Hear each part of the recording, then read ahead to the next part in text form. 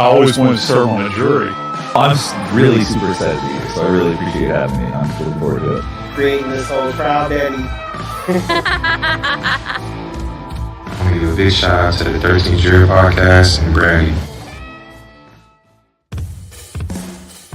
Yeah, I applaud you guys. Keep doing what you're doing. That every time you run into the environment, you should reach for it. And then I just looked at the jury, and it's sort of like, look. I was in the eye of the storm, and you guys were watching the storm. Hey, work, come hop in and say, hey, what's up? You are a ray of sunshine, and I love what you've done with your YouTube channel.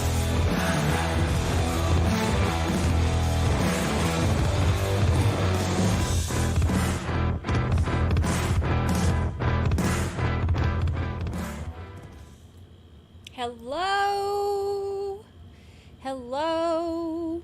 Look at little bitty baby Lucy Lou. I'm a couple minutes late because she just threw up. So if you see her heaving and I don't see it, let me know.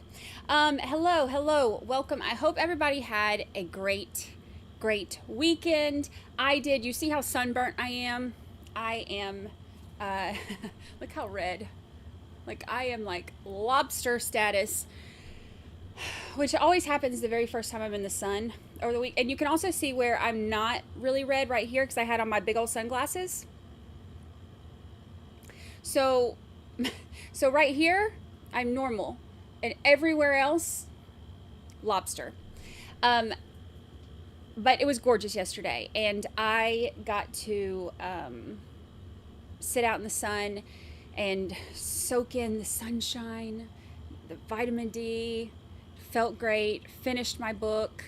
It was awesome. So I had a wonderful day, even though I got toasted.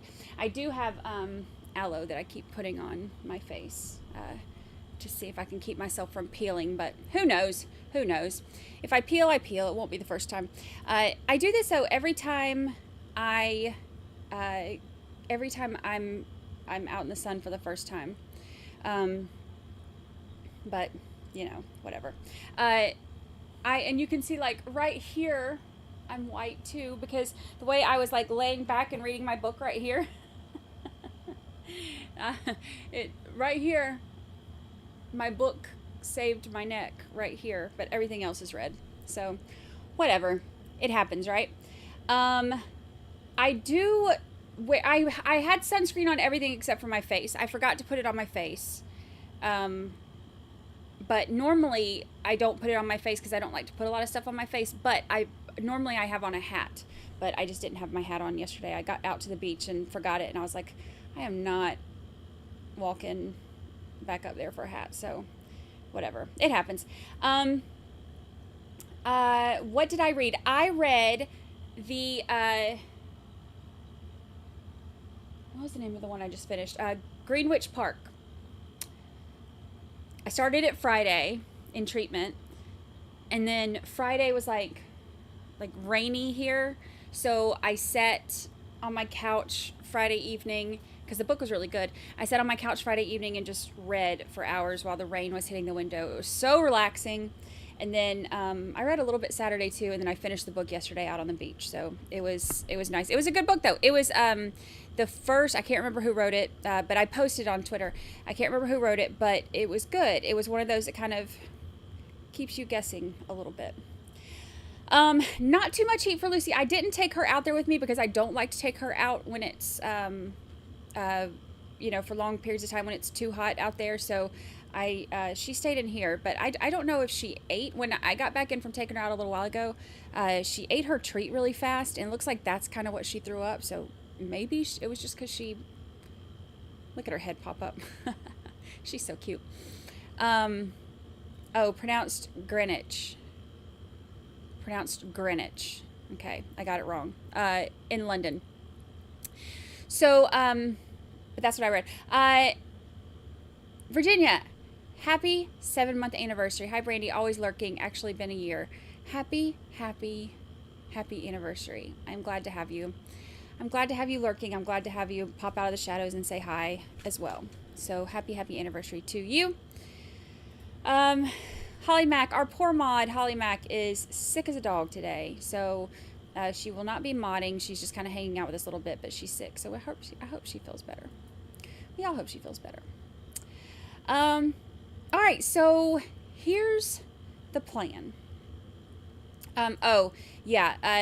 That's very sweet. Drives me nuts when people have their dogs out all day in the summer with little water or shade. Yeah, there were, I have been known to approach people on the beach and fuss at them about their dogs for that very reason. Like, I get really mad because I don't like it when people don't take into consideration, like, you know, the needs for their dogs. There were 2 that were out there yesterday, and the people who were there, like, just apparently could care less that they were there, and it made me so mad. I just want to steal everybody's dogs and take care of them. All right, so today we have a new trial. They are in jury selection right now. So I did a poll over the weekend to see which one y'all were most interested in, because a few people had, like I said, had been requesting for me to do Crumley. So I had put up a poll to decide between that one and Robin Howington, and Robin Howington is the one that ended up getting the majority vote. So that's what we're going with. So they are in jury selection today. So my plan is we are going to do a intro to everything right now. If they get a jury seated today, we can start watching today. If not, you know, it may be tomorrow. We'll kind of keep an eye out. So, but we'll at least get this started. So let me show you what we have. Okay. So here's, let's see. All right, so this is the Knoxville mom, and there's our friend. This is our friend Kirk Dermy. He's been on the show with us before. He was on the show with us when we were showing Jody Arias, because that was his attorney. Okay, so here's the thing about Robin Howington. She is a mother from Knoxville. Let me give you Lucy. There's Lucy. She's a mother from Knoxville, and someone's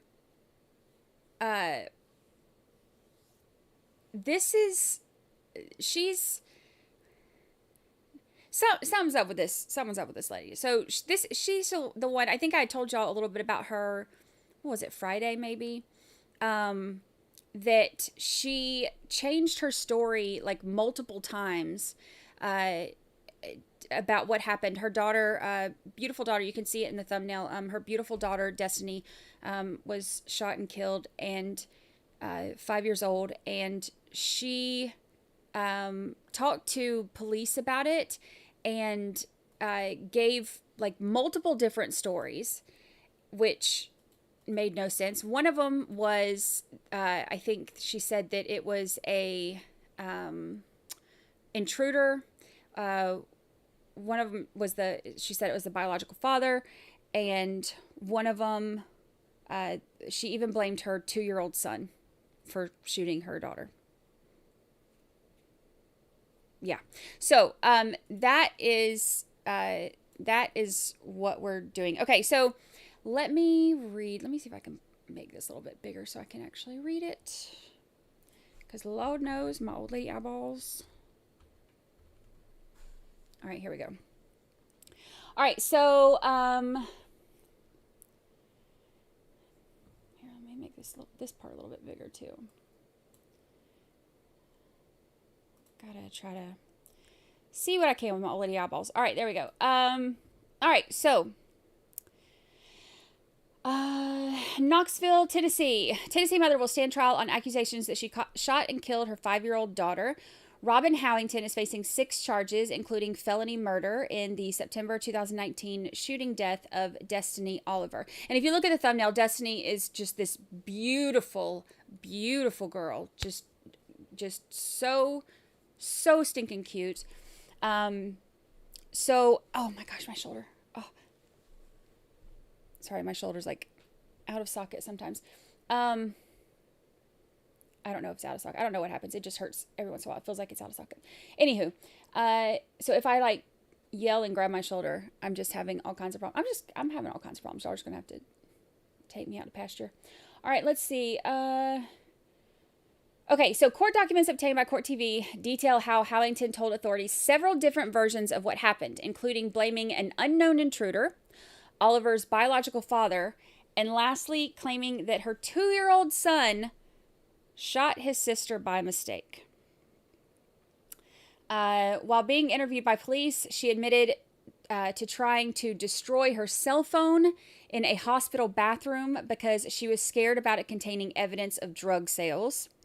She also admitted to wiping down and hiding the firearm after the shooting. In March of 2021, her defense filed a motion to suppress their client's statement to police, saying that her statement was not voluntarily given because she was, quote, horribly distressed. The motion claims that Howington told officers during her first police interview less than 2 hours after the shooting that she was nervous because she had been sexually assaulted by a police officer. The motion, I can't say the R word right now. On here, it flags me.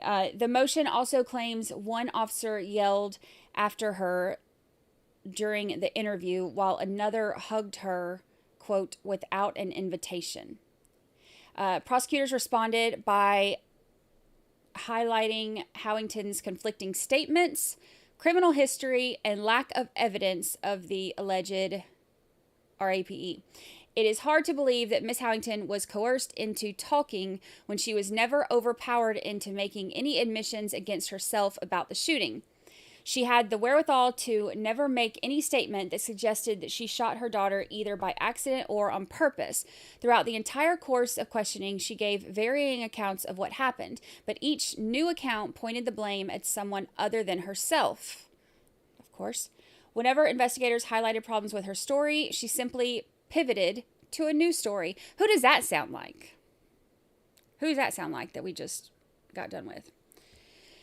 So that is her. Now, I've pulled up a couple things for us to look at. Let's see. Yep, that's who it sounds like. Yep. All right, let's see. I have...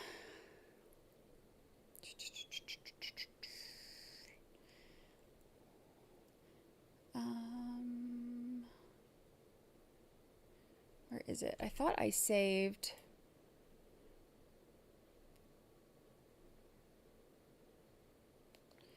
let's see. Indicted by a grand jury. She's being held on a $500,000 bond on charges of first-degree murder.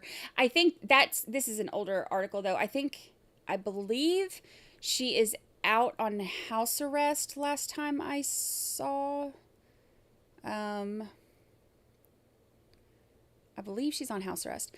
So let's see. So charges of first-degree murder, child neglect, false reporting, tampering with evidence, and attempted tampering with evidence, all stemming from the September 14th, 2019 death of her daughter, Destiny Oliver.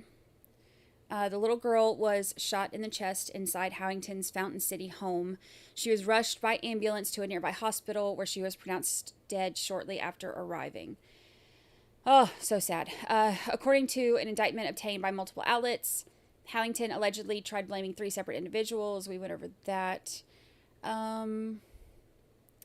So she originally said that a man that she did not know found his way inside and shot Destiny once before fleeing in a black Chrysler 300. That makes me wonder who had a black Chrysler 300 that she was like potentially trying to set up, or did she just make that up? Under questioning, Howington allegedly changed her story, claiming to police that Destiny's father was the man who shot the child point blank in the chest, saying the violence unfolded soon after a heated argument between the 2 parents. She allegedly said that the father fled in a white Chrysler 300, the indictment states. So it went from an intruder in a black Chrysler 300 to Destiny's father in a white Chrysler 300. So as police searched the surrounding area after the shooting, a gun was discovered stashed in a bush outside her home. Police allege that she told them that her boyfriend, who is not Destiny's father, hid the gun there. However, investigators obtained video footage shot by a neighbor that allegedly shows Howington hiding the weapon. So, once again, liar, liar, pants on fire. Detectives showed the footage to Howington, who allegedly admitted stashing the gun in the bush after wiping it down, according to the indictment. She allegedly said that she wanted to protect her 2-year-old son, who'd found the firearm in a closet and shot his sister. So, now it has gone from an intruder in a black Chrysler 300 to dad in a white Chrysler 300 to her 2-year-old. The indictment alleges that she did unlawfully kill Destiny Oliver during the perpetration of aggravated child neglect. So, and then the tampering charges are from her efforts to destroy her cell phone the evening of her daughter's killing. And police allege that she told them she did not want detectives finding evidence on the phone of illicit marijuana sales that she allegedly conducted, according to the indictment. So, she ain't nothing but a big old lie. Everything she says, basically, is a big old lie. Okay, let me look up...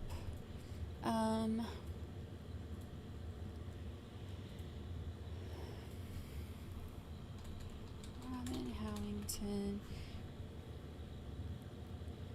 They have, I believe, seated the jury. So I'm trying to see.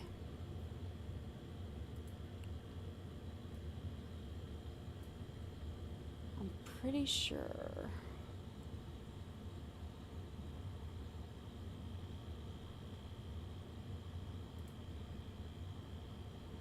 Yep, it looks like they've seated the jury. So we're actually going to get trial today.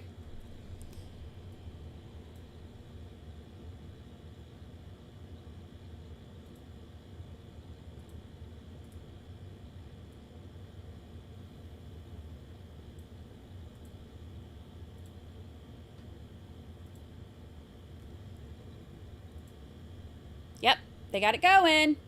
They got it going.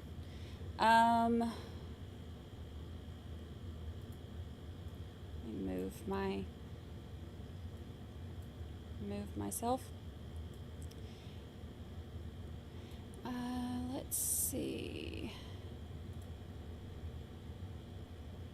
Yes, I didn't know if they would get the jury seated. So I'm actually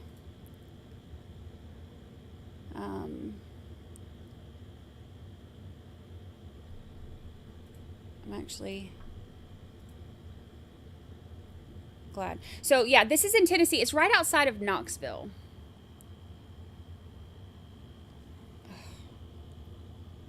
The other one that I told y'all last week that started today in the Bahamas has actually been moved to July for Lindsay Shiver. It has been moved to July of this year. So when that does come around, we will follow that one. She was in court today with her co-defendants. You know, she was the one who planned to tried to plan to unalive her ex-NFL player husband.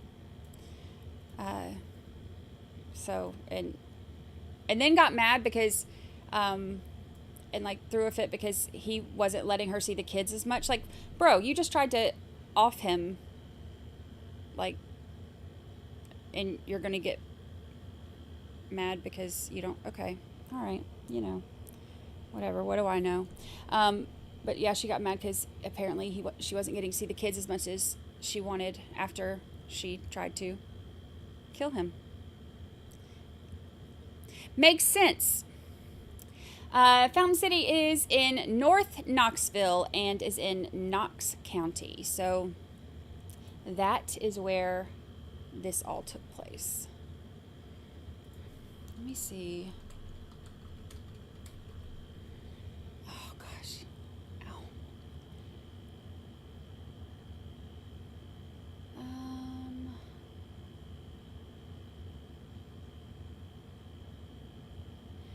There was, where is it?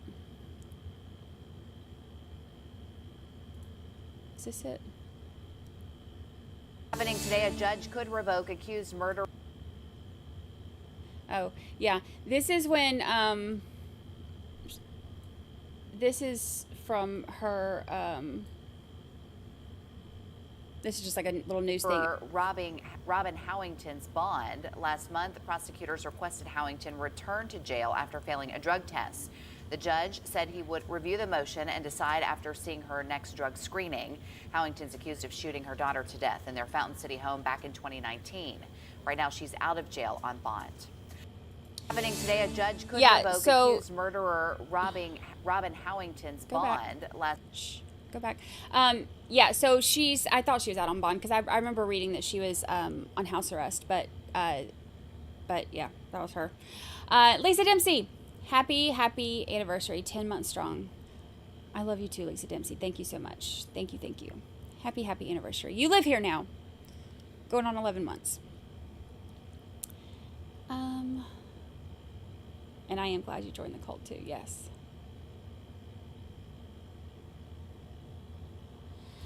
I saw this one too. I think Candace sent this one to me.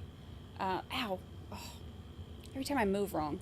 Candace sent this one to me. I don't know that much about it. I read just a little bit about it, but I was like, wow, that's kind of crazy. Like there's, two starting at the same time. One for a mother killing her daughter, one for a son or a father killing his son. So sad. So sad. Breaks my heart.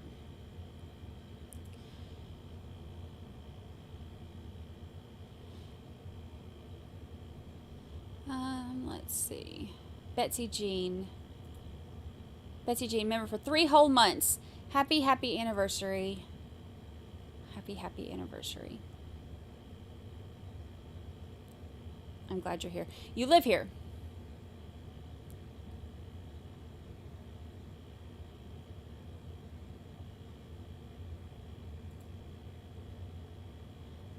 Well, let me see if I can pull this.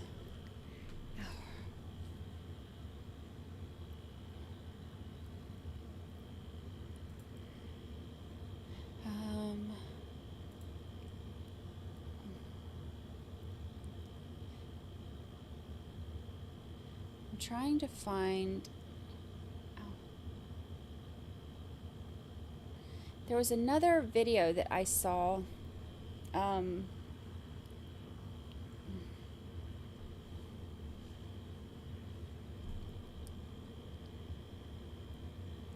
hers.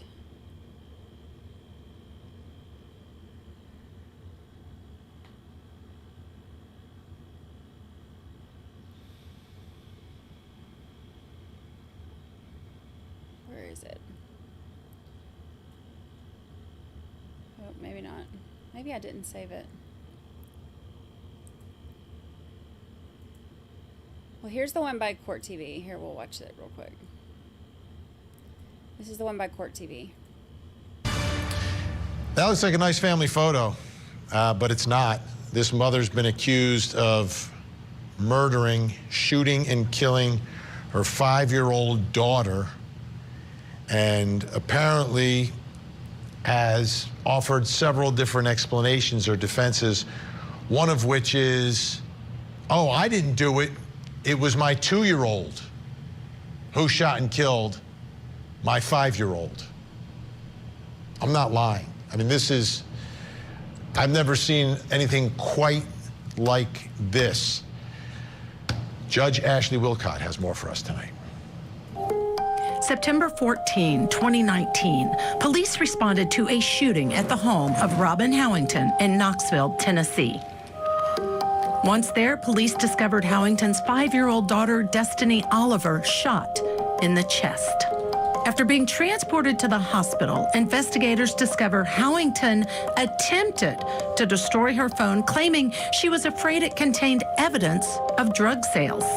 Howington spoke with police over 2 hours, telling 3 conflicting stories of how her daughter was shot, saying first that an unknown male entered her home and shot her daughter, then changing that to Destiny's biological father, Antoine Oliver, shot Destiny, finally telling police her 2-year-old son shot Destiny. Investigators discovered Howington rearranged the crime scene and tried to stash the gun in a nearby bush. During her second interview, her story changed once again, claiming the gun went off when Destiny's biological father took it from Howington during an argument. Police arrested and charged Howington with tampering with evidence and later added the charge of first-degree felony murder. If convicted, she could face 60 years in prison. Wow. A preliminary hearing on Friday, trial beginning on March 4th. You will... It's crazy, right? Jackie, happy 9-month anniversary. Happy 9-month anniversary. We are glad to have you here. You live here now. Happy 9-month anniversary. I'm glad to have you here. Yeah, you know what's going to be really interesting about watching this one is I'm sure we are probably going to see some of her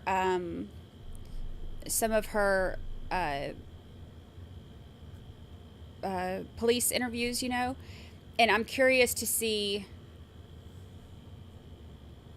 the ease at which she changes up her story based on what they tell her, you know, to see how easily she just swaps from whoever to whoever, you know, based on what they know. It's you know, the cases with children are always really hard, but I feel like seeing them get justice is important. But so sad. So sad. I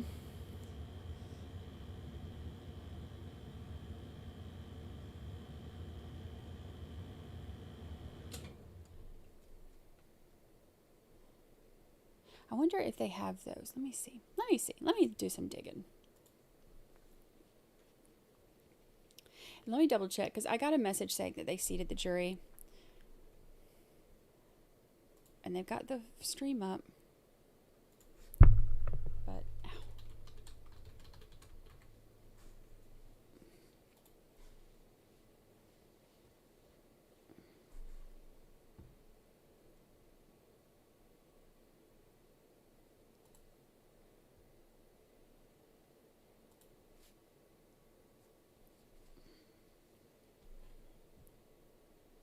Oh my goodness. Struggling.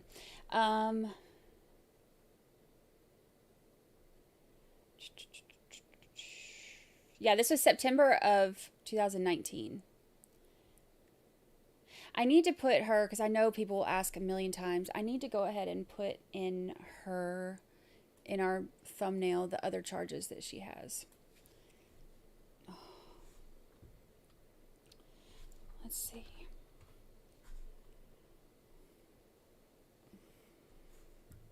Man, you know what? I am really going to miss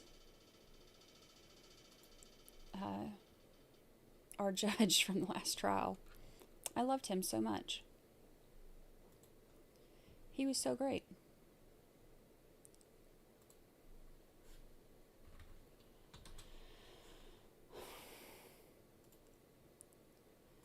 Okay, let me get her.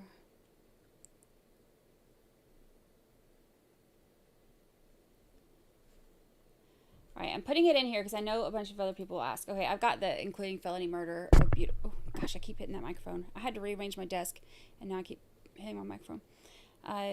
Felony murder of beautiful Destiny Oliver. Child neglect.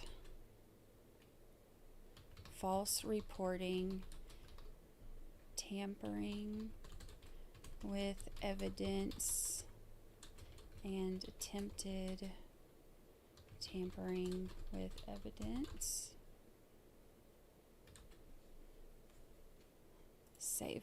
Okay, so if anybody asks and you can't remember all of them, I put it in the introduction because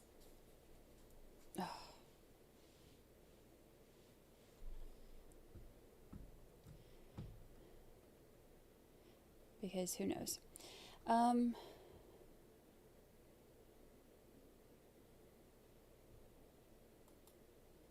Hi Denise, good morning, George. I've been listening and driving, now off to lurk while I work. Love to you all, and remember to be good to yourself today. Thank you. Thank you, thank you. Stacey, yes, there has to be justice for these babies, and that's what matters. I've said it before. I know some of them are triggering with how it happened, but in the end, it's all about justice for them. It is. So sad.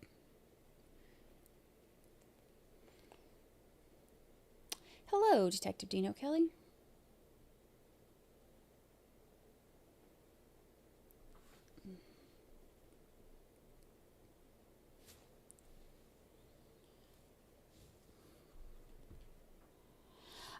Wendy Jo, was there ever a conference with the prosecution in the Michelle Troconis case?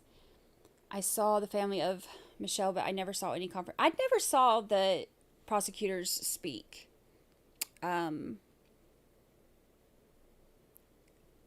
I did not ever see it. I did see where the family of Jennifer Dulos put out a statement, and I saw where Kent Mulhaney put out a statement. But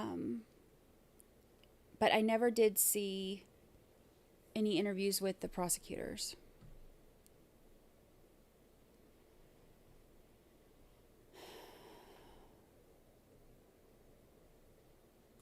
I can't wait to see Judge Kevin Randolph when Kent's trial starts. Yeah, I know. Me too. Oh, and y'all do know they changed the contempt hearing. I put it in the calendar. I think they changed it like to the 21st or something like that. So we don't have the contempt hearing tomorrow. It is going to be later in the month. Just a little bit later. I am not sure how long this one is predicted to last. I'm not really sure.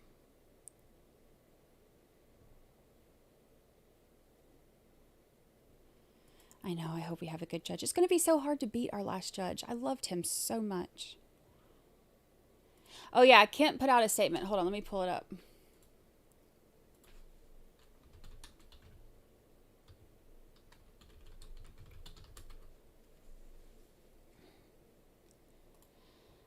Kent Mulhaney's attorney released a statement on Michelle Troconis' verdict. This is what it says. Quote, "The senseless murder of Jennifer Farber-Dulos was a horrific crime. We hope the verdict in the Troconis case provides a measure of relief for Miss Farber-Dulos' family and friends. That verdict has nothing to do with Kent Mulhaney, however. His name was barely mentioned over 6 weeks of trial, and for good reason. He was not involved in the death of Jennifer Farber-Dulos." So, that is his statement from his prosecutor, or from his not from his prosecutor, from his attorney.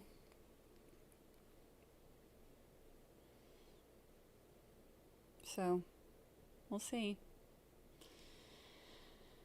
His trial will be really interesting. I'm curious to see what all comes out on him and his involvement. And I'm curious if he will take the stand. I don't know that he will. I don't think he will.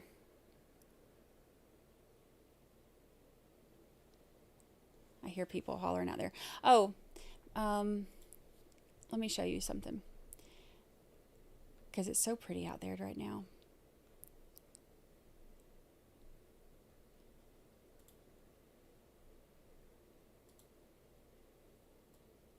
This is the camera outside. Isn't it pretty out there today? It's pretty yesterday too. It's why I'm burnt. But that's all right. There's beach cam. I love our turquoise water. It's my favorite part. It's my favorite part.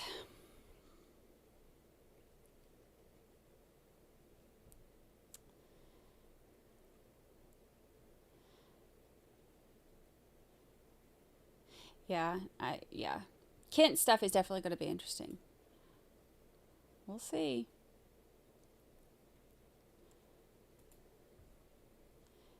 Good afternoon. Good afternoon. Yeah, you can see the tiki huts. I think you can see the lifeguard tower right here. And there's a tiki hut down here, and then there's the other tiki hut is like right here. It's like in front of me. There's one right in front of me.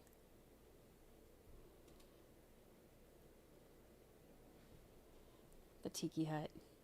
Gotta love the tiki hut.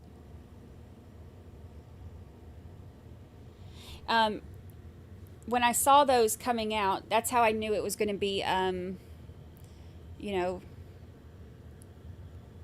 spring break right around the corner. Because once the tiki huts come out, then they'll put out these white boxes. Well, you see them over there painting them and stuff right in front of La Villa. And then they put those out. Those have it's like storage things, whatever, for extra chairs or for extra umbrellas and stuff like that. They put all the umbrellas in there, and then the chairs they bring out next. So that's when it's coming. Love it. Love it. We are starting to get spring breakers now. Mary W says, what happened to the guy Chad that shot his boys? He has trial set for July 8th, I think is the date. I have that on the calendar. There's a couple other hearings before that too, that we'll keep up with, but I have that one on the calendar. And I'm also making a video. I made about half of it, but I'm not really in a hurry, so I didn't finish it yet, but because we got some time before that one. But I'm making a video to kind of go over the details of that one from the court documents about exactly what happened and all that. So I'll have that out when we get a little bit closer to the trial.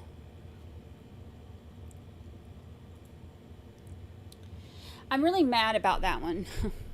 I'm really mad about that one because I remember when it all happened, I remember thinking they probably won't go to trial because he already said he did it. He already said he planned it. So I thought he'll take a plea, he'll plead guilty to, whatever, and there'll be no trial. And damn if he didn't try to take it back. It makes me so mad. So mad.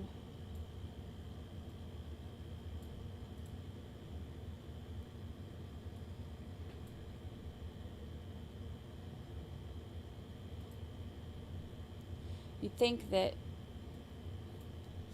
I'd be able to do like that. Like, he's already done enough. Why not just save his wife and daughter, or stepdaughter? Just save them, at least from that, from having to go through the trial. Oh, it makes me so mad. Trey says, I can't believe daylight savings time is this Saturday. Hallelujah. Man, I hate daylight savings time. There is no reason for us to want the sun to set at 2 p.m. I cannot stand it. Like, give me long summer nights. I love it. And I'm also really glad that I never bothered to fix my clock, because now it's about to be right back where it should be.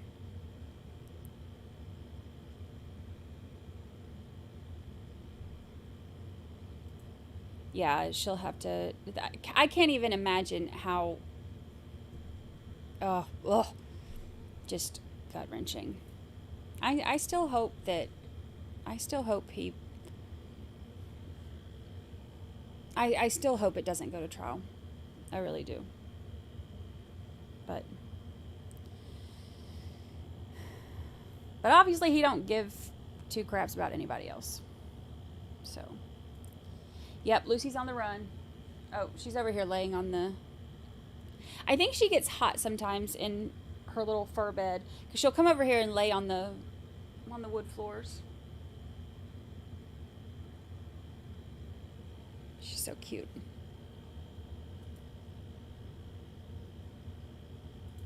Gina Crawford says, I get seasonal depression. I got seasonal depression really bad when I lived in Ohio, because the winters were so long and gray. Everything was gray and cold for like 6 months. Spring was very short, but it was pretty. Summer was beautiful. Fall was beautiful, but also very short.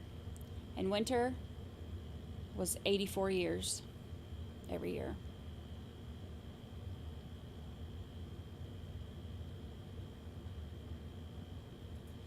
I love long daylight. I wish they would make it permanent. Don't they talk about that every single year? Like, what if we all just say no? What if we all just refuse to change our clocks? Can't we do that? I feel like we should be able to.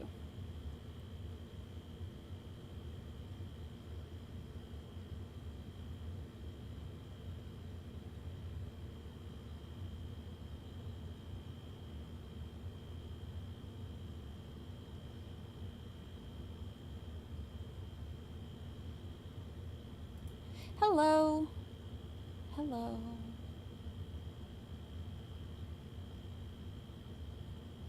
Then I'll be late to work. No, you won't, because that's the thing. If we all agree, then we'll just tell them that we all agreed. And be like, no, you're wrong. I'm not late. You're wrong. We all agreed that nobody was messing with this stupid daylight sucker's time. Or they suck the daylight out of the day for you.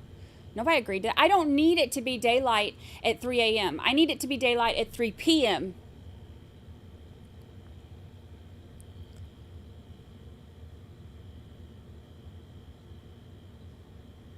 I think if we all just, like, collectively agree.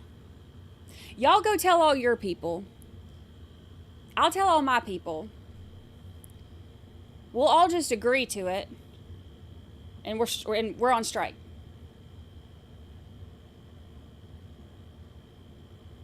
I'm with you, Brady, but my boss won't. Okay, you send him. You know what?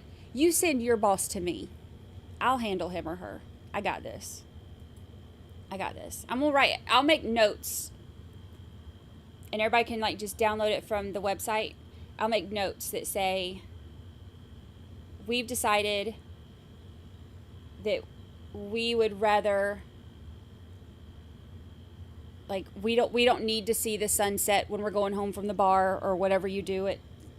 I don't know what y'all do. I'm normally in bed by 8 p.m., but whatever y'all do, we don't need to see the sun then. We need to see the sun when we get off work. That's more important. And we'll just make a note that, like, hell no, we won't go. You're not taking our sun from us anymore. BB said, I don't care about time anyways. Yeah, you know what? Spoken like a true young person who doesn't matter anyway, because they, like, you know. To kids, it doesn't matter yet anyway.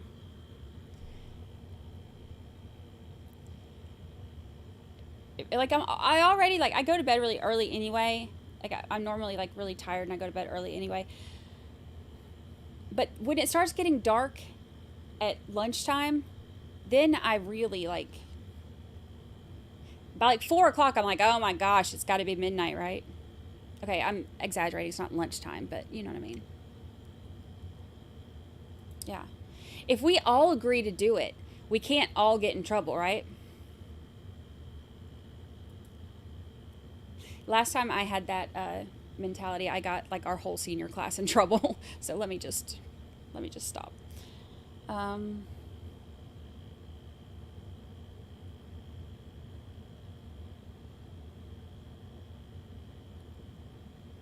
I just like to be able to go out there and walk on the beach at sunset.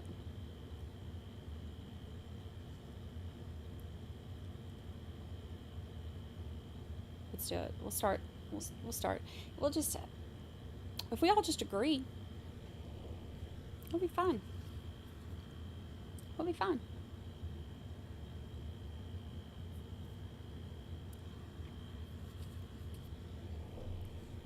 I'm all for anarchy.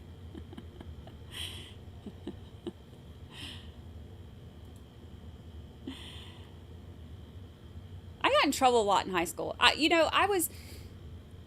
was like in honors classes and stuff, and I did really well. I was very active, in extracurriculars, and like, I did sports, and I did all the things. My grades were really high, but I stayed getting in trouble.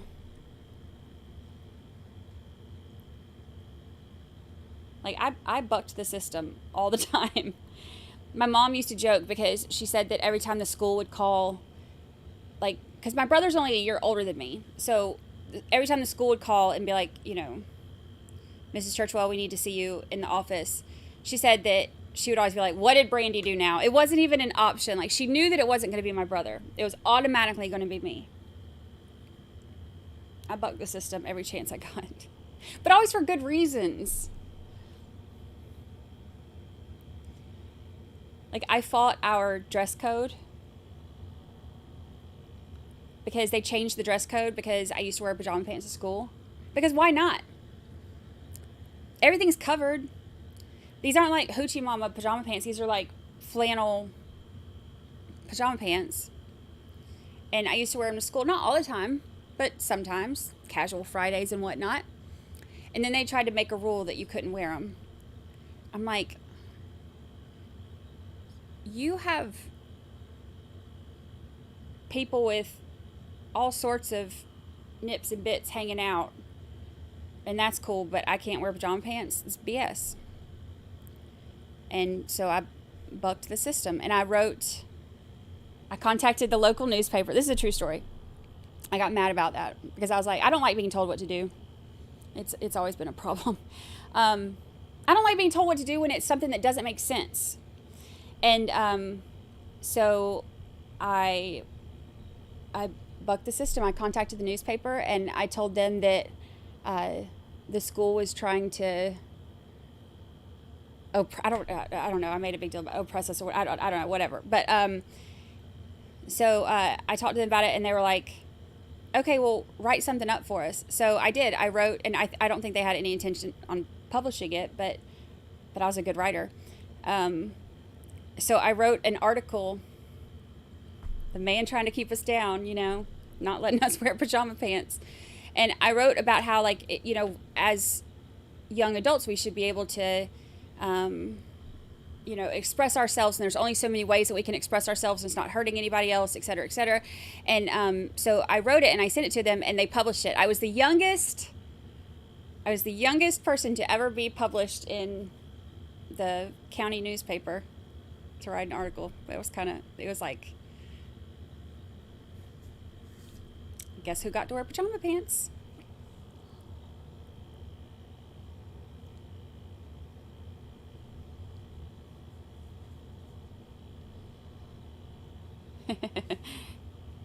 I had,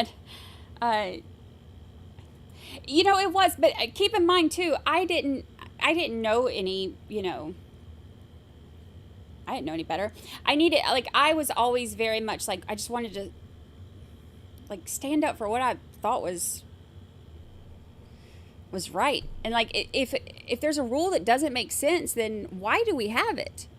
Why does it matter? Like, there were so many other things that they could have been focusing on. Me and my dang pajama pants making straight A's is not one of them. And now everyone wears pajama pants everywhere. Look what you did. I am responsible for the people of Walmart single-handedly.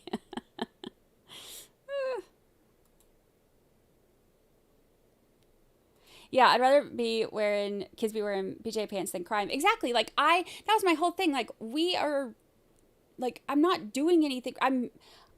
It's not distracting anybody.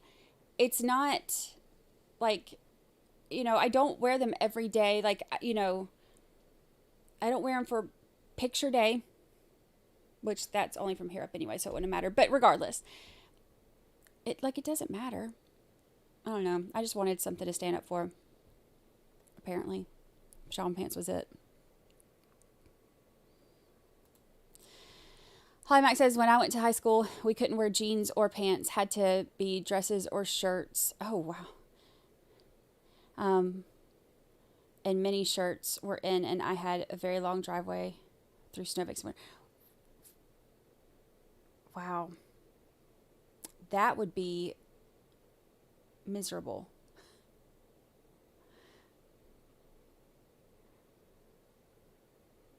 I sit crisscross applesauce way too much to be wearing skirts every day.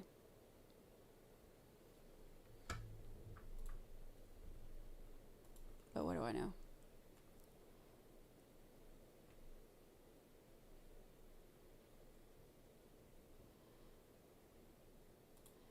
I'd be from Tennessee.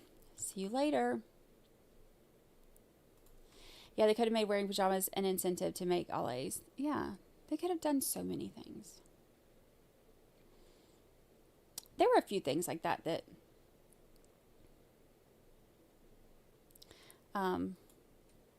I figured that's what it was when I read it. As I was saying, I sit crisscross applesauce too much to wear only skirts.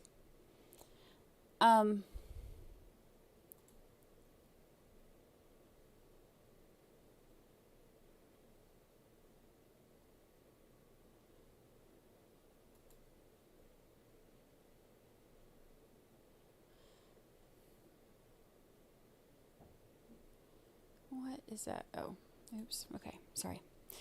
Oh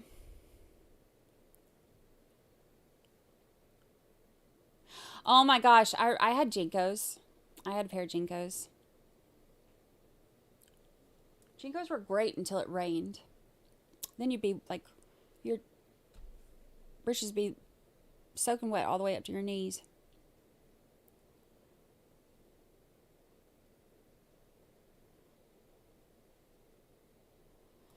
Hello, created by EJF. Hello, hello. Good to see you. Good to see you.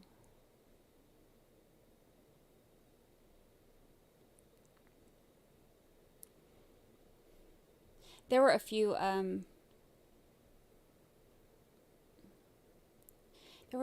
teachers in high school. Most of my teachers in high school loved me.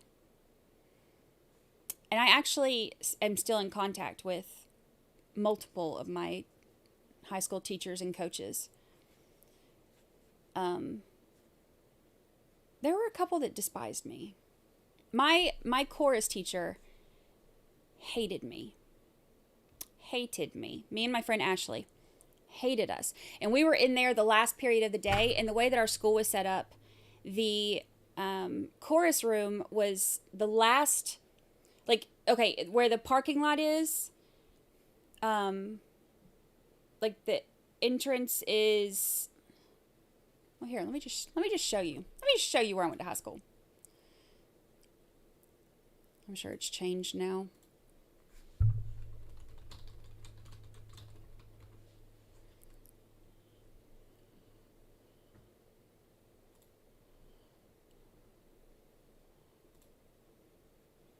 My little old high school.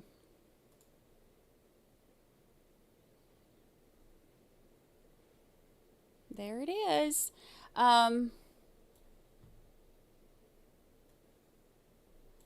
Move beach cam for a minute. This is my high school. So this is the parking lot, and then the entrance is up here. But this right here, there's a door right here and a door right here. And the chorus room is this room right here. So it's the last one before this little door. And my chorus teacher hated me. Me and Ashley hated us. She did not want us in there. And it may have been because I'm a terrible singer. It may have been because she wasn't very respectful of us. So, admittedly, I was kind of sassy. I didn't like the way she treated us, so I was kind of sassy. I admit that. I do. But regardless, she hated me. So, you can see there's this door right here. And me and my friend Ashley, when we would go, we would like wait until the bell was just about to ring. And we kind of had like this understanding with her. She didn't want us in there and we didn't want to be in there. And it was the last period of the day. So we would wait until the bell was just about to ring. And instead of walking in the door, we just walked right out that door. And we just skipped the last period. And if we didn't show up, if we just left her alone and got out of her life and only showed up for like testing and stuff, then, you know, we would be passed with, I can't remember if she told us she'd give us a B or a C, which, you know, by that time I was a senior and I, you know, had already been accepted into my college and, you know, I had high grades and all my other stuff. So like having one lower grade, I was like, you know, if it means I get to skip class, then, you know, it's worth it. So that's what I did. That's what I did. Is this same judge, Krista Pike's judge? I don't know. Let me look up the judge. I don't remember the judge's name.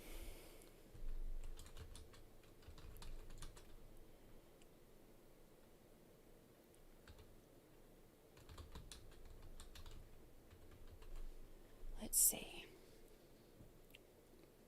We used to skip and we would go to eat at El Ranchero, which is like the Mexican restaurant right there that they built when I was in high school.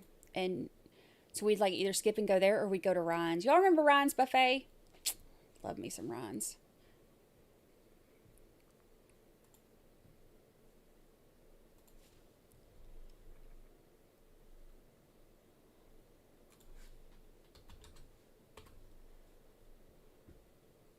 Those were the days.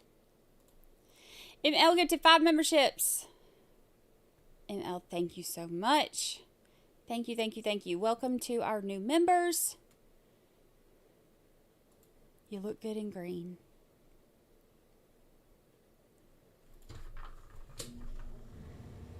Thank you, thank you. Oh yeah, y'all had Ryan's. I loved Ryan's. I wish that was still around.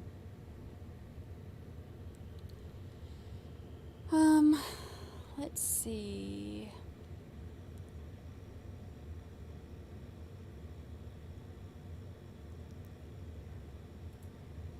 Online services. Let's see who the judge is. You never heard of Ryan's? Ryan's is good. It used to be. Guy's been, I don't even know how long. I don't think any of them are even open anymore, are they?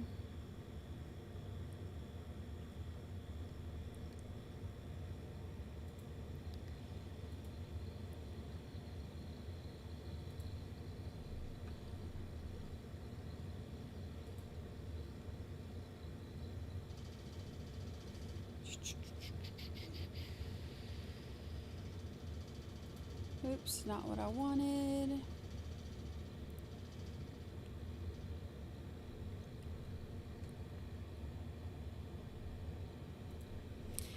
Hey Marilyn, thank you. Happy 10-month anniversary. Love being here. Great mods and love me some Brandi. I love you too, Marilyn. I'm happy to see you. Happy 10-month anniversary.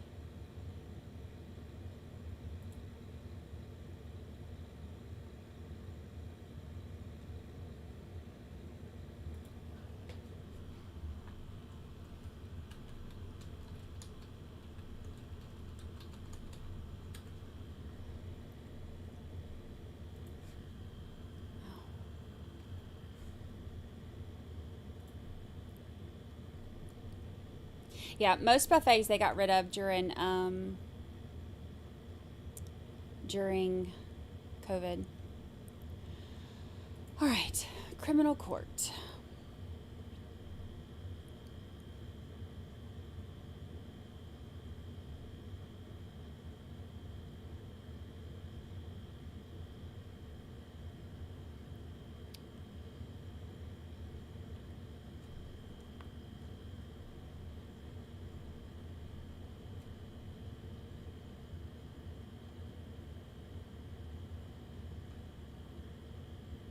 Oh, I love me some Shoney's too, yeah.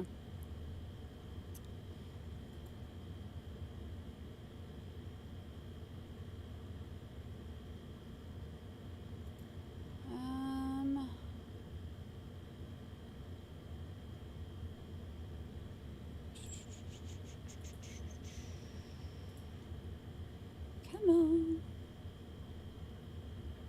Yeah, Judge Scott Green.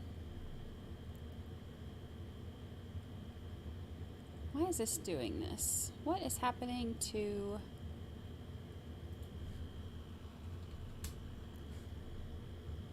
Josh?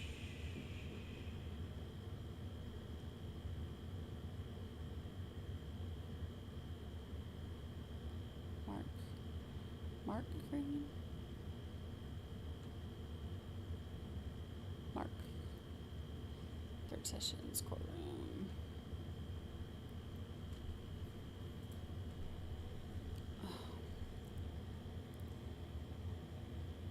Let me see if I can pull up those court documents too.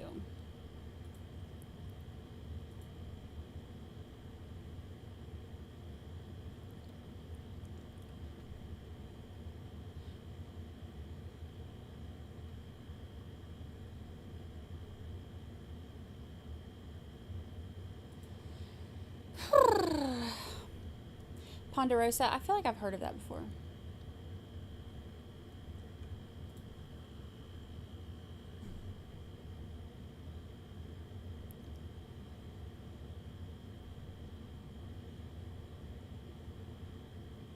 Oh, now she's messaging me saying, oops, I don't think that they said it yet. Said it yet, meaning, I'm assuming she means the jury.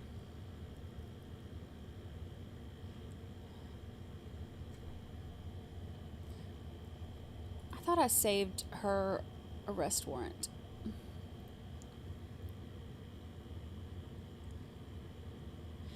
Yes, 4 more to go.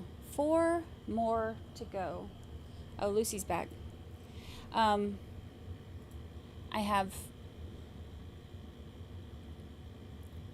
4 more treatments to go. Hallelujah.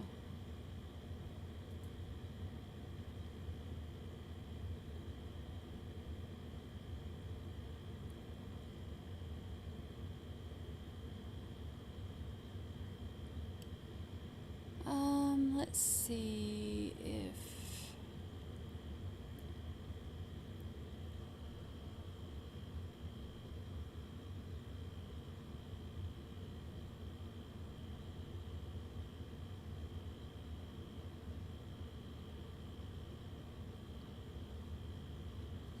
Dang, I guess I didn't save it. Hold on, let me see if I can pull it up in the court.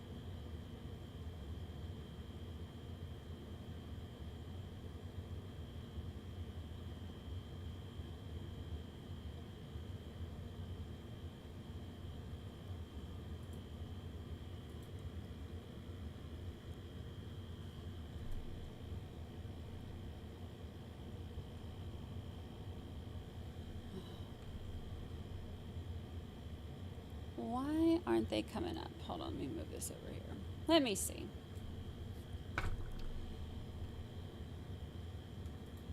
Courts. Criminal court. Scott Green.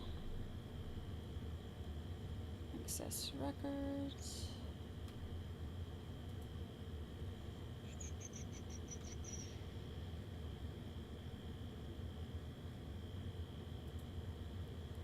Register.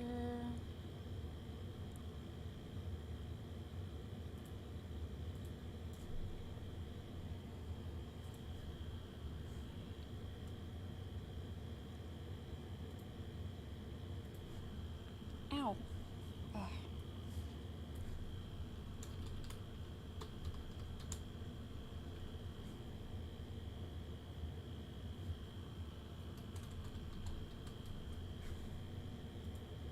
Why isn't this working?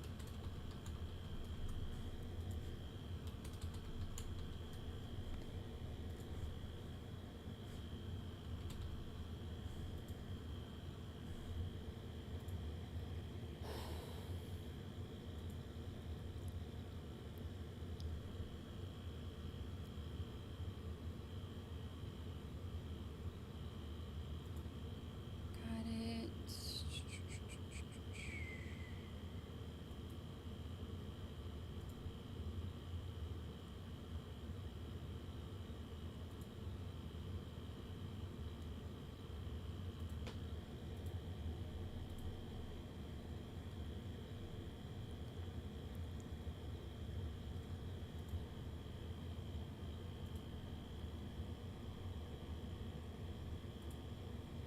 Okay, create. Sign in.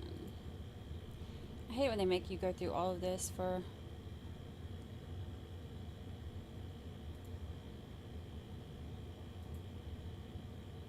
to search. Okay. My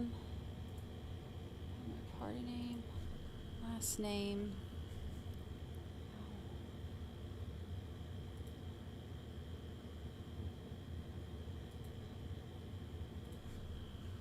Howington.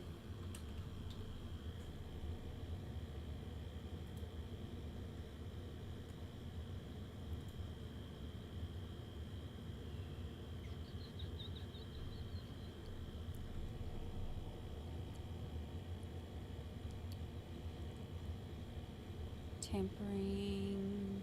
Talk amongst yourselves while I'm looking this up.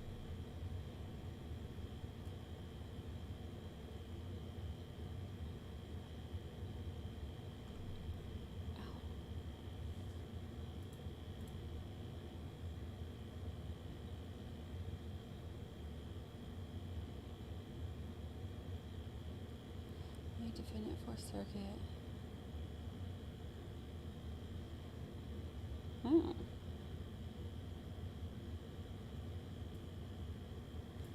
Okay, there's the docket number.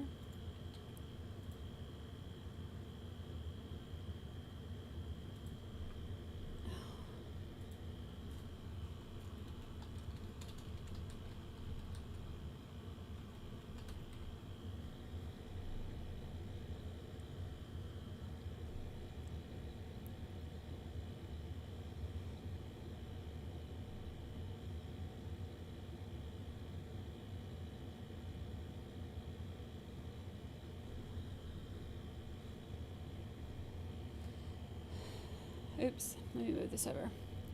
It's not coming up. Hey, Kathy. Hello. Member for 9 whole months. Happy anniversary. Happy anniversary.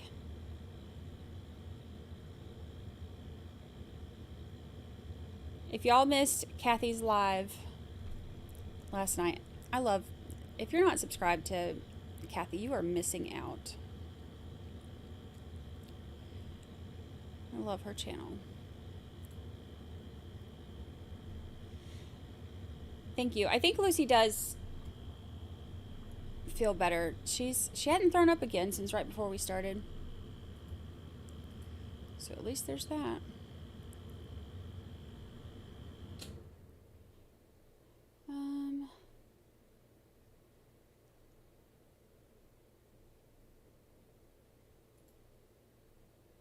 place is it? Let's see. Yeah, she's really funny. We could have had a true crime baby in that time. Out here on these true crime streets.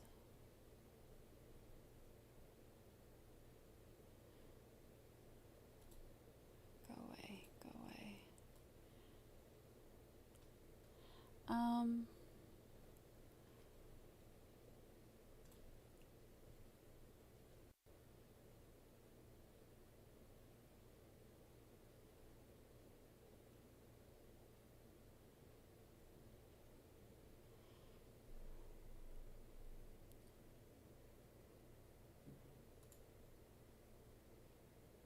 What is happening to my...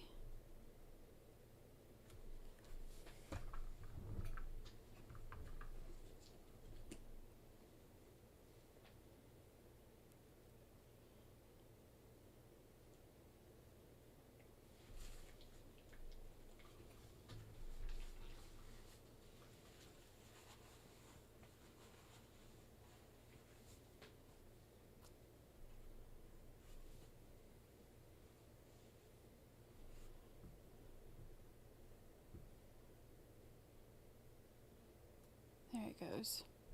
My mouse stopped working for a second. Okay.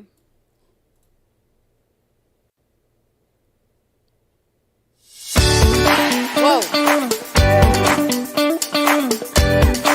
That is so loud. For a Fountain City mother charged with killing her 5-year-old daughter. Investigators say Robin Howington lied and tried to conceal evidence after the shooting death of Destiny Oliver in September 2019. Howington was originally charged with tampering with evidence. A grand jury later indicted her on other charges, including felony murder. In court today, her attorney asked for her bond to be reduced, a bond hearing now set for October 9th. Howington is set to go to trial in April of 2021. Okay, obviously that didn't happen. She is just now going to trial. Just now, after all of that. Hey, Kaylin. Hello, hello.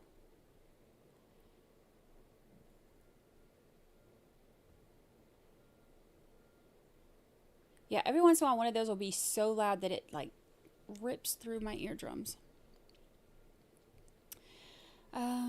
Let's see.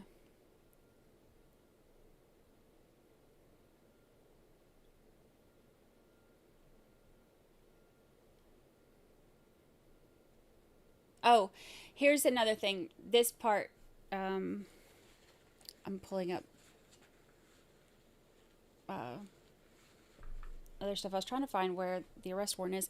I told you that she tried to destroy her cell phone at the hospital because they took her daughter to the hospital where, unfortunately, she passed away there. And while they were at the hospital, that's when Robin tried to destroy her phone. So, an interview with a witness revealed that Howington did try to give her phone to her and even offered her money to take it because she didn't want police to have it due to her drug sales. So she tried to get whoever this witness is to take her phone and even offered to give her money to take the phone so that police wouldn't get it. Oh.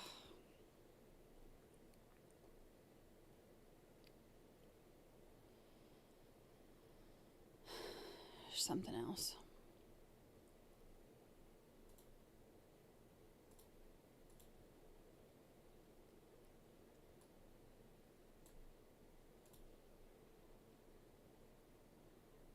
Docket. Let's see. I don't know. I guess I didn't save the arrest warrant, but I can't find it. I can't get it to pull up. This is in Tennessee. This is like just outside of Knoxville. So, and she's been on house arrest.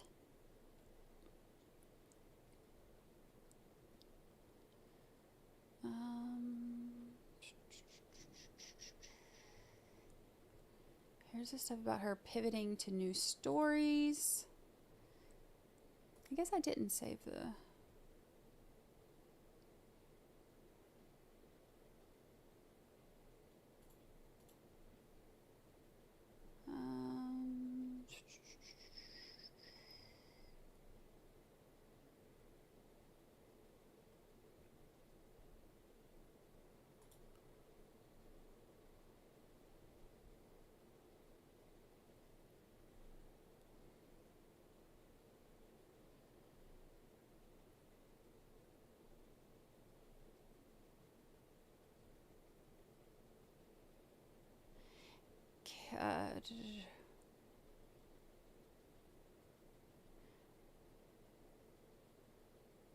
Okay, this is a different report. Let's see. This one says the trial for Robin will begin. This is back when they thought it was going to begin in April of 2021. Expected to last 1 week. Howington will appear in court October 9th for a bond hearing, which we do know that she ended up getting out on bond because she was on house arrest. She was charged with first-degree murder, child neglect, false reporting, tampering with evidence, and attempted tampering with evidence.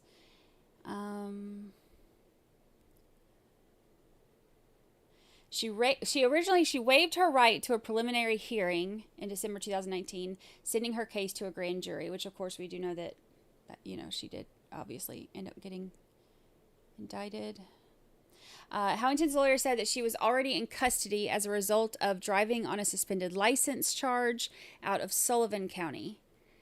KPD released the affidavit in support of a search warrant for the shooting that happened on 502 Balsam Avenue.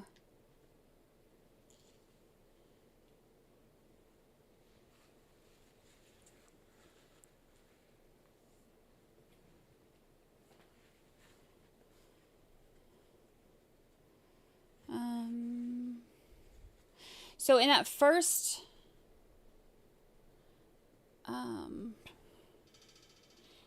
interview, Howington told police her 2-year-old son and the victim, Destiny Oliver, were watching TV when a man entered the home and approached Howington with a gun. The report stated the man pointed the gun at the victim and shot her once in the chest and then left the scene. Later in the interview, Howington told investigators that the shooter was actually the victim's father, Antoine Oliver. How pissed do you think he was?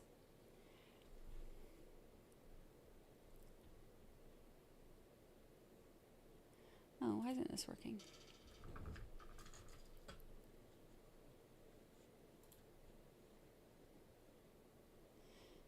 There we go. How mad do you think he was, like, to know that he got blamed for... I'd be pissed if I found out this crazy heifer throwing my name up in there.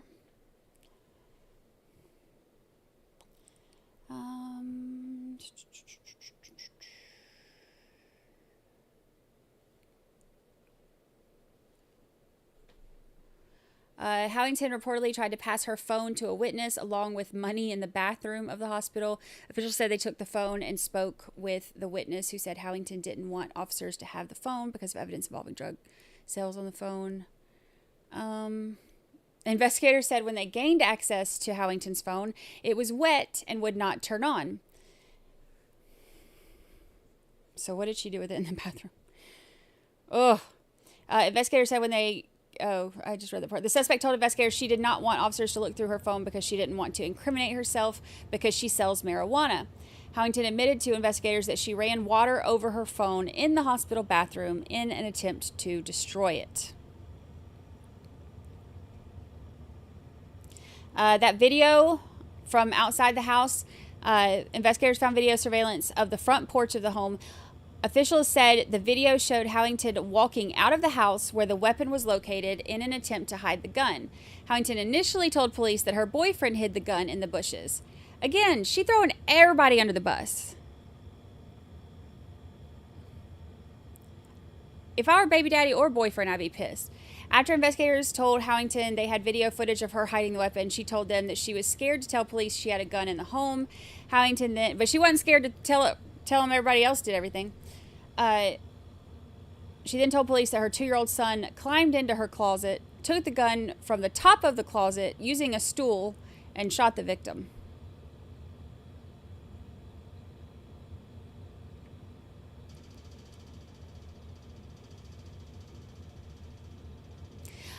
Her first charge, well, I won't say her first, her charge for driving on a suspended license or whatever was in Sullivan County. The rest of this, I think, is Knox County.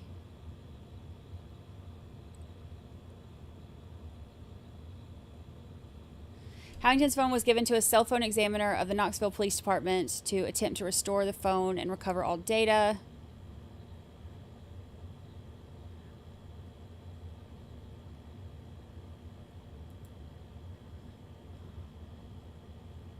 I mean, that's something.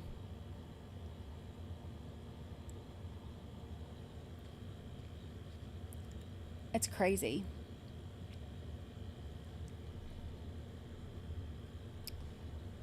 Ow. That's her.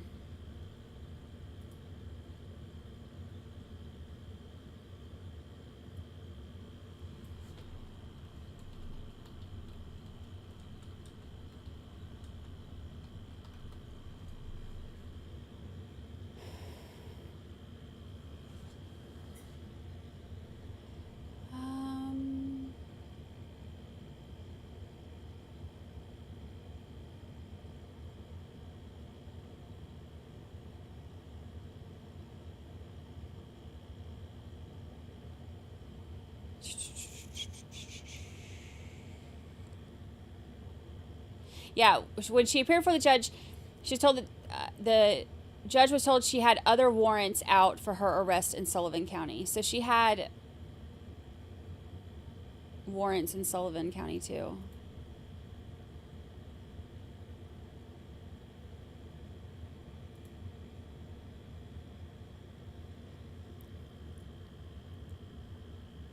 Okay, this...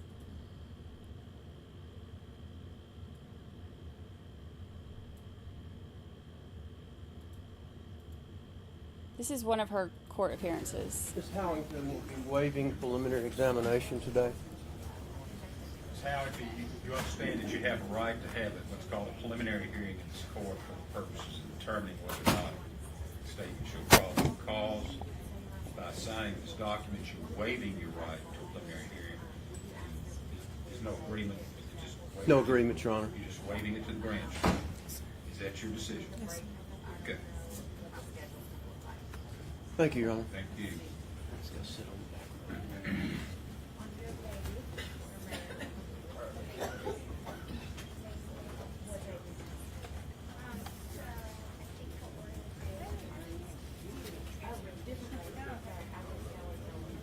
I don't think she should have been allowed to even get out, but what do I know?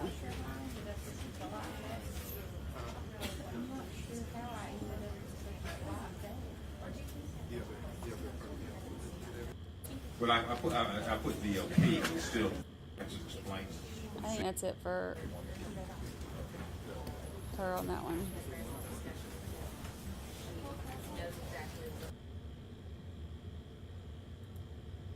WVLT. Let me look.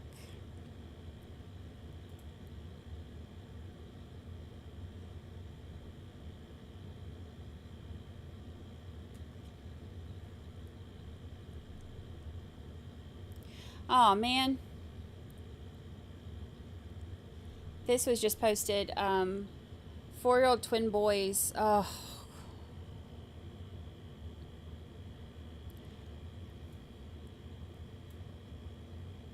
Cherokee County woman has been arrested following the deaths of her 4-year-old twin boys. Their father told deputies he last saw his twin sons alive on February 26th. Why does this? I don't understand. Why is this stuff happening?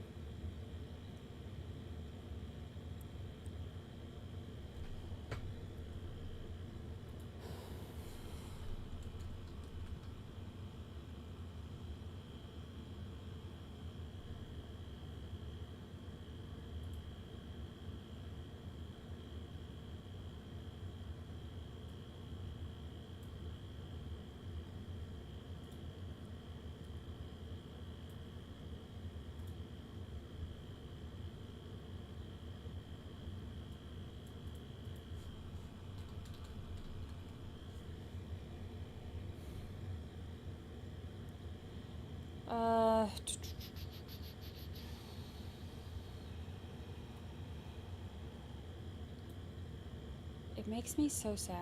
This is benzodiazepine and marijuana. She's been on the ankle bracelet since October the 12th of 2020.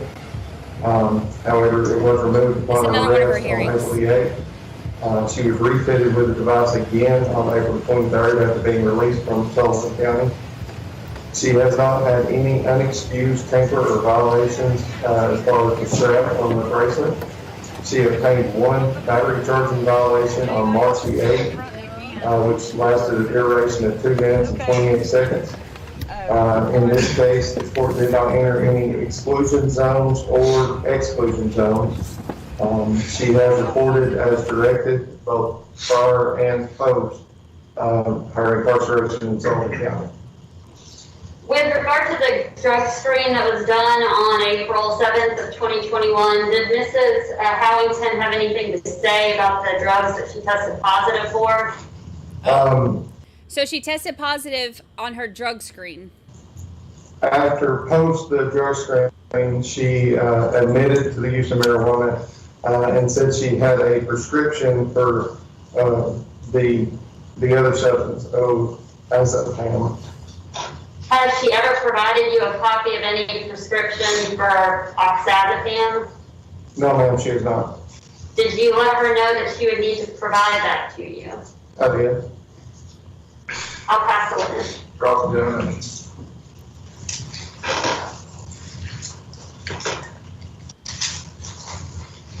I don't know how she got on house arrest. It blows my mind too. Morning, Miss Taylor. The ankle bracelet, did you know what she was arrested for around Sullivan County? I do now. You understand when she was in jail on this charge, she missed a court date on a speeding ticket in Sullivan County and they arrested her. I did not know the date that she missed the court date, but I did know I did find out it was a failure to appear on Sullivan County.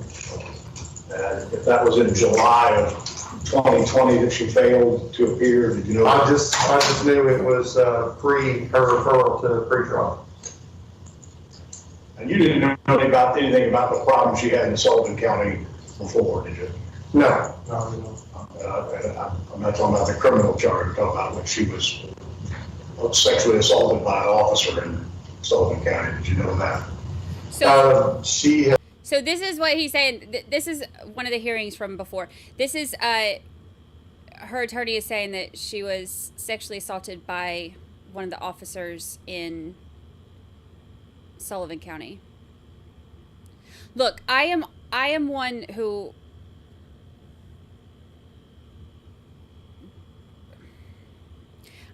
wants to believe victims. But this heifer wouldn't know the truth if it hit her upside her lying head. So I don't know with her. Bugged over, happy anniversary. I didn't know it was in Sullivan County. She did mention that she had a bad experience with an officer and was assaulted and alluded to the fact that it was sexual assault. Did she say that she was diagnosed with PTSD as a result of that and was placed on some of these medications for stress, depression, and anxiety? Okay, so he's saying because of her being sexually assaulted, she was placed on... So she failed her drug screen because she was placed on these medications because of being sexually assaulted by the officer. No, she did say that with everything that Okay, but does that explain her worrying about getting in trouble for selling it, or? she's been going through, she's having a hard time dealing with it, and that's when she told me she was prescribed the medication.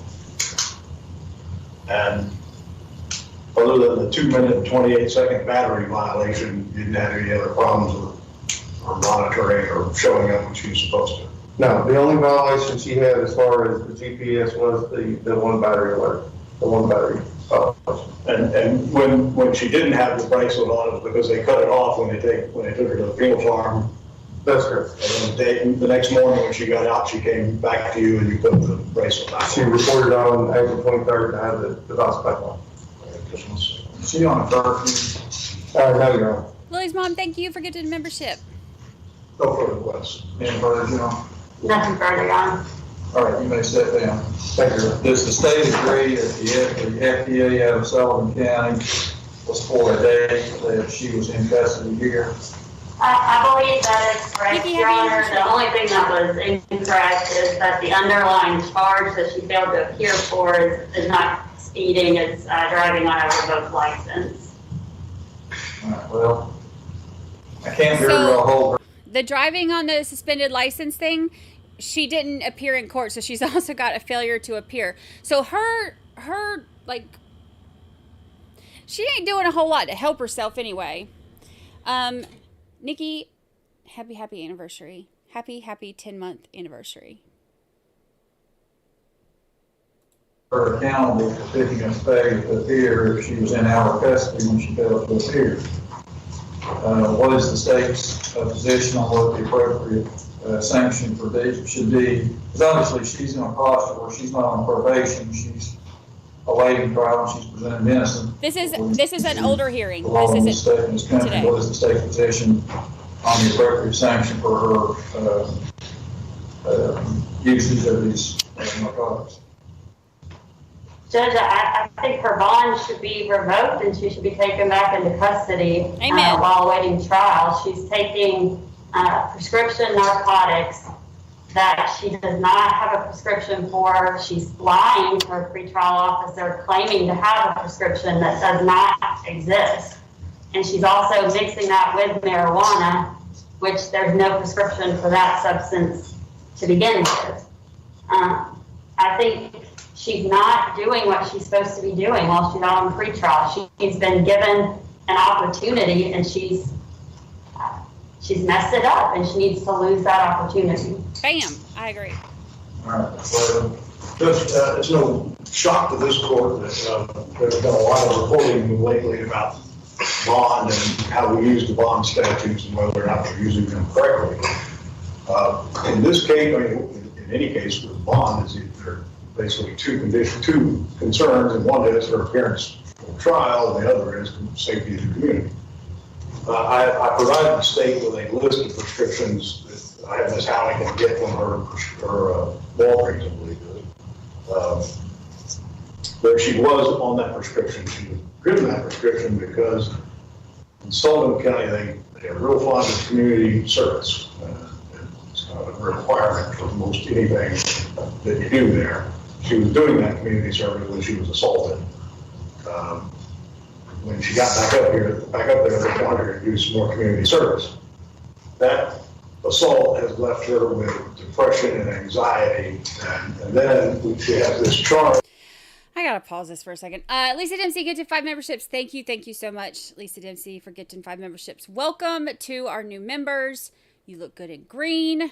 If you are welcoming back, then welcome back to the green side. Thank you so much, Lisa Dempsey.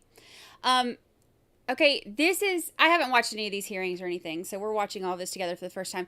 This is a little bit frustrating, though, because it sounds like, obviously we know she's a big fat liar, like liar, liar, pants on fire, because she changed her story so many times.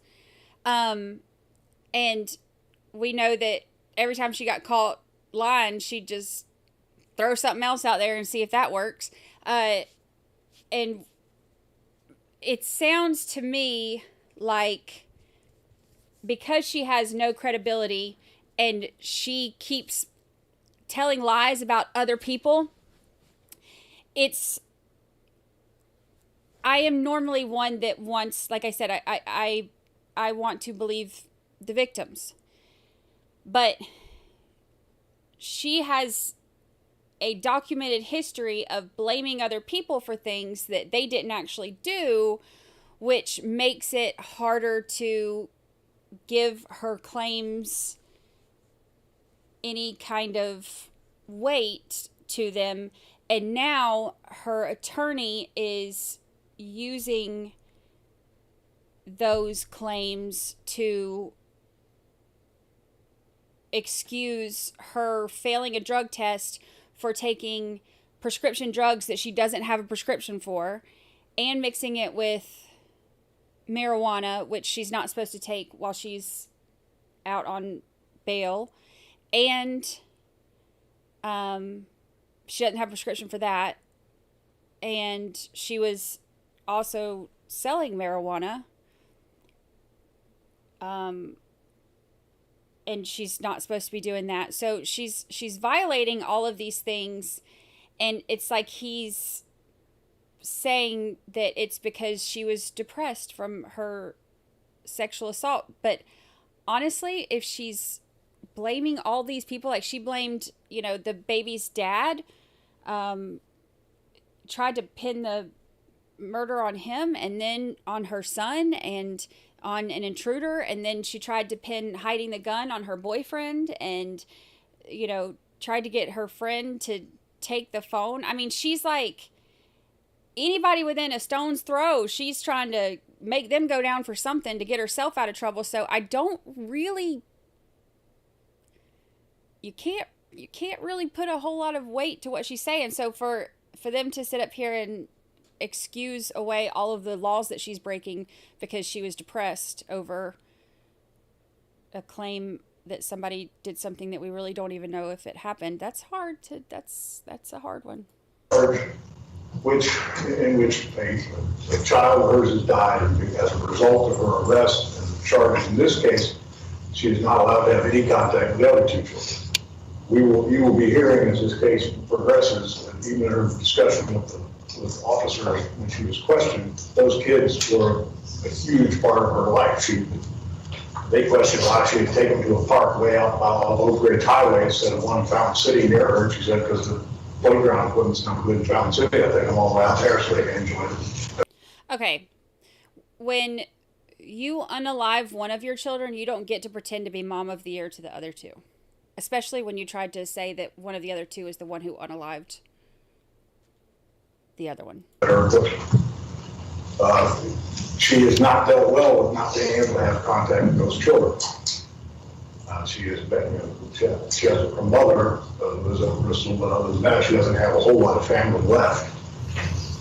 She's dealing with a lot of stress and a lot of anxiety. That she brought on herself. What Ferguson's tells us is that if this court finds that she is violated, then you have to kind of go back and do that bond analysis. And is there a condition which would ensure her appearance? She has known since last week, since she got out of jail, I told her there's a bond file, a motion file to revoke your bond. We got to get the court date set and get in there and hear. She showed up here today knowing that she could go to jail. I don't think there's anything that's been mentioned today that suggests she threatened not to show up for jail or for trial. So what I would suggest to the court is that 30 drug screen, I believe on April the 7th. When did she last smoke marijuana? Shortly before that. Well, shortly before, the day before, a week before, when was it?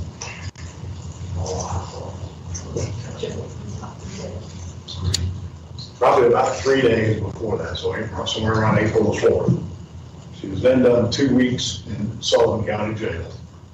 What I would ask the court to do is send her to pre-trial today and have them do a test that would give them a number and have her report next week and have another test that would give a number to make sure those numbers are going in the right direction for somebody who's not using, and allow her to remain on bond so that we can adequately prepare under these conditions. It is incredibly and increasingly difficult in the jails to have meaningful conversations with clients and show them videos and view any kind of audio through glass. It's just almost impossible. Ms. Howington has made this bond. She failed a drug screen, but other than that, she's been in compliance with pretrial. And given the medical issues she has, I would ask this court to consider that. He said she's failed her drug screens, but other than that, she's been fine. Well, okay, other than that, and also failure to appear that other time. But other than that, she is starting a job at the Fairfield Resorts in Farragut. leave tomorrow. What hours will she be working? 5 days a week, but it's 6 in the morning to 2:30 and 3 days a week, 3 days a week. so 6 in the morning until 2:30 on 2 days a week, and 3 days a week from 3 to 11. Where is she residing? The same place as the court approved with the transfer. 5306 Aubrey Lane, off Merchants. And who is that with? Alan Terry. Carroll. It's Alan Carroll. That was the same one we provided to the court when she made bonds, but the same location.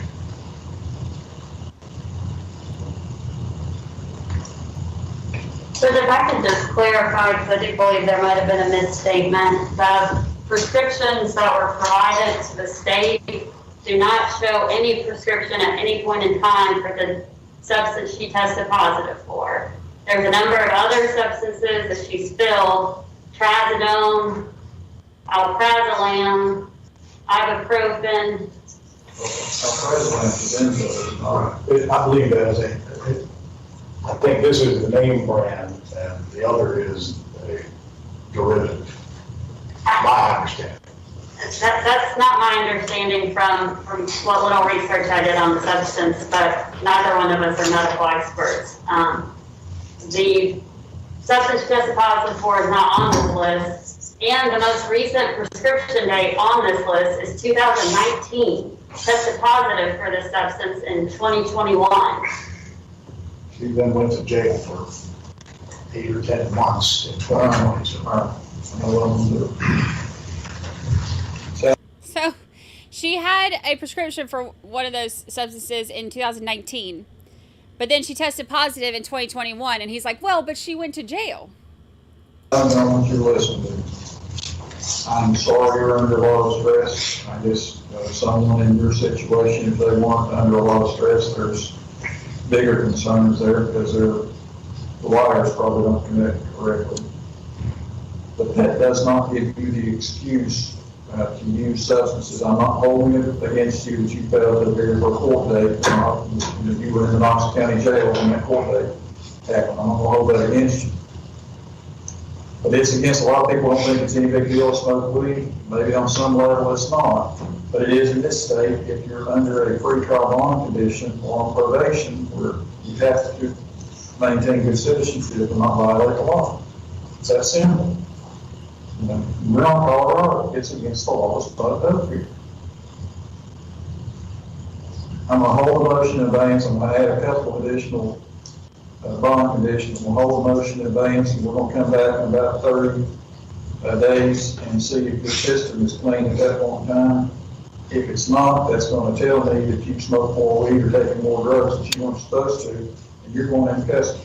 It's that simple. If you're clean, then we'll move forward from there. But in the interim, you're going to be at the residence where you're supposed to be, or you're going to be at work, and you're not going to be anyplace else. Understood? Yes, sir.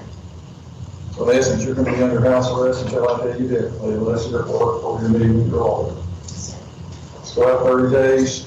We'll check back and see what it shows. I can't believe you let him. What's the in-person date at the end of June, or I guess mid-June? Probably 10. 10? Yes, sir. June 10th, work for everybody? Okay, John. It's a good day, Judge. We also have a pending motion to suppress that needs to be addressed at some point in time. Do we want to try to argue that same date? What else do I got that We day? have Chrissy PCR and Joshua PCR. We can put it on. I've got a couple of PCRs set that day. We can put it on, see what we can do. Mr. Webb's mine. That would be yours if you're litigating or a witness? No, I'm a witness. I tried that one. That's legal. All right, 6:10. And are we saying that as well, 1 o'clock and bring her in? Yes. Yes. Thank you.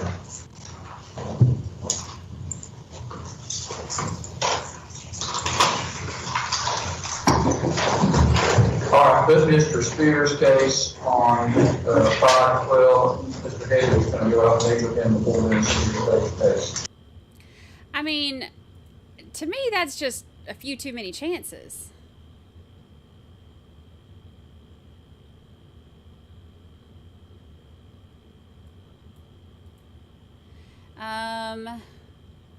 Let's see. Here's another one of them. Oops. Hold on. Let me make sure. Make sure that that's live. Well, what do you gentlemen think? 60 days, 90 days? What's a good status date to come back? Let you digest this, Mr. Whalen, get up to speed. Because I think if we can do 60 days, it should be sufficient. You could barely hear this one. All right, let's go to the end of September. Peggy, what is the last Friday that we're in court in September? The 25th, but it won't be a jail day. So is the 24th a jail day? No, it'll be the 23rd. That Wednesday, we only have one day. September the 20th. Wednesdays are not good for you, are they, General? No, she is a mess. Then Monday the 28th. What day of the week is that? Monday the 28th is our next jail day. Is that a good day for everybody? That's fine day. That's fine. Ms. Howington, I will next see you on September the 28th. That will be a status date.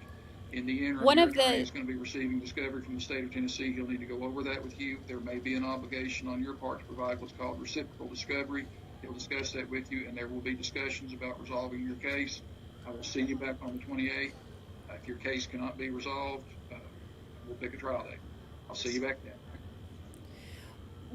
That was one of the things that they were arguing in that last one, that she wasn't able to see her other two kids while she was on house arrest, and he wanted to change it because that was so stressful for her.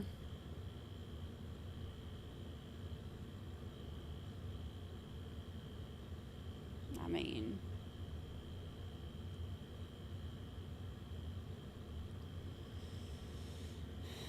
I don't know.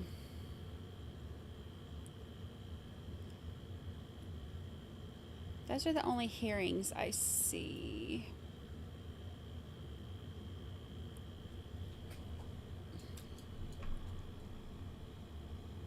I'm surprised that they would let her do house arrest, but what do I know?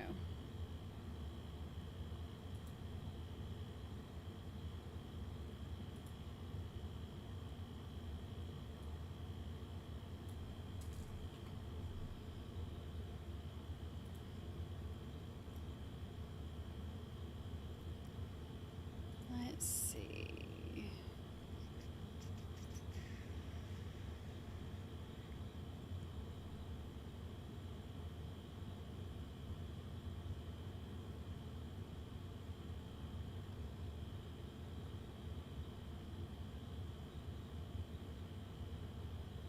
I have my air conditioner on for the first time all year. And I'm sitting right beside it and I'm freezing right now. All right, let's see. Well, yeah, she didn't pass the drug test. But that's not her fault. She's stressed out. Duh. It's everybody else's fault.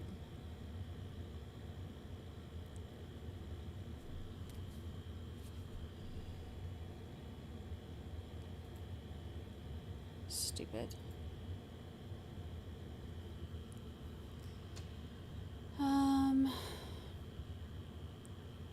Oops, that is not what I wanted.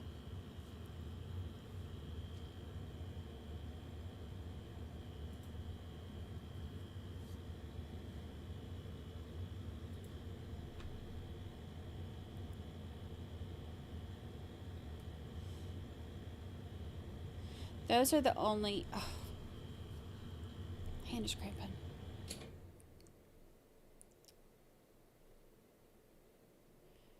Friday.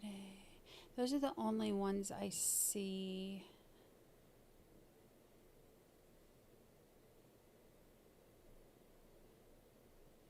The only hearings. I'm surprised that there really isn't a lot of coverage on this one, which is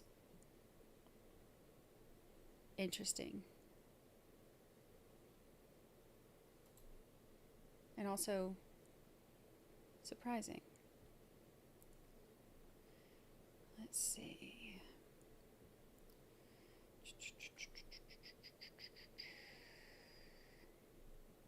Let's see what else we can find while we're waiting.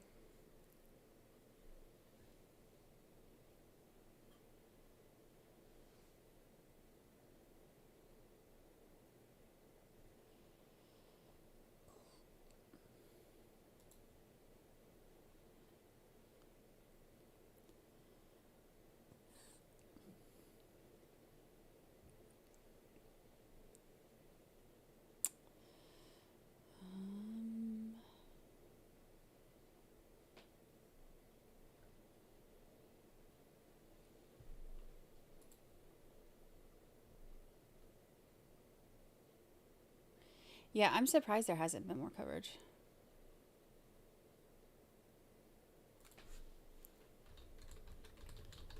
Especially, you know, when a mother kills her daughter,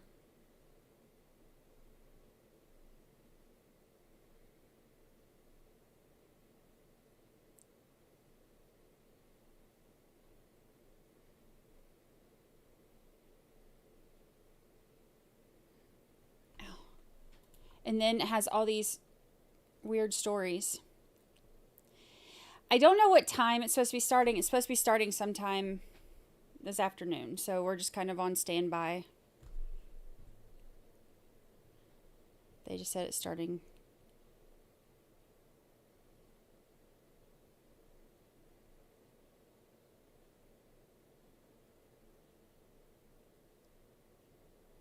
Oh. The Brian Walsh case hearing is today. Oops. Not what I meant to hit.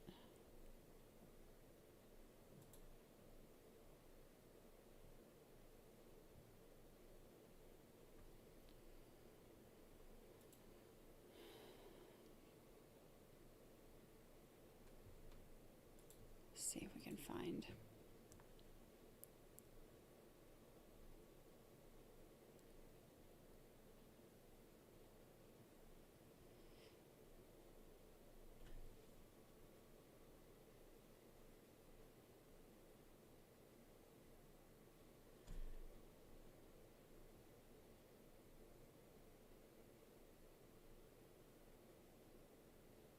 What the heck?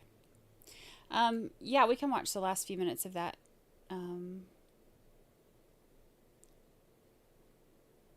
Of that testimony we were watching the other day. Dang, I think I exited out of that.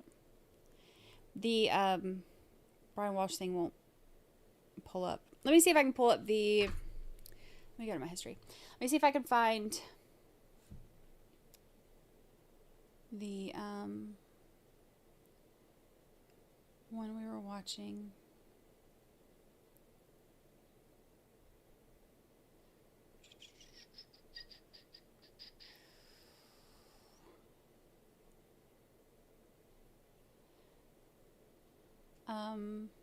Yep, that's what I was just saying. It starts today, but we don't know when. We are just basically waiting. All they said is opening statements this afternoon, so now we're just waiting. Where is...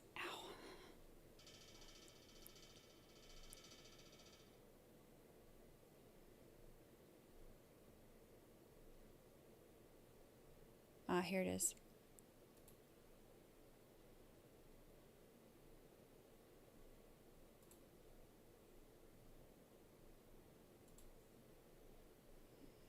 I'm going to have to move beach cam for a minute.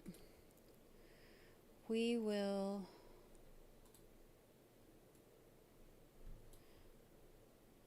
watch this one. I'll keep it in the background so we can see if there's any movement on it, so that y'all know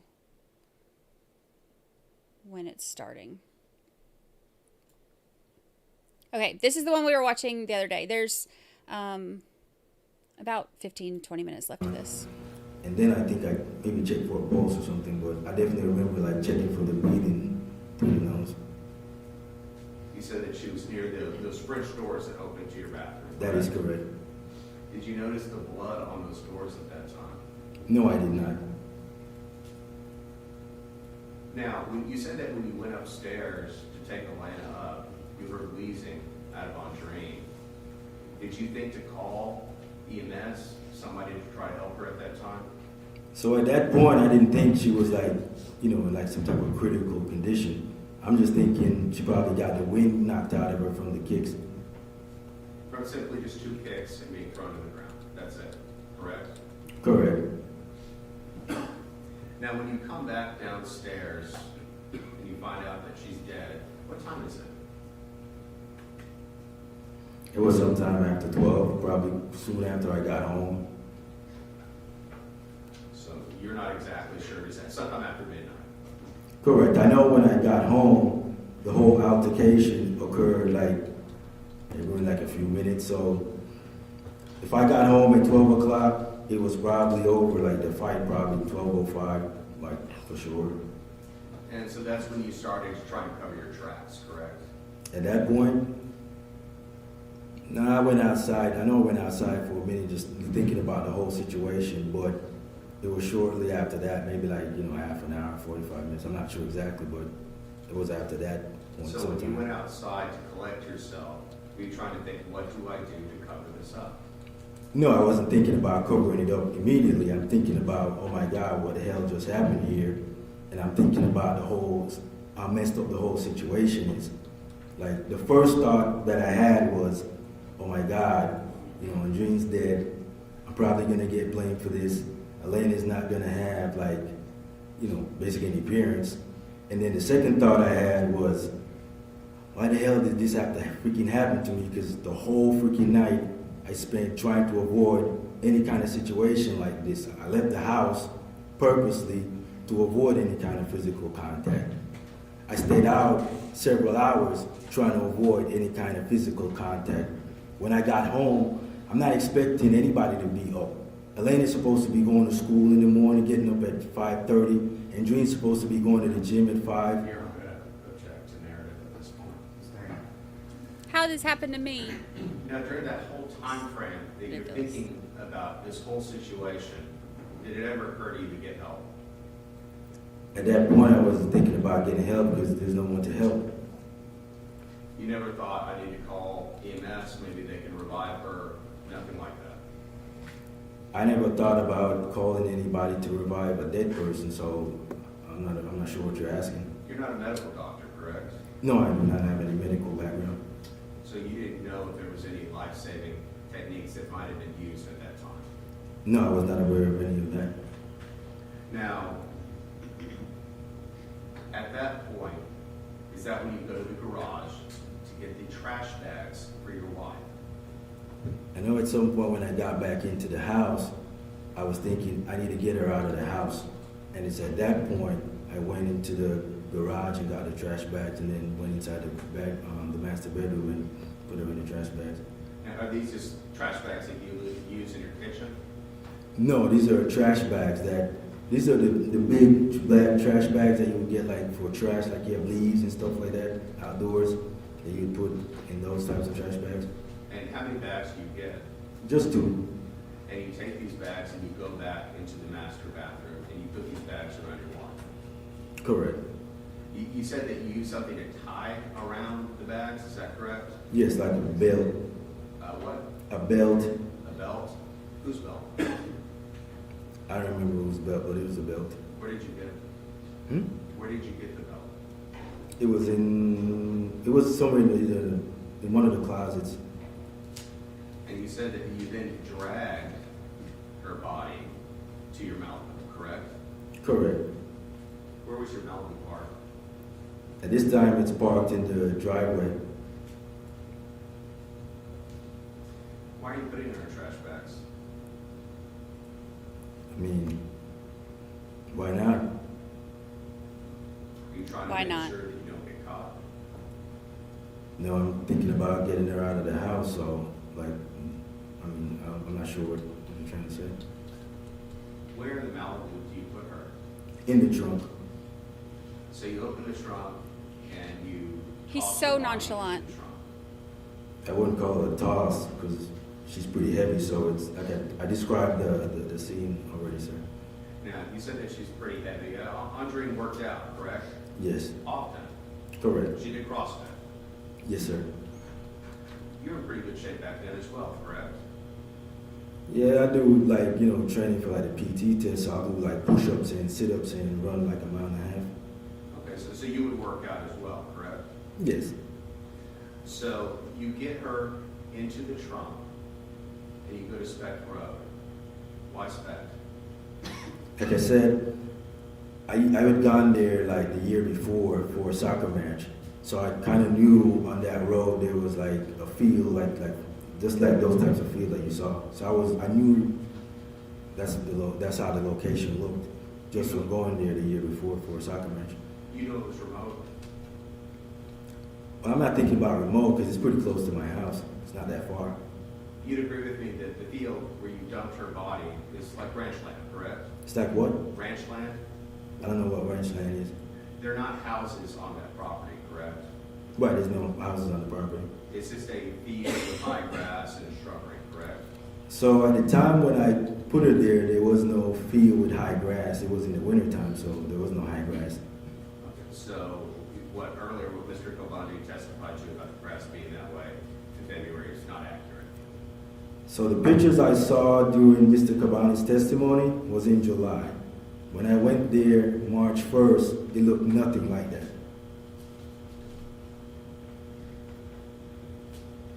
She was very thin too. She was 2 inches taller than him, so he makes it out like she was. Why? I just had to get her out of the house, and literally in between that location and where I live in my house, there's only houses in between that. There's no other like field anywhere in between my house and that location, so it's basically the first field. So the closest field that you could think of. Correct. At the time, that's just what came to my mind, so I just had to get her out of the house. And you were hoping they wouldn't find her body there. Well, at that location, at the time in March, it's not a concealed location. Like, if you're driving by that location in March or February, on Speck Road, it's just some barbed wire fence. It's not something you can hide somebody, like, permanently. So what was your purpose of throwing her body there then? My purpose at that point was simply to get her out of the house so that my 7-year-old daughter wouldn't see her mother laying on the floor dead in the house when she woke up. You did a search of Vulcan on your phone, your Correct. cell phone. Is that a company that's down the street from Speck Road? Yes, it is. Near the soccer fields? Yes, it is. Why did you search Vulcan? So back in July, as I was looking at the location on the map, I noticed the company was called Vulcan. So I just, out of curiosity, Googled like what the company was.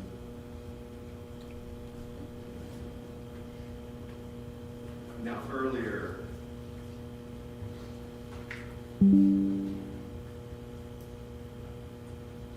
when you left your house with your wife's body in your trunk and trash bags, why did you leave your phone at the house?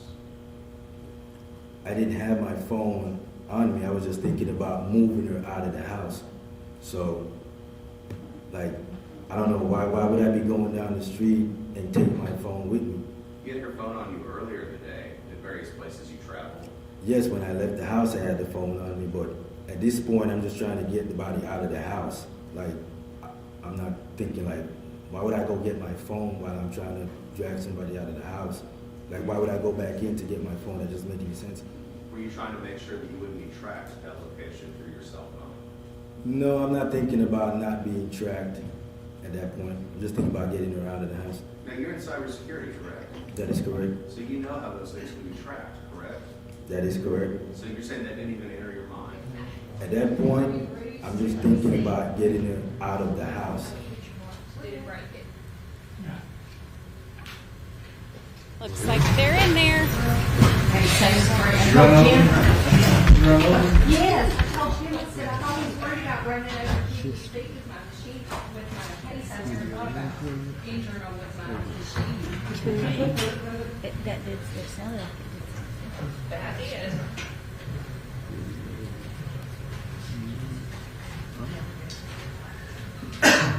Are we about to get going?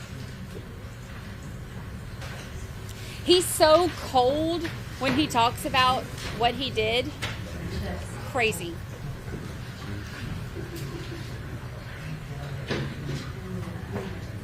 This projector is on. And we lost audio.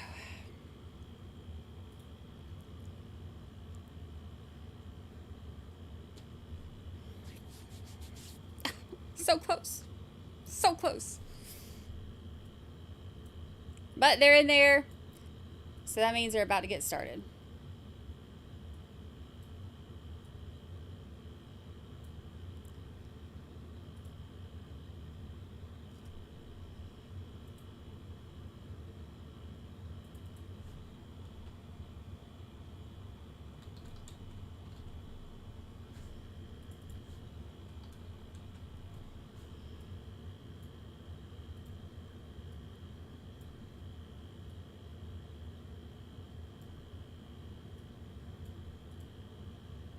Let's see.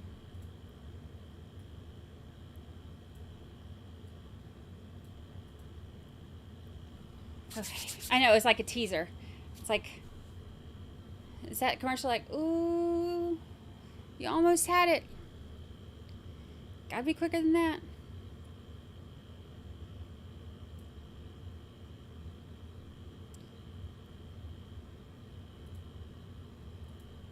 Okay, well, I guess we'll go back to the last 10 minutes of this. To try to dispose of her body somewhere. Till they come back. Well, not dispose of the body, because I didn't do anything to the body at that point.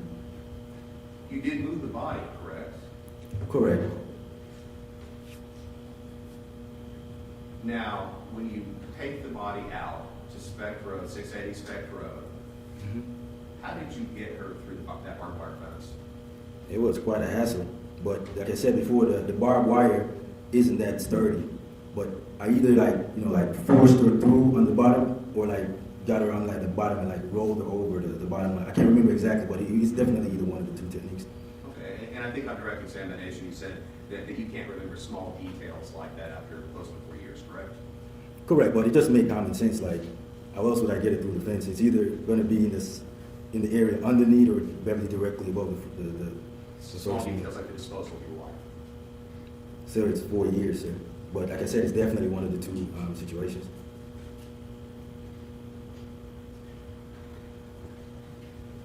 You take her out to that field, and you mentioned that there were cow skeletal bones in that area, correct?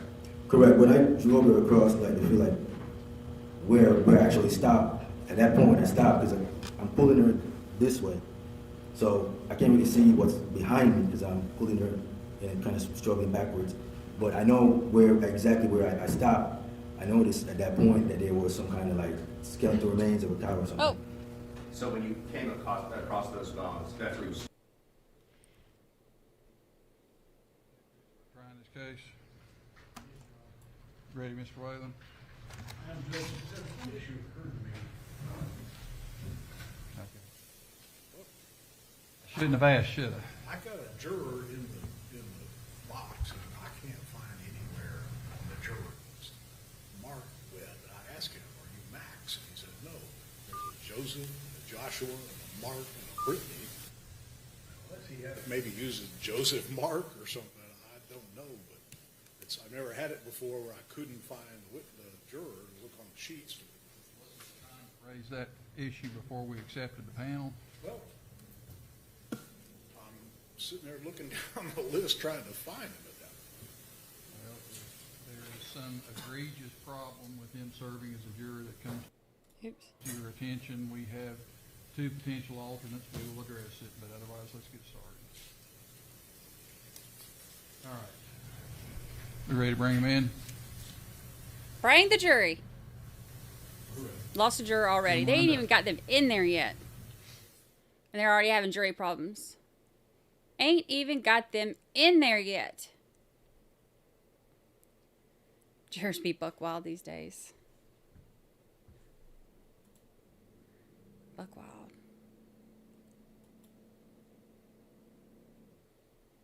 That's her same attorney. The one who said she's just stressed out.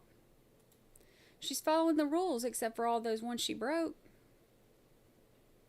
It ain't her fault that she keeps breaking the law. That ain't her fault.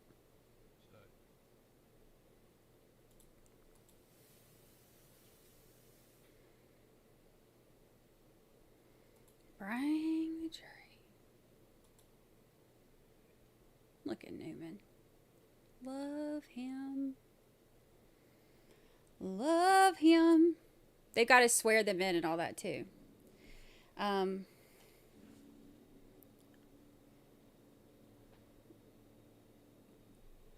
Jury.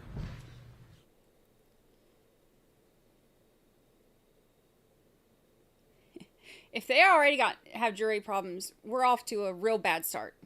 Real bad start.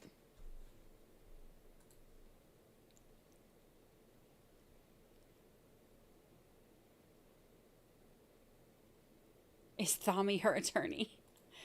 Go ahead and have a seat.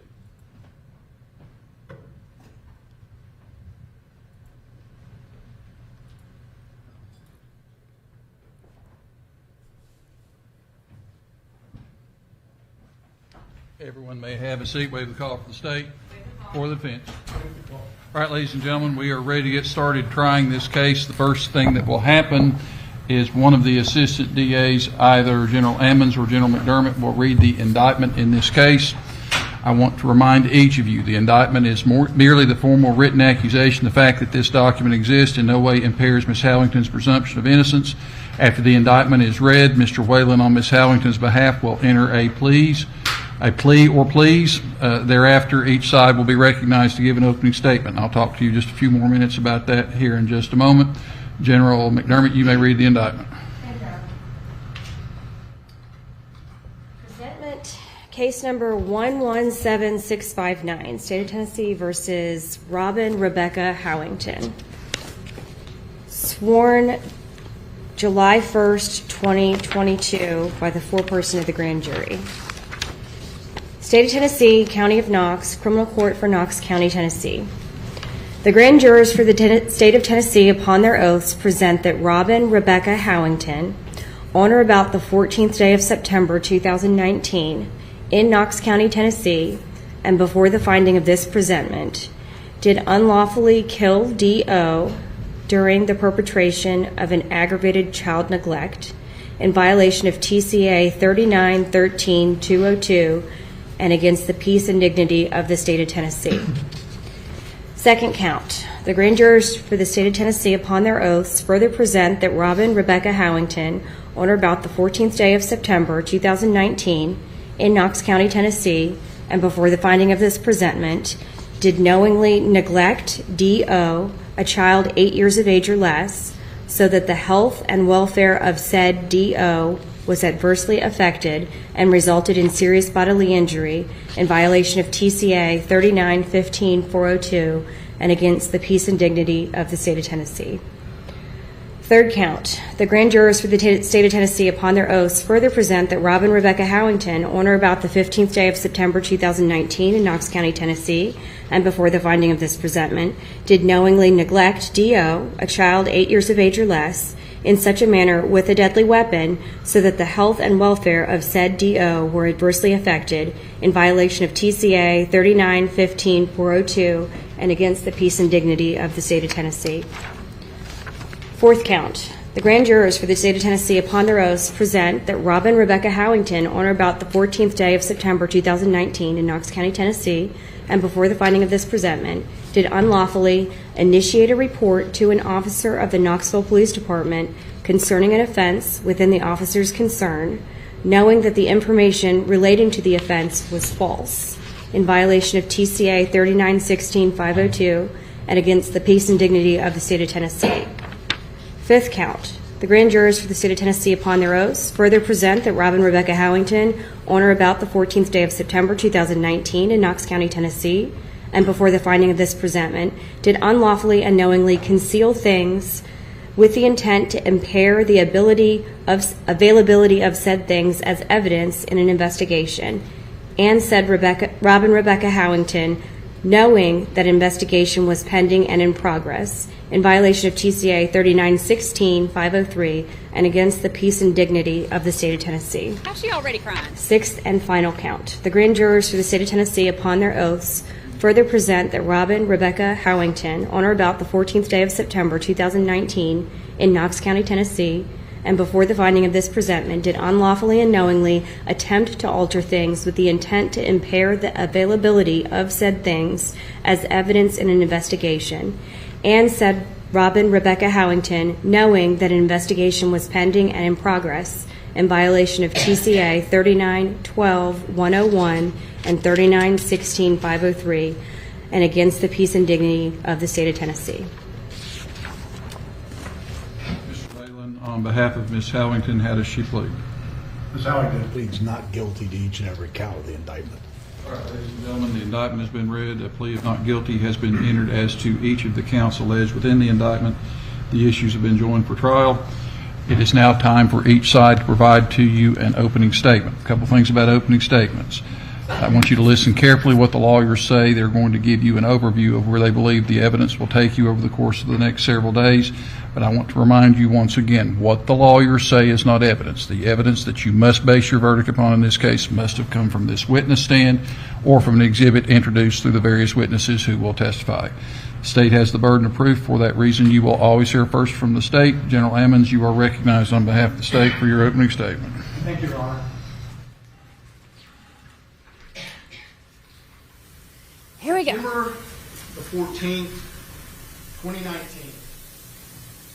Destiny Oliver, just 5 years old, along with her brother Gavin, just 2 years old, and her mother, Robin Howington, the defendant, in this case, went to a park. They would have played, they would have laughed, just like any kids, just like any family. And they would return home. What was different about this night was that was the last time Destiny Oliver would ever play in the park. Oh, hear her? That's what this case is about. That 5-year-old little girl, a life far too short, and one person's deceit, lies, and deception to cover up their crime, the negligence. And the person's the defendant, Robin Howington. The evidence will show that on that evening, all three of them returned home to 502 Boston Avenue in Knox County. They returned home at approximately 8:42 in the evening. And about a minute later, you'll see all three of them enter the house. So I'll tell you how we know how we're seeing them enter the house. At 508 Balsam Drive, the house next door had a home camera on the front porch. And that camera is situated angling towards 502 Balsam. So at the top of that screen, we can see the 502 Balsam property. And then in the top right corner, you see the front door to 502 Balsam. So that's how we know who's coming, going, the times. So if we play this video, and we begin at approximately 8:39, you'll see right here is going to be where the defendant's residence is. So the porch lights are not on now. You can see the camera's angled.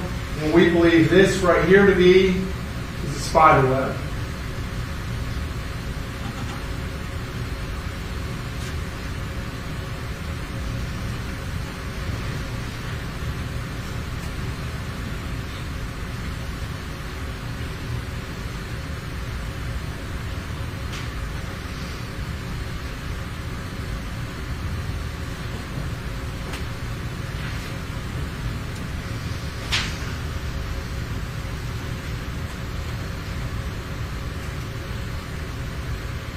it's hard to feel bad for her when she lied about what happened so much. Karen, maybe we dim the lights, please. Get one back twice, but it's not all of it, just one back. That's good.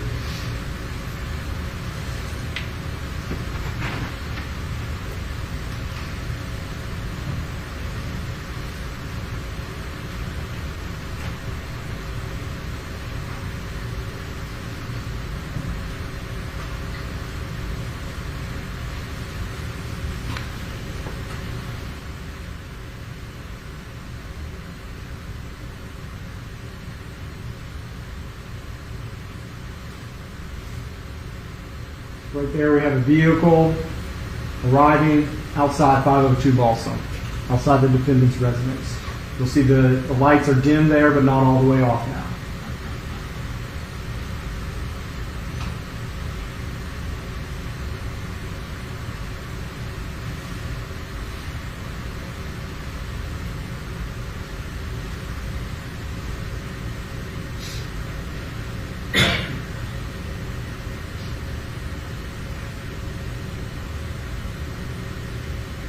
So this is the headlights, it says.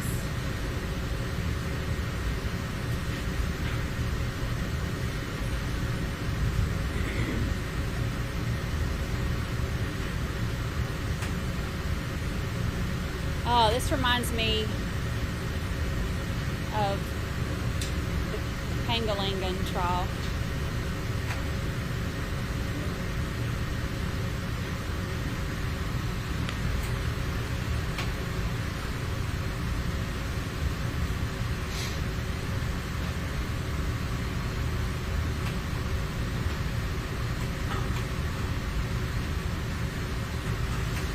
See another vehicle approaching 502 Balsam right there.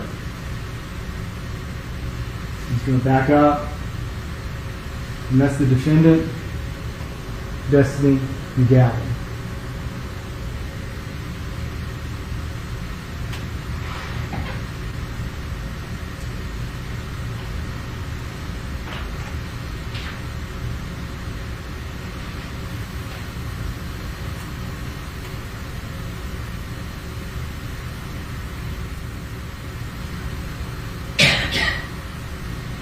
There's always a culprit.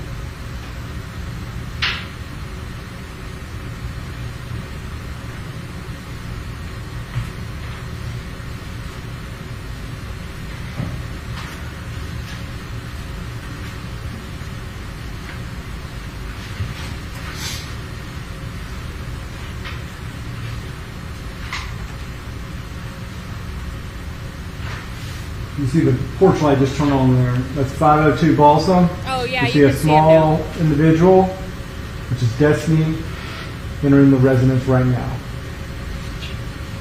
Followed by the defendant carrying Gavin.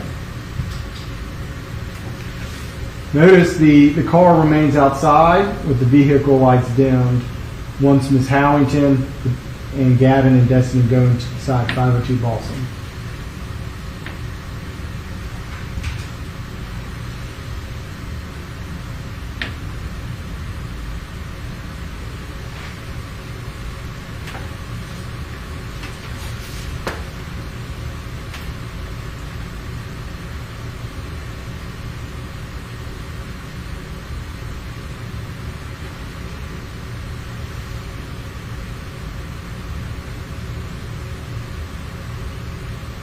Now we're at 8:44:26.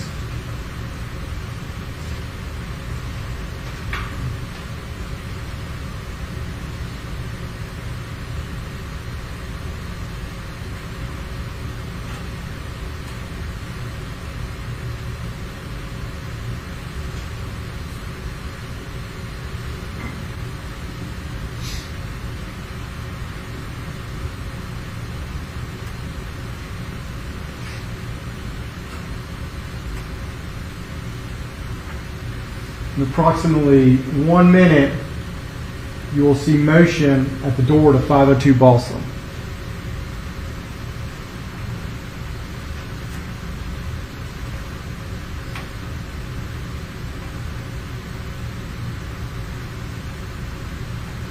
I wonder if this is where she comes out and drops the gun.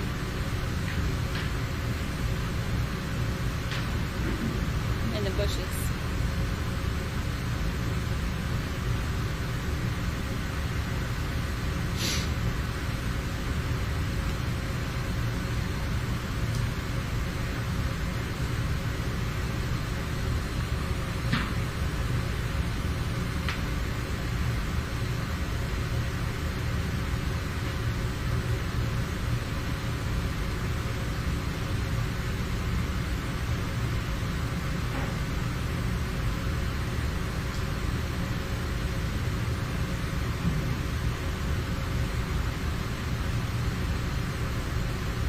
Right there.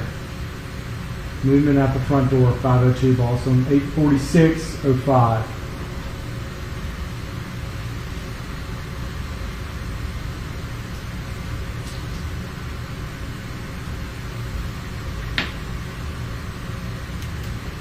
In approximately 15 seconds, you'll see an individual walking from the direction of the vehicle towards 502 Balsam. Right here.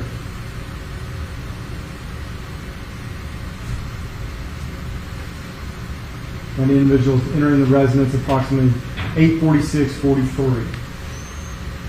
The individual is going to be inside that house for approximately 63 seconds. And then we're going to see that same individual walk outside the house calmly to that vehicle.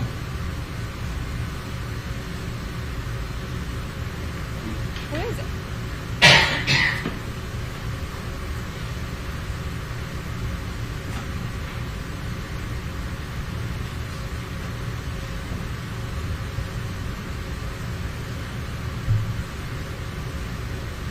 Yeah, I agree. Watching all the dead space in between this is not as effective as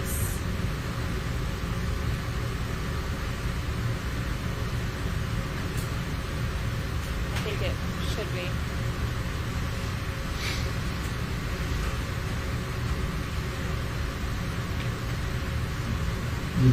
The individual is exiting the house now at 8:47:47 and walking towards the vehicle. Now at this point, the individuals remaining in that residence are Gavin, 2-year-old Gavin, 5-year-old Destiny, and Robin Howington, the defendant.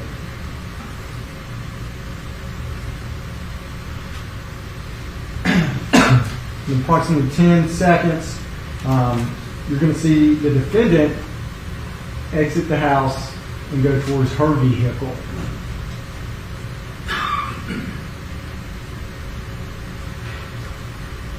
Right there, you can see her right there.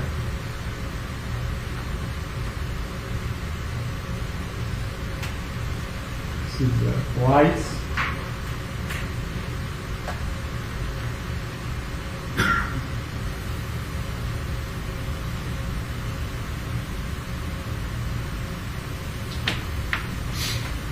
Right there.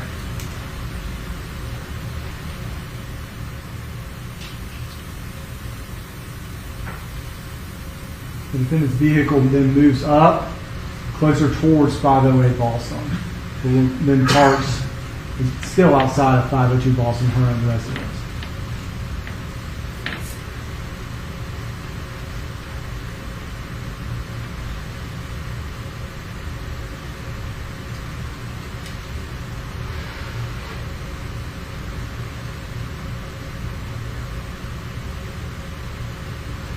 I could have written an opening.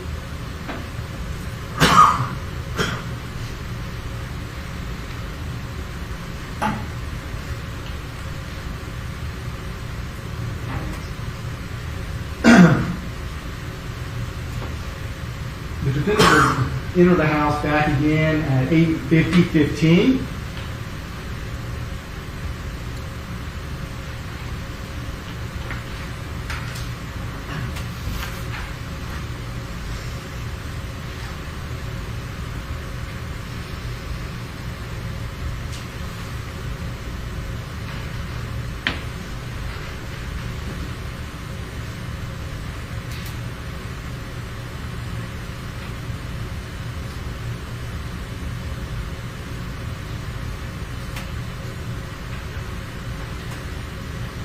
would have saved this for testimony. I would have given the timeline. You're going to see this and this and this, and then this happened. This is the part where they need to come out and paint the picture. This is what you're looking for. This is what we're saying happened. This is what the evidence is going to tell you. This is not, in my opinion, the time to watch this.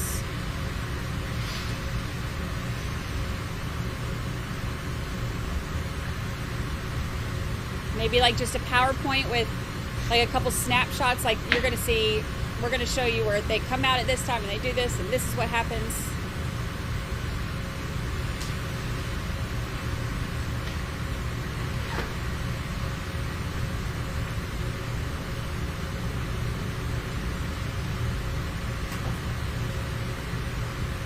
There, that's the defendant walking back in the house at approximately 8:50:15.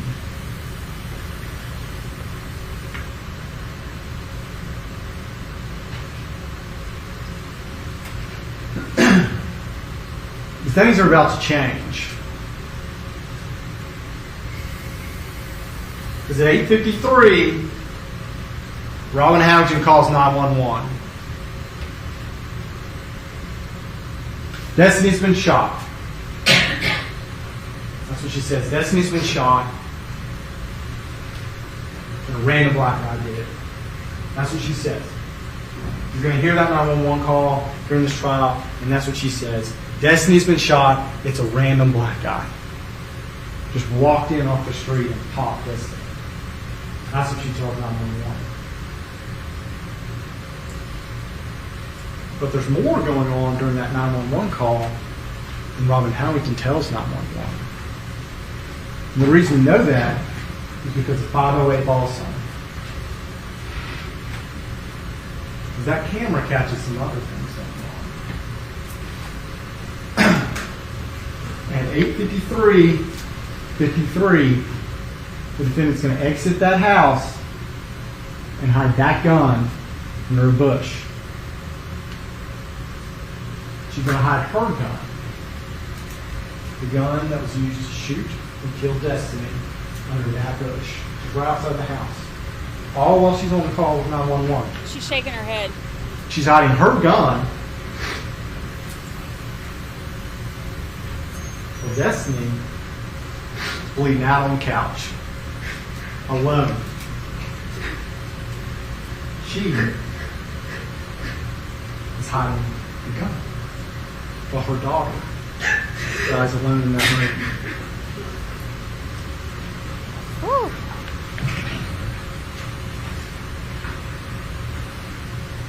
That's Destiny. And that's what this case is about. You're going to hear the first law enforcement officer that arrived on the scene didn't quite know what to expect. Had a shots fired call. Didn't quite know. So he approaches the residence with some caution. He's going to enter that residence and he encounters Miss Howington. Miss Howington's sitting on the couch and he sees a foot sticking out behind her. She's on the phone. She's not holding her daughter. She's on the phone. And he asks, has anyone been hurt? She doesn't say a word. She just turns and points. And that's when Officer Cummings realizes 5-year-old Destiny is shot. He sees the wounds. We hear testimony that he was trained as an EMT. So he understood what was going on. And he scooped all 56 pounds of that little girl up. And he takes off running outside that house. And he's calling for help. You're going to see on that video at trial, you can see Officer Cummings running out of that house with that little girl in his arms.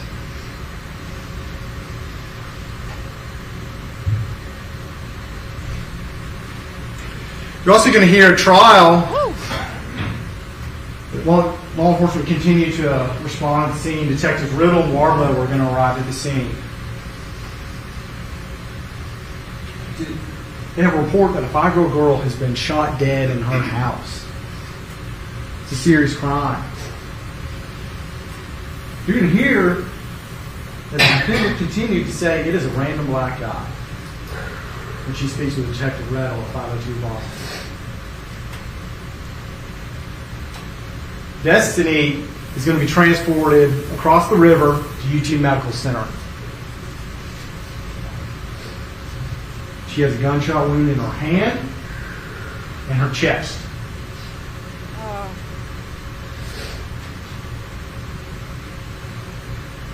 We're also going to hear testimony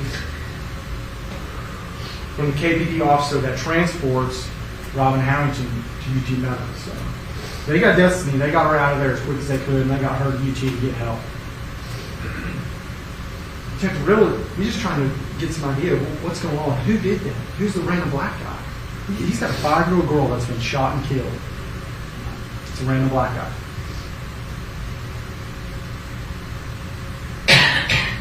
So as law enforcement continues to respond to the scene, they're doing what they do. They process the scene. And Officer Preston Tucker is going to take the defendant Robin Howington to UT Medical Center. But you're going to hear, when she's in the back of that cruiser, her deception is continuing, her lies are continuing, her deceit is continuing. You're going to hear that she's texting multiple people to come get that gun. Not just the gun, her gun. Wow. Go to the side of the house. It's under by the bush or underneath the air conditioner. Go get my gun. And now she's going to tell her second story. She shows that individual, Gavin shot Destiny. It's changing. It's evolving. You're going to hear, once she arrives at UT Hospital, her deception doesn't just continue, it intensifies. You're going to hear that when she goes there, she goes into the bathroom, and she's going to stand outside the stall with another female who's there. That mother, that she's standing outside the stall, she's there at the hospital because her son had been hurt. She's standing outside the stall. And when she gets outside the stall, take my phone, take my phone. Take my phone. She wants to get rid of her phone. Robin Howington wants to get rid of that phone. It wasn't even somebody she knows. But this individual won't get to do that for her and notifies the police officers because they're at the hospital. They get that phone. When they get the phone, it's wet. It's been broken. Unfortunately, she wasn't able to destroy everything on that phone. We were able to get those text messages. We know what she was texting. We know what she wanted to cover up. Wow. Wow. And unfortunately, that 5-year-old little girl that you saw just a couple minutes ago, Destiny, was pronounced dead at UT Hospital.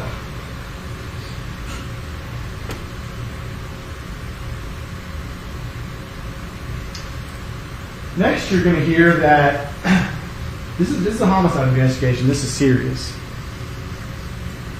At this point, Detective Riddle has a report that an unknown black man walked in 502 Boston and popped Destiny and killed a little 5-year-old girl just like that. They want to get as much information as they can. They want to interview the defendant.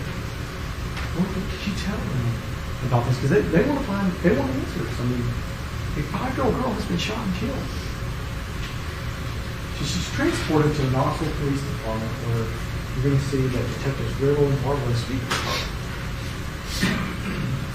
In her initial story with them that night, she initially is going to stick with the random black guy. Just a random black guy walks in off the street and shoots Destiny. That's what she sticks with at first. But it's not holding up. It's not holding up. The story not making sense. So she switches. She's going to tell another story now. See if this one sticks. Next, she's going to blame the little girl's dad. She says that Destiny's father walked in off the street and shot her. Deception, lies, deceit. Over and over and over. But that's not the end. When that lie doesn't stick, she tells another one. This time she's going to blame 2-year-old little Gavin. 2-year-old little Gavin. This time she says, when me and Destiny's father got in a tussle, and then 2-year-old Gavin drags a bar stool from the living room. 2-year-old Gavin drags a bar stool from the living room all the way back into the bedroom, climbs up it. At least one time when she says he's doing it, he's wearing her high heels. Climbs up on top of that stool, gets into the top of the closet, gets her gun out, comes back into the living room, and accidentally shoots Destiny.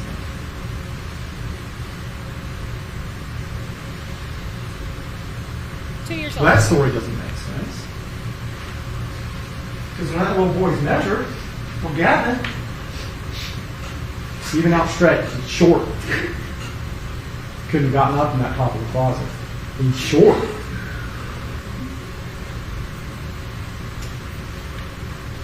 Aw, look at that baby. She even tosses out that evening that maybe some Mexican men from the park followed home, and maybe has something to do with it. But I don't even go anywhere with law enforcement. She is tossing everything she can out there, blaming everybody she can. So law enforcement will talk to her again on September the 17th. She tells more stories. One of the versions of stories that she's going to tell on that day is that it's just her, Gavin, and Destiny at home, and Gavin just went and got the gun and came back in and wakes me and shot Destiny. Then she's going to tell another story. She's going to say, well, me and Destiny's father, Antoine, were in a tussle, we're fighting over a gun, and it goes off. Wow. It doesn't add up. It doesn't add up with the evidence. It doesn't add up with the physical evidence. And it certainly doesn't add up with that video. The times don't match.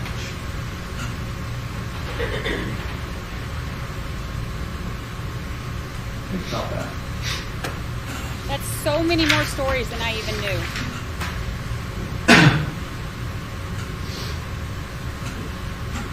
Go Gavin. So, Howington tries to hide the truth with her lies and deception throughout this matter. Lies, deception, deceit. Eventually those lies wither away because they can't hold up and the truth surfaces. What is the truth? It's not a gun, it's her gun. It's her gun that's used to shoot and kill Destiny. It's the defendant who hides the gun under a bush outside the house. It's the defendant who texts people and tells them to go get the gun outside the house.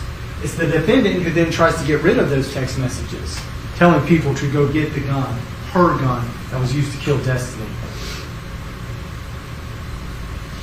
The evidence will also show that both of them have what's called gunshot residue, meaning they're in close proximity to a gunshot when it's fired or handled a gun. Evidence will also show that Destiny had stippling on her hand. You're going to hear testimony from the medical examiner. That means the gun, when it was shot, no more than a few feet away from Destiny. No more than a few feet away from that 5-year-old little girl when she was shot.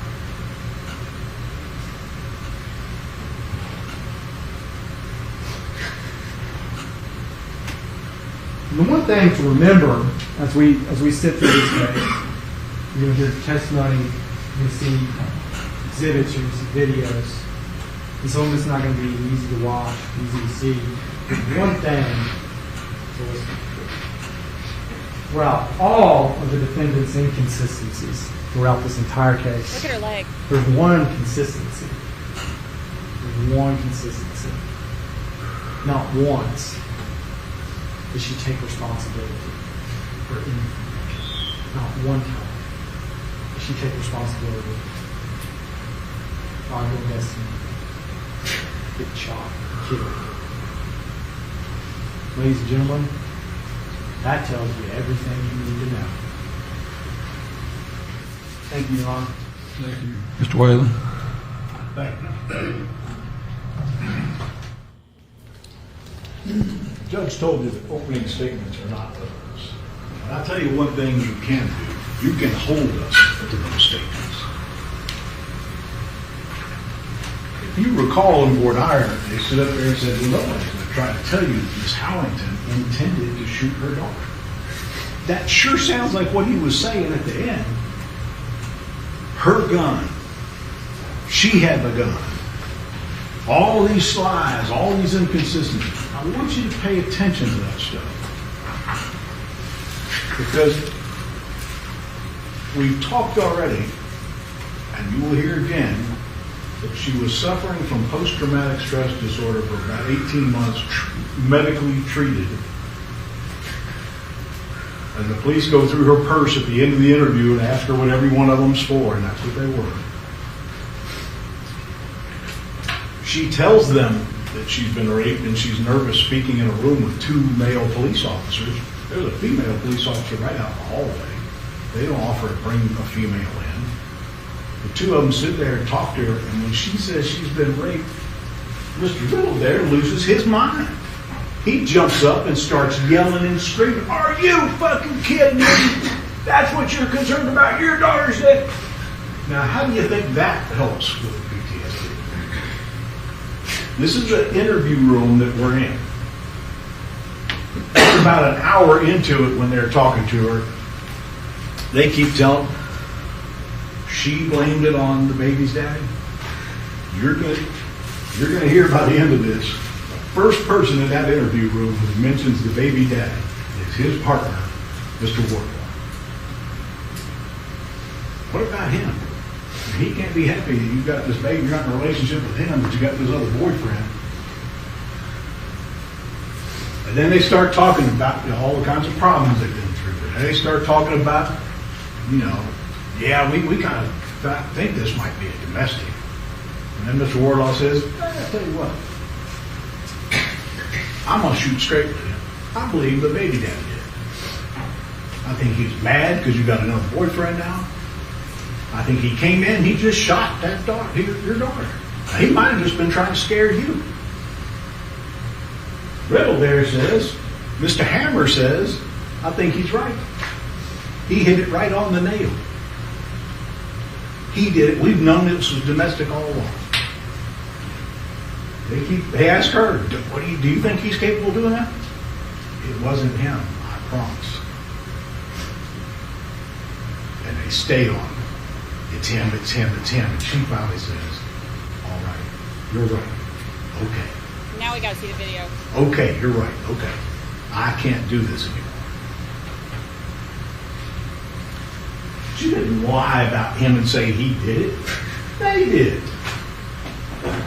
She heard one gunshot. Tells them over and over again. I heard one gunshot. Well, we think she shot more than once. So they're telling her lies that she knows aren't true. She's a woman suffering from PTSD whose daughter has just been shot. They don't allow her to ride in an ambulance with the daughter. They take her to the hospital. She never sees her daughter again because the daughter is getting treatment. Truth of the matter is, and I think they'll probably tell us this, the daughter was probably dead in the ambulance. They tried to revive her. They had no luck. They got to the hospital. They tried a couple more times. They had no luck. They come out and tell them, I'm sorry, your daughter's dead. She goes straight from that room being told your daughter is dead. They drive her to the KPD interview room at about 10:30, 11 o'clock at night. She's there for the next 3 or 4 hours being questioned by these guys. For a mother, how is a mother going to be in her right mind to talk about the Lord at that point? So she's not in her right mind, and they're asking her questions, and they're telling her things that aren't true. We think you moved the shell casing. There should be a shell casing in that house. You're going to hear the shell casing was in the gun and jammed. They found the shell casing.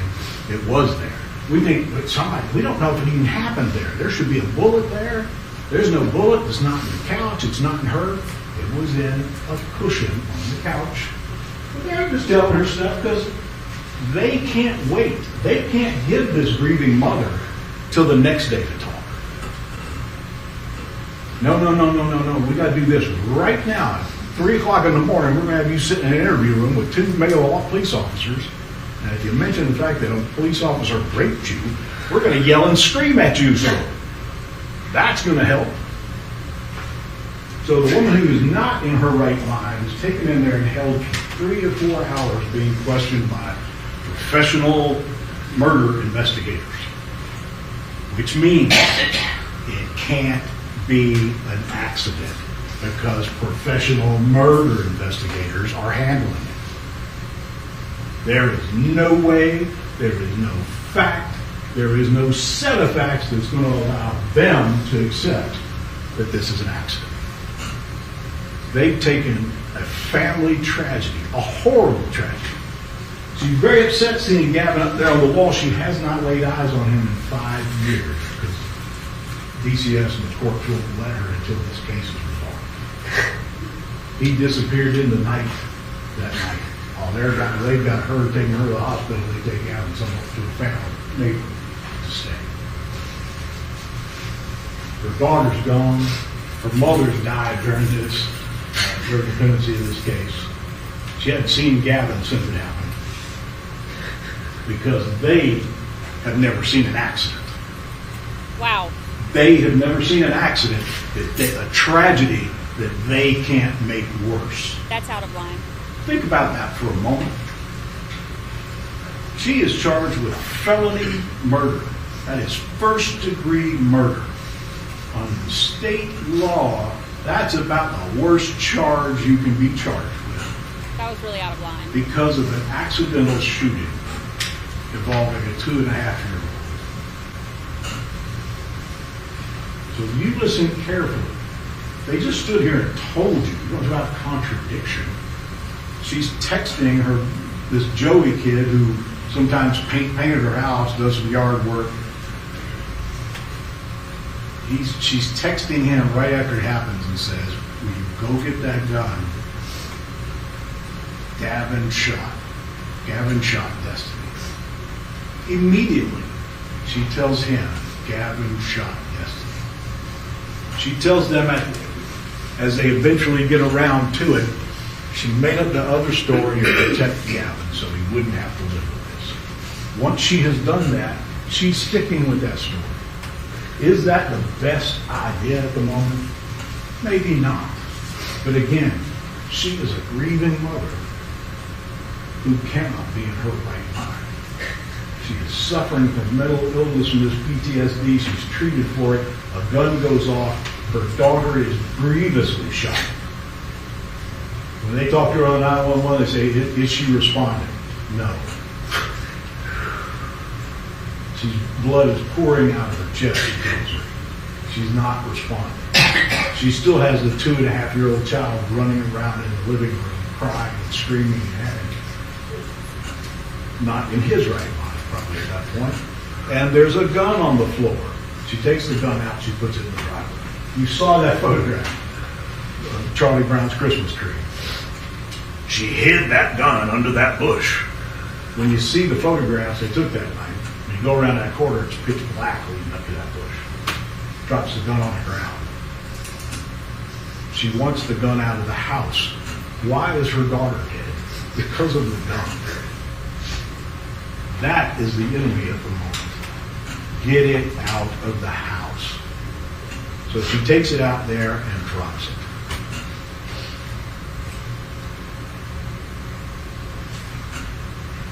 Some of the things that she did, some of the things she said don't make sense.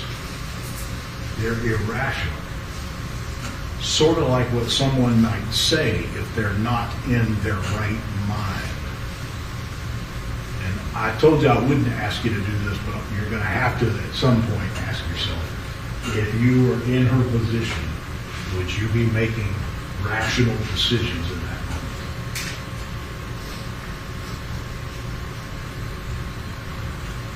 Would you be held to the highest charge in the land being in that condition at that moment? Should you be? Have we got no compassion for a grieving mother in an accidental shooting that destroyed a family. God, let's hope so. All right, thank you. State has the burden of proof. We will hear the state's evidence first. General, call your first witness. State calls Michael Mays. Wow. I have so many thoughts about those openings. That was so out of line. He said that she has not seen her son in 5 years because of those guys. They couldn't possibly believe it was an accident. Okay, she's the one who said somebody came and murdered her kid. That's why there are murder investigators talking to them. Swear or affirm the testimony about to give to be the truth, the whole truth, and nothing but the truth, so help you God. Yes, Your Honor. Have a seat.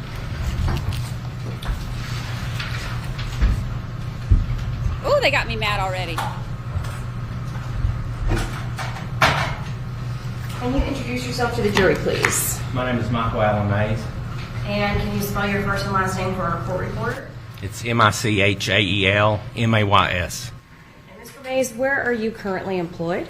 I work for the Knox County Emergency Communications District 911. All right. And can you tell the jury a little bit about what your role is with 911? I'm the custodian of records. I keep all the audio files and all the computer files that we have that come into the system. Okay. Can you explain to the jury a little bit when someone makes a 911 call, is that call recorded in some way? Yes. As soon as it comes into the 911 center, whether it's non-emergency or the 911, it is recorded. That information is taken by a call processor who takes the information from the caller and then sends it over to dispatch to be dispatched to units in the field. And then that phone call that is made, is a recording also made of that phone call as it's being made? Yes. And is that phone call that's made, is that preserved in some way by the 911 center? Yes, it is. Can you tell the jury a little bit about that? We have servers through our the system that we maintain the recorder through, and so we hold those recordings for a little over 4 years. For a little over 4 years? Yes. All right. So are you familiar with a 911 call that was placed on September 14th of 2019 that's pertinent to the case before this court today? Yes, ma'am. Did you have an opportunity to review the CD that I have right here? Yes. All right. Can you tell the jury, do you recognize this CD? Yes, that's the CD. I marked it that I went over it and reviewed it today. Okay. That is from our system. And so is that going to be the CD of the 911 call that's made from Balsam Drive on September 14th of 2019? Yes, ma'am. Your Honor, if we could move this in as the first exhibit and That be marked in files number 1. Are you introducing the CAD or just the CD? All right, let the CD be number 1.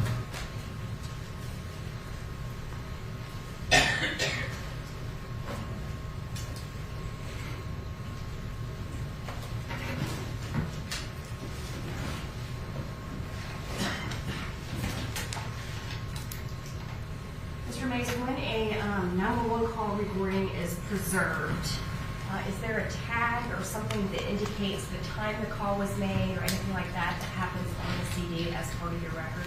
Yes. Judge, for what it's worth, we're not contesting the authenticity of the 911 call. But you're not introducing the CAD? I'm not at this point, Your Honor. Okay, go ahead. And so the, is there a little bit of information that starts before you can hear the call? Yes, it's the timestamp of the call. Okay. And so in this particular case, was there a timestamp? Yes, ma'am. All right. And I'm going to play it. And if you can explain to the jury when you hear this what the timestamp is. On Saturday, September 14, 2019, at 8:53 p.m., with a GMT offset of negative 240 minutes, agent ID is extension is 202. If you explain to the jury what that means. Okay, that's the time and the date that the call came in to the 911 center. The actual phone call came into the 911 center. And was the time 8:53 p.m.? Yes. And would that be an accurate time as to when this phone call was made? Yes. Your Honor, I'm going to publish the call in its entirety. On Saturday, September 14, 2019.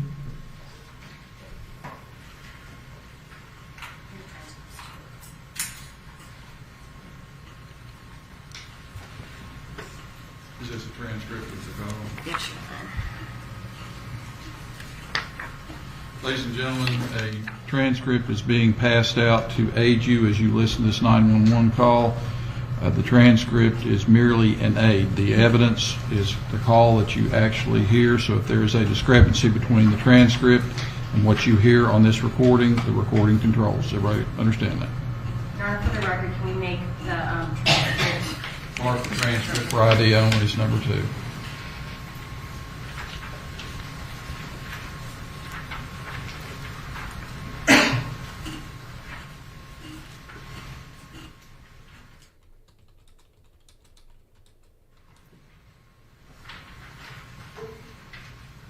At 8:53 p.m. with a GMT offset of negative 240 minutes. Agent ID is extension is 202. I had an emergency. This dude was just at my house and my fucking daughter just got shot, man. Please hurry. I'm just following this awesome drive. What, she just outside right now? Yes. Who did it? The guy that just walked into your door? Yes. Okay, what's your name, man? Robin. Robin, okay, where's your daughter at now? She's on the couch. Where did you shoot her at? Okay. We're on our way. I've already sent it to Robin. We're on our way now. She's laying on the couch. Oh my God, what do I need to do? What do I need to do? We're coming, Miss Robin. Let you speak with the ambulance, sir. The guy who did that, the white, black, or Hispanic? He was black. Okay. What was he wearing? He had a black shirt on. Okay. Did he say anything when you guys opened the door? No. Okay. My baby's just laying here, dude. Oh my God, please come down. Please come down. We're on our way, Miss Robin. Let me speak to the ambulance so they can tell you what to do. We're trying to get us some help. 1 minute for it. Oh my God, yes. He was in the car, Miss Robin. He was in a car. He was in a black light. So I just opened up the door. Hey, Mark, is that just an emergency? Stop here, dude. Awesome job. Okay, telephone number 951-8096. Yes, ma'am. Okay, I already have an ambulance on the way there. Tell me exactly what's going on.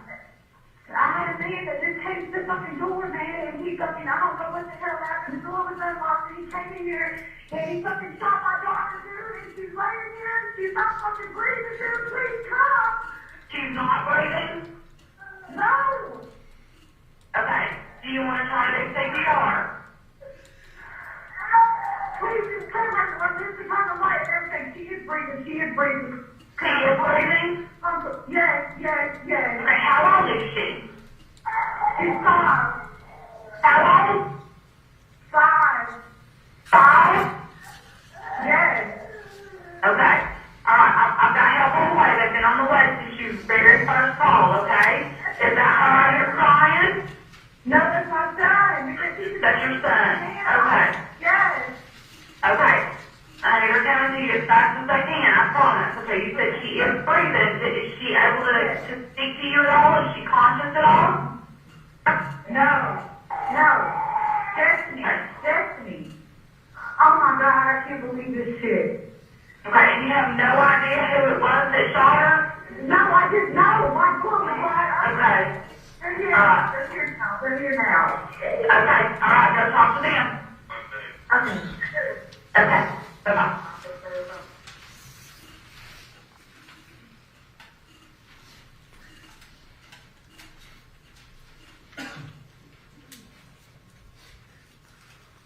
I have thoughts.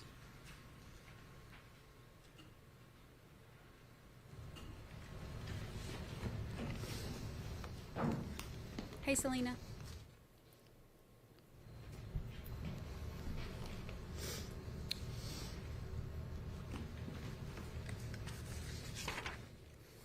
Can you explain to the jury what a CAD is?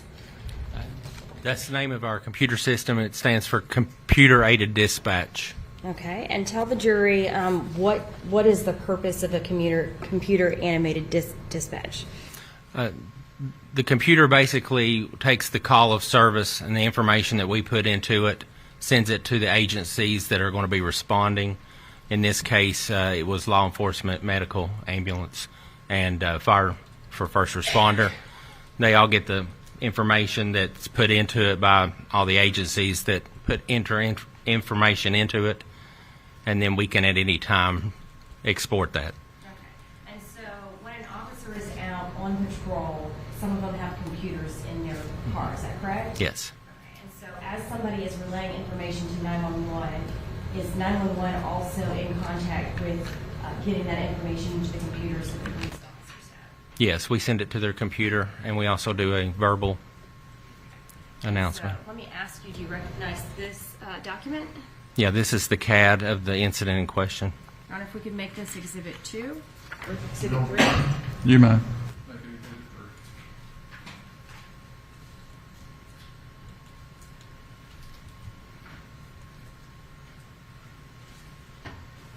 Okay, and so just so that it's clear for the jury when they get this document, up at the top it's got an event date and an event time. Is that indicative of the date and time of the call that we just heard? Yes, that's the time that the call processor started entering the stuff into the CAD. Okay, and it's got a caller name as Robin. Is that information that the 911 caller would have received from the caller? Yes, Okay, and then it has the address there as well. Is that correct? that's correct. Okay, and then there is a part that says remarks with a bunch of information under that. Is that correct? Yes. And would that be just what the operator is typing into the system as she's hearing the 911 call? Yes, anytime a call processor or dispatcher enters information, it is put in there in the remarks. Okay, and then whenever you get a little bit further down, it looks like, is this a different call that came in that day? You're talking about right here? I'm talking about this stuff right here. Yes, that is a duplicate call. That's a different call that's happening? Yes. Okay. If we could publish this to the jury, Your Honor.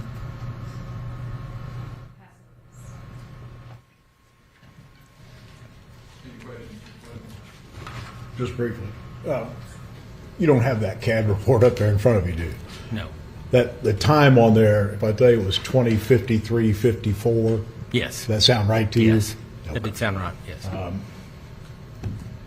Didn't expect to see you today. I think you'd be here, but I understand you're traveling. Have a good trip. Thank you. Any further? You may step down, Mr. Mays. Thank you for being here. Call your next witness. Okay, that 911 call, I did another poll based on first degree as charged or accident, and now so far we're at 100% for first degree. My thing is, if it was an accident, to come up with details like that, like I opened the door and he came in and he, shot her and he was driving a Chrysler 300. She's making up whole people and a whole car.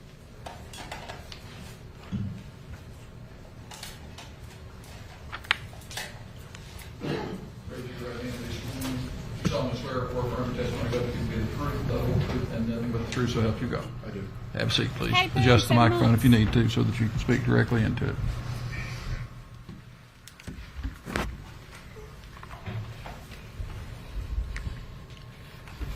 Good afternoon, Officer. Could you state and spell your name for the record? My name is Officer Andrew Cummings, ANDRELL, Cummings, CUMMINGS. And where are you employed currently? With Knoxville Police Department. How long have you been employed there? It was 7 years last month. And what's your position at the Knoxville Police Department? Right now I'm assigned to West Alpha Patrol. Okay. What does Patrol do? Patrol mainly answers calls for service. We do answer car wrecks, anything. Anytime somebody calls 911 and the officer is needed out, regular patrol would come out. And then we would deem if anybody else needs to come out, any special teams, search and rescue, detectives, or anything like that. Okay. Prior to being an officer of the Knoxville Police Department, where were you employed? I was employed with the Rural Metro Fire Department for about 12 years. Can you walk me through some of the training you received to be a Rural Metro Firefighter? I don't know exactly how long our fire training was, but we say somewhere between 5 and 6 months. And then shortly after that, I got my EMT IV license through the state of Tennessee. So you are trained in, attending to people who have been injured? Yes, sir. Yes, sir. Rural Metro, they took. I always tell everybody there's different type of calls: priority 1s, priority 2s, and priority 3s. Rural Metro Fire, the services Knox County, we took everything. So if you were having trouble breathing or somebody was seriously injured in a car wreck, we would come. And then also, if lack of a better term, if grandma or grandpa fell on the floor, then we would be there for a lift assist. Officer, can you speak up, please? Oh, I'm sorry. I apologize. Speak up. Yes, sir. Sorry about that. I want to direct your attention to September the 14th, 2019. Did you have an occasion to respond to a 502 Balsam? Yes, sir, I did. And is that in Knox County? It's Knoxville, Knox County. Yes, sir. Tell me about that call. Again, at the time, I was assigned to routine patrol in the North Knoxville area. We got a call I was dispatched to a call of shots fired into a residence. I wasn't there. I wasn't really that far away. I was on Broadway, just north of Cedar Avenue. Okay. How long did it take you to get to that address? If I had to guess, I don't know off time, I'd probably say a minute to maybe 2.5 minutes, maybe less. When you arrive on scene, describe to the jury what it was like. So pulled up on scene. I arrived very slowly to make sure, again, to see what I'm walking into. Again, shots fired. Didn't know if suspect was still on scene or anything like that. So arrived, pulled up slowly to the house, tried to get a good survey of the scene, see if I saw anybody, any suspects, any cars fleeing, somebody running, or anything. Initially, what I saw was a young male, young child, I should say, at the screen door of the home, and his hands were placed up against the glass, and he was just kind of smiling, looking at the lights. So, of course, I have my gun drawn, and I'm just trying to, again, protect myself, protect anybody else, because, again, I don't know what I'm walking into. So I get to the door, and I remember walking to the door. A young man took off into the home, started crying, and I see a young lady sitting on the couch inside the home. Would you like me to describe the home from what I remember? Yeah, if you could. So when you open the door, it was, I'm going to call it maybe like a living room. I'll call it living room number 1. Very wide open space, saw a couch, TV. And then as you walked in a little bit further, there was, I think I remember that, a arch over walk-through area, and it kind of went to what I call living room number 2. And in that living room number 2 is where I saw a young lady who we found to be my complainant, or our complainant, sitting.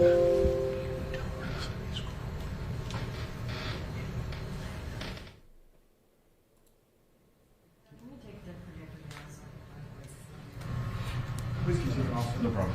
I saw a young lady who we found later to be our complainant sitting on the couch, and later noticed that it seemed that she was on her phone, or had her phone up to her ear. And I walked in. I think I maybe just kind of cracked the door, and I said, "Did you call 911?" And she was like, "Yeah," kind of waved me in. And I kind of walked in, and I go, "Is anybody hurt?" And she just kind of points to behind her. And that's when I saw. Oh.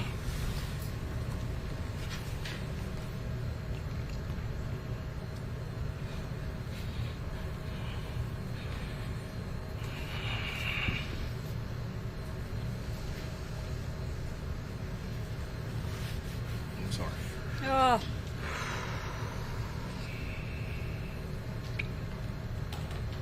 So when I saw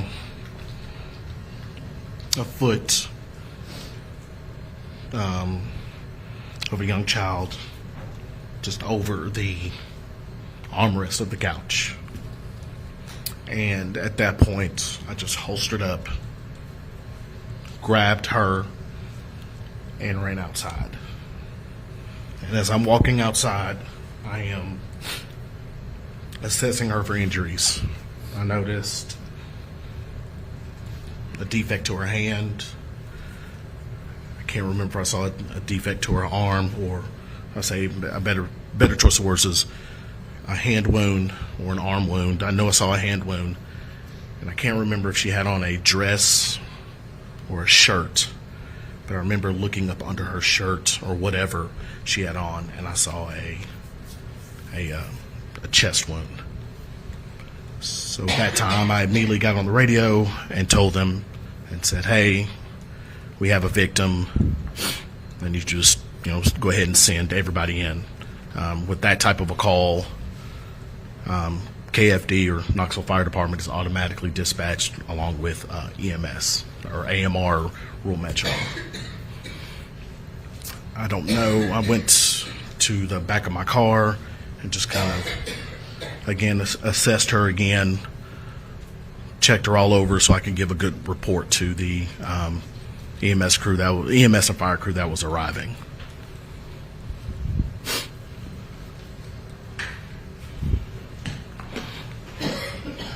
She just pointed behind her, like. Or maybe we have the screen.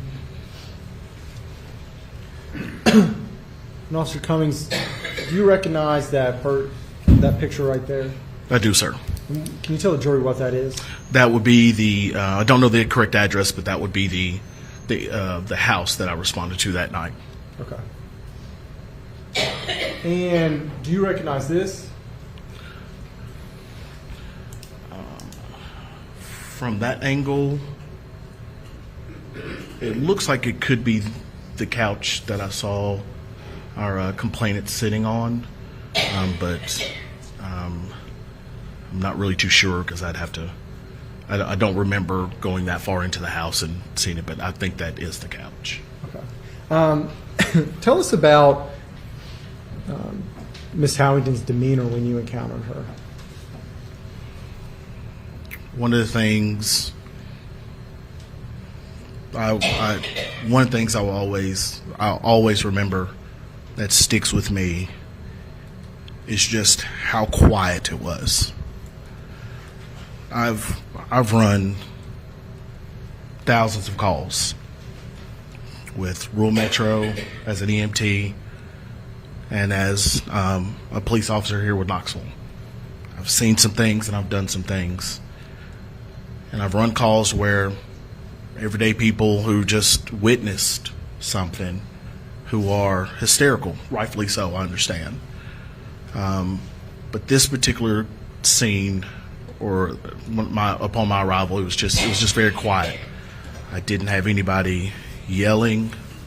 I didn't have anybody screaming. I didn't have anybody, trying to grab me and yank me in and point me out. Hey, this is what's going on. This is what happened. This is what's hurt. It was just very, very quiet. Sometimes we joke and laugh and we say we always have a Richard Simmons on scene because there's always somebody doing the jumping jacks when you arrive somewhere. There was just nobody there. It was just so quiet. Is what really got me. And like I said, Miss Town was just kind of sitting there on the phone, and I remember asking her. I said, "Hey, do you need somebody? Is there somebody we can call for you?" And she was like, "No, they're on the phone. They're on the way. They're just a little bit lost." And I said, "Oh, do you want me to ask? Do you want me to give them direction?" She was like, "No, they'll be fine." And that was just it was just very calm demeanor.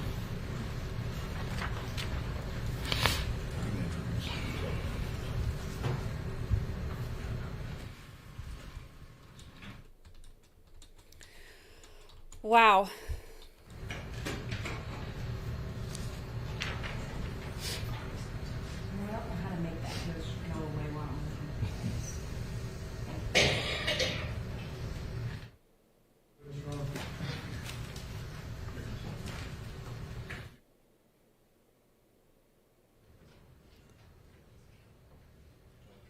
hearing about how she wasn't crying, she wasn't upset, she was just very calm, wasn't holding Destiny, was just like, he's like, is anybody hurt? And she just points. That's hard. Number 4. Tell me if you recognize that individual. I do. Who is that individual?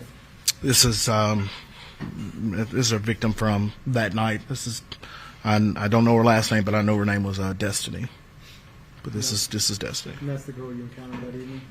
Yes, sir. You know how these marked and entered as 4? That be marked and filed as number 4.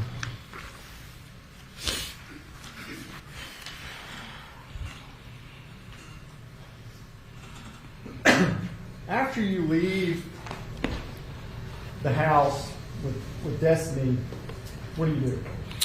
I went to the, like I said, I immediately got on the radio call for KFD and AMR, tell them that the scene was okay for them to enter.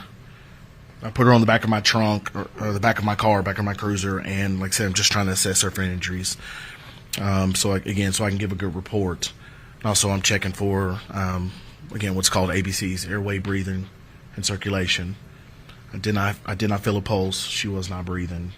And so... This is hard testimony, but I think I'm losing it. I'm sorry. I apologize. Yeah, I apologize. Like I said, I assessed her again so I can give a good report to the EMS personnel that was arriving on scene. And like I said, I checked for ABCs, airway, breathing, and circulation. She did not have a heartbeat, and she was not breathing at the time.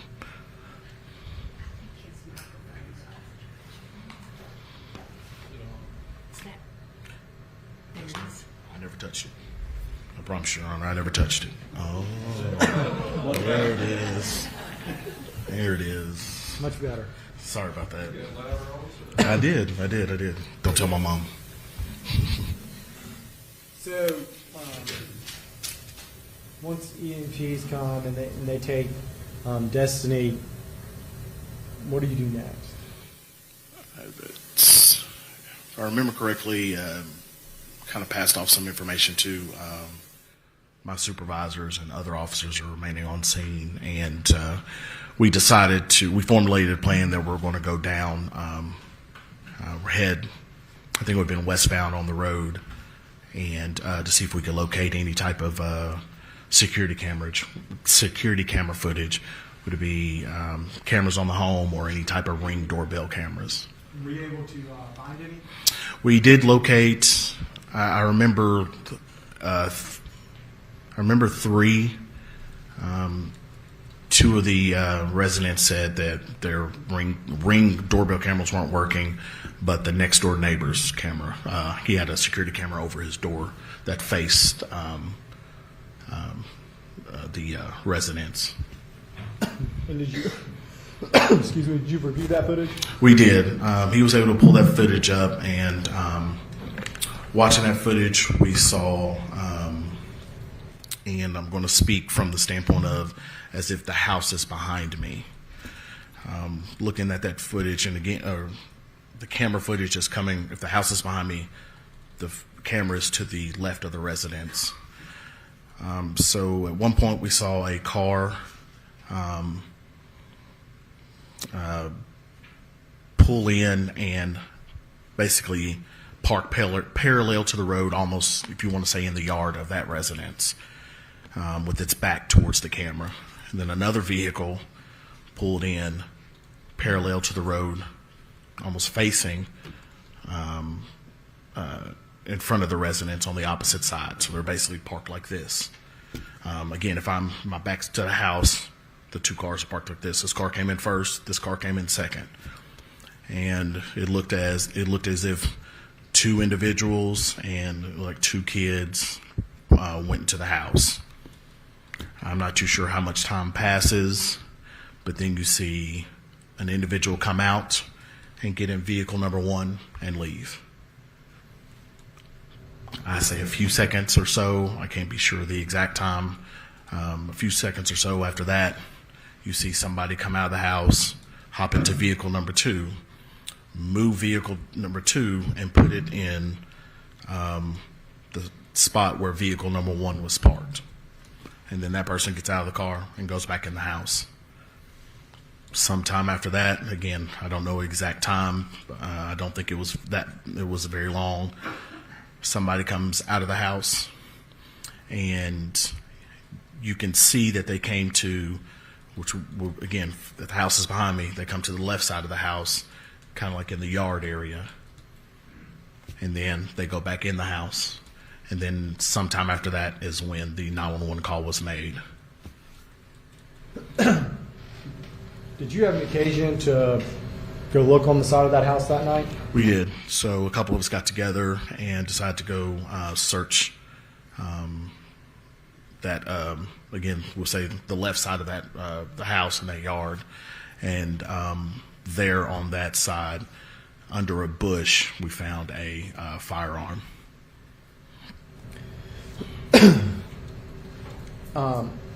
Back in 2019, can you explain to me your setup in terms of whether or not you were having in-cruiser cameras or body cameras or both? I know at that time I had not been issued I did not have a body cam. I don't know if we were transitioning, trying to get body cams, or if we were trying them out or not. But at that time, all I had was an in-car camera and what we call a belt mic. So you can hear what I'm saying, but you can't see exactly what's going on or what I'm talking, or you can't see what's going on with me or who I'm talking to or anything like that. But you can hear me talk as long as I am, we say, in line with the vehicle. Was your in-cruiser video system operating that evening? Yes, sir. Have you had an opportunity to review that footage? I have. Does it fairly and accurately reflect that evening? Yes, sir. Again, Judge, we're not contesting the authenticity of that video. All right, thank you. Your Honor, we'd like to move in to clips from the cruiser camera and publish those to the jury. It is, Your Honor. So who was in that first car? Was it Lisa 5? Yes, sir. Okay, number 5. And was it a Chrysler?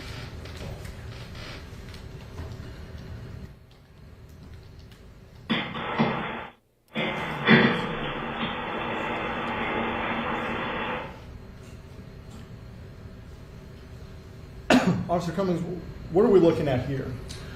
I believe this is my in-car camera from that night. You're looking at, I believe it's going to be Balsam Drive, and I'm facing what would be westbound.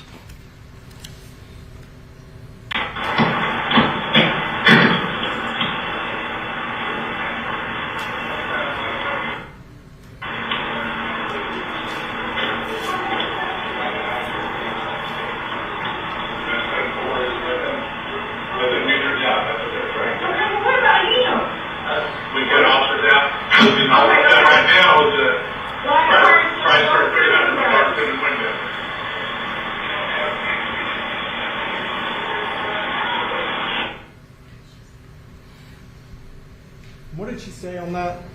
I believe we were trying to get a suspect vehicle description, and she's told us it was a black Chrysler 300, dark tinted windows.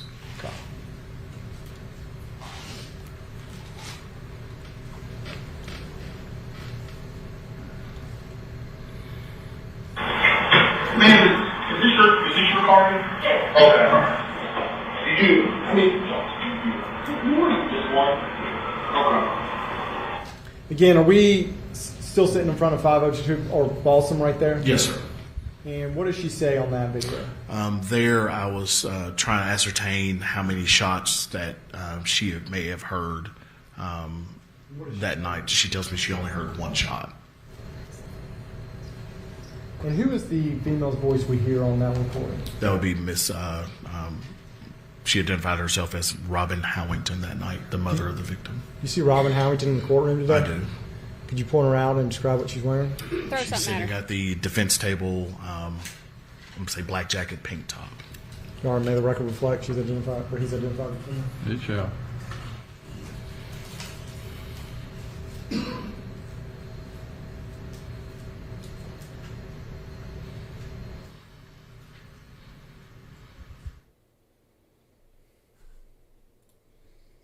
She's got her dad's last name. That's the witness, Your Honor. Cross-examination.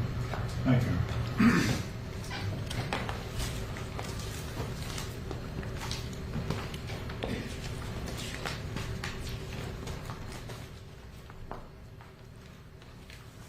Good afternoon, Officer Cummings. Good afternoon, sir. You okay up there? I'm doing okay. Okay. Thank you. I appreciate it. Sure. Let me ask you this. Before arriving at that house sometime around 8:56, I think, on the 14th of September 2019, how much did you know about Robin Howington? I think I had one prior interactions with her. I do believe, if I'm correct, I believe it was one prior interaction. And did you know that she was under doctor's care for PTSD? No, sir. That was, there was never an interaction I had with her that I would need to ask that information. Okay. You described that when you got there, she was very quiet. Correct. Would it surprise you to know that's something that folks who suffer from PTSD seek, is the quiet?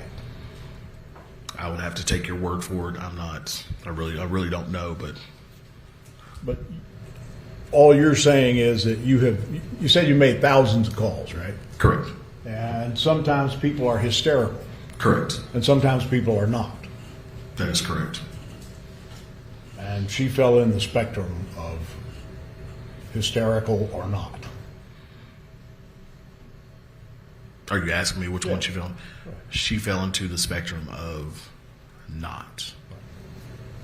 And that's, in your experience, not out of the ordinary to find that some people are not hysterical.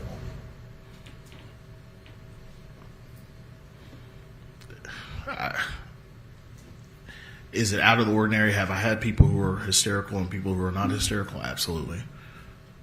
If you're asking what I think that is, I won't say common.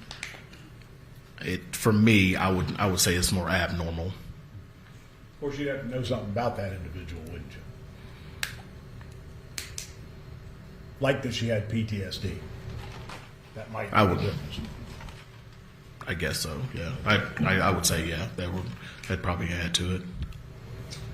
Or give you more insight. And I think I could say I would thank you on behalf of myself and Ms. Howington. I think you pulled a football out of your car and a stuffed animal and gave those to Gavin when you took him next door to the neighbor's house, right? Aww. I did. Okay. What a good guy. And when you were just talking with Mr. Ammons a moment ago, he asked you about what she said on that video. I think they're just loading up Destiny in the ambulance, and someone says to her, she's okay, let them do their job, right? I don't know what, I did hear somebody say, just let them do their job. I think he said that's what they're trained to do. I have no clue if they're loading her up at that time or not. I can't really be sure. And what she said next was, what about him, Gavin, right? I heard her say, what about him? But I don't know if I don't know who she was referring to, whether it be Gavin or a suspect or anything. Well, the suspect wasn't there, right? What was he? I did not see a suspect at the time, no. Gavin was there. Gavin was there, that's correct.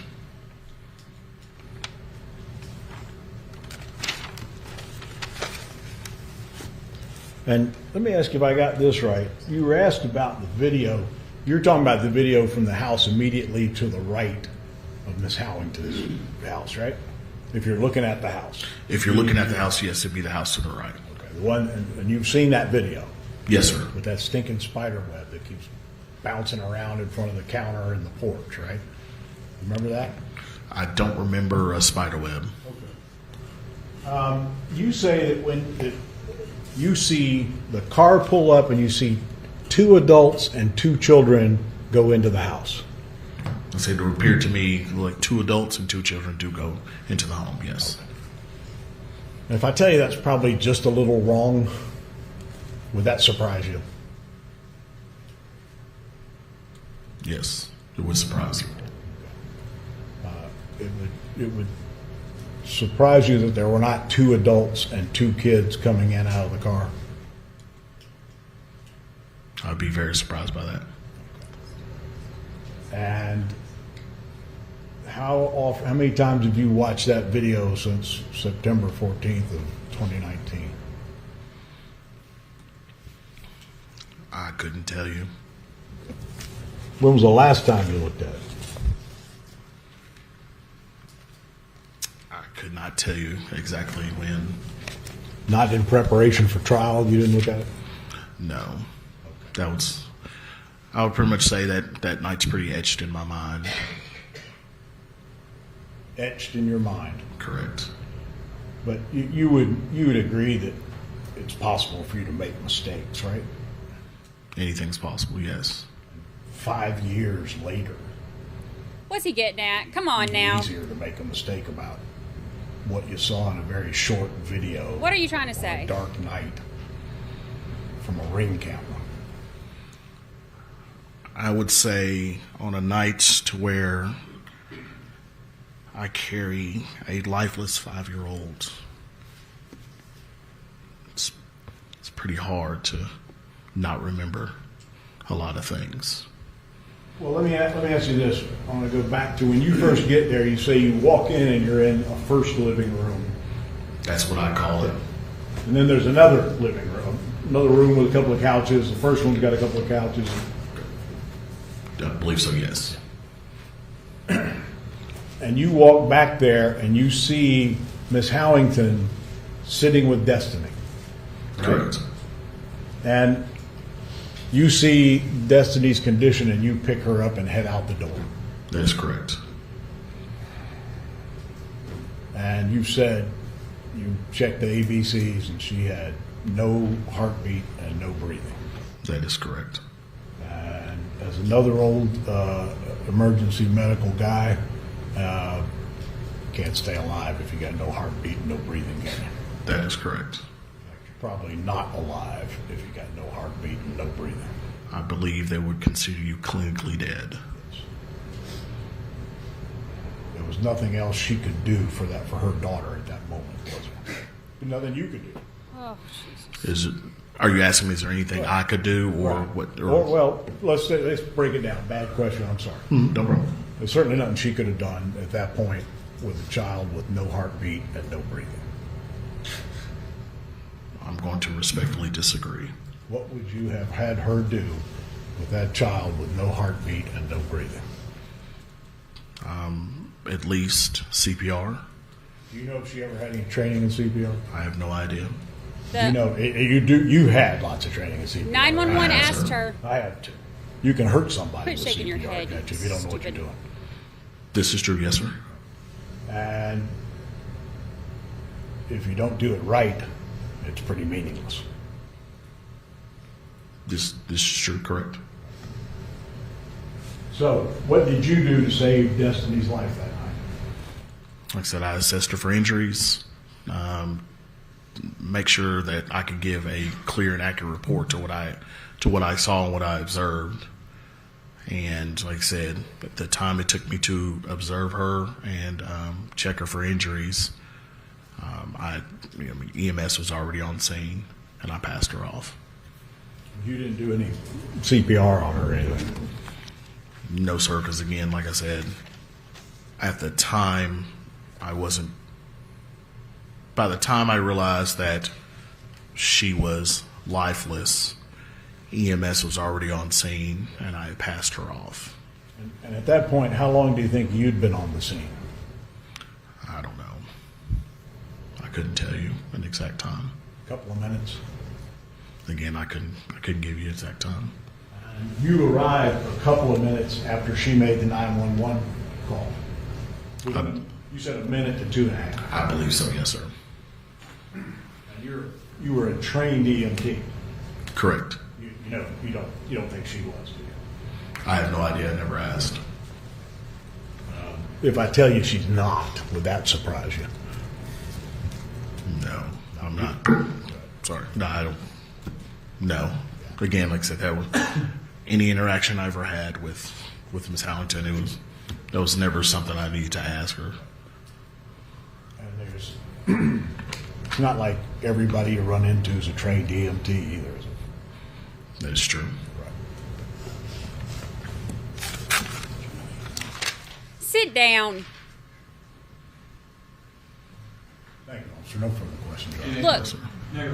You may sit down, 911. Officer Cummings. Thank you. That 911 call, you can hear the operator say something to her about doing CPR.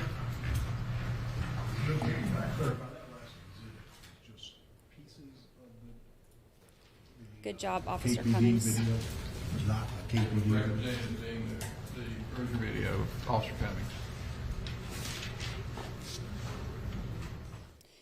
You can hear On there or not. that on the 911 call. So to just sit there and be like, Raise your right hand, please, sir, and be sworn. no. You No. solemnly swear or affirm the testimony about to give you be the truth, the whole truth, and nothing but the truth, so help you God. I swear. Have a seat, please. Adjust the microphone so that you can speak comfortably into it. Y'all done got my blood pressure up. State and spell your name, please. Preston Tucker, Preston. My last name is Tucker. And where are you employed? The Tennessee Highway Patrol, And prior to that, where were you employed? the City of Knoxville Police Department. What'd you do for the KPD? I was a patrol officer, and I worked primarily in the North Knoxville area. What do you do on patrol? You answer calls for service from citizens via a wide variety of issues, civil disturbances, traffic crashes, or more felonious incidents such as shootings. Were you so employed on September the 14th, 2019? I was. Did you have an occasion to respond to a call to a 502 Balsam? I did. Is that in Knox County? Yes, it is. Can you tell me about how you came to respond to that address? We received a call for service regarding a shooting. I believe it was a shooting with a victim. And when you receive a call like that, typically every available unit will go to try to render aid and secure the crime scene. Okay. Can you tell me about your involvement that evening with this crime scene? I was nowhere near being the first unit there. However, when I responded, my main objective was to create a crime scene log. I was quickly relieved of that duty by a supervisor and instructed to take the defendant to the hospital to speak with the doctor regarding the injuries of her, of her daughter, the victim. So you transported her from the scene to UT Medical Center? Correct. And tell me about, in 2019, were you equipped with an in-cruiser camera or body camera or both? Considered to today's time, the technology then was very archaic. The cruiser was equipped with a front-facing dash camera, and the audio for that front-facing dash camera was through a microphone attached to our belt. The rear passenger area / cage where you put a prisoner or a passenger had a microphone only to record audio. So once you transported the defendant to UT Medical Center, or do you see that individual in the courtroom today? I do. Could you point her out and describe what she's wearing? She's seated at the defendant's table wearing a black jacket and a pink colored shirt. Okay. Throws doesn't matter. Sure. So why do you transport someone like that in the back of your cruiser to the hospital? I'm sorry, you're asking why we would. Yeah, do why that? would you do that? As like opposed to the front seat. Yeah. quite frankly, it's just out of convenience. We normally have quite a bit of equipment in our front seat. It's just easy to, as opposed to having to clear out the front seat, it's more efficient and quick to just put them in the back. Okay. So you transport Ms. Howington to UT Medical Center. Yes, sir. What happens next? On the way there, I'm sorry, like once we arrive at the hospital? Once you arrive at the hospital.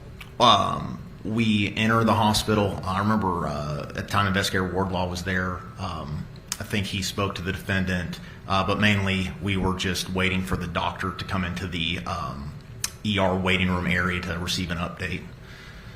Okay. Did you receive any information from a citizen about Ms. Howington's behavior in the bathroom? I did. Can you tell me what that was? As I was waiting for the doctor to come into the emergency room waiting area, I was alerted. Judge, may we approach?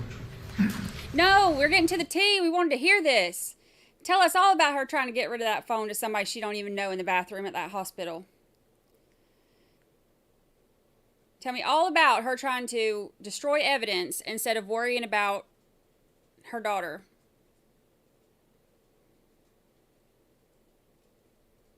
How long y'all think this jury's going to take?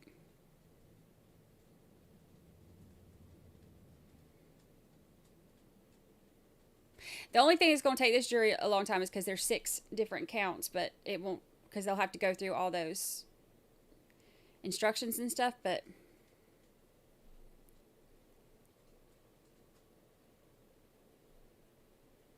is there an insurance policy involved? Good question. Not that I have seen, but don't know yet. Her PTSD, according to the defense, came from being sexually assaulted by a police officer. That is what she said.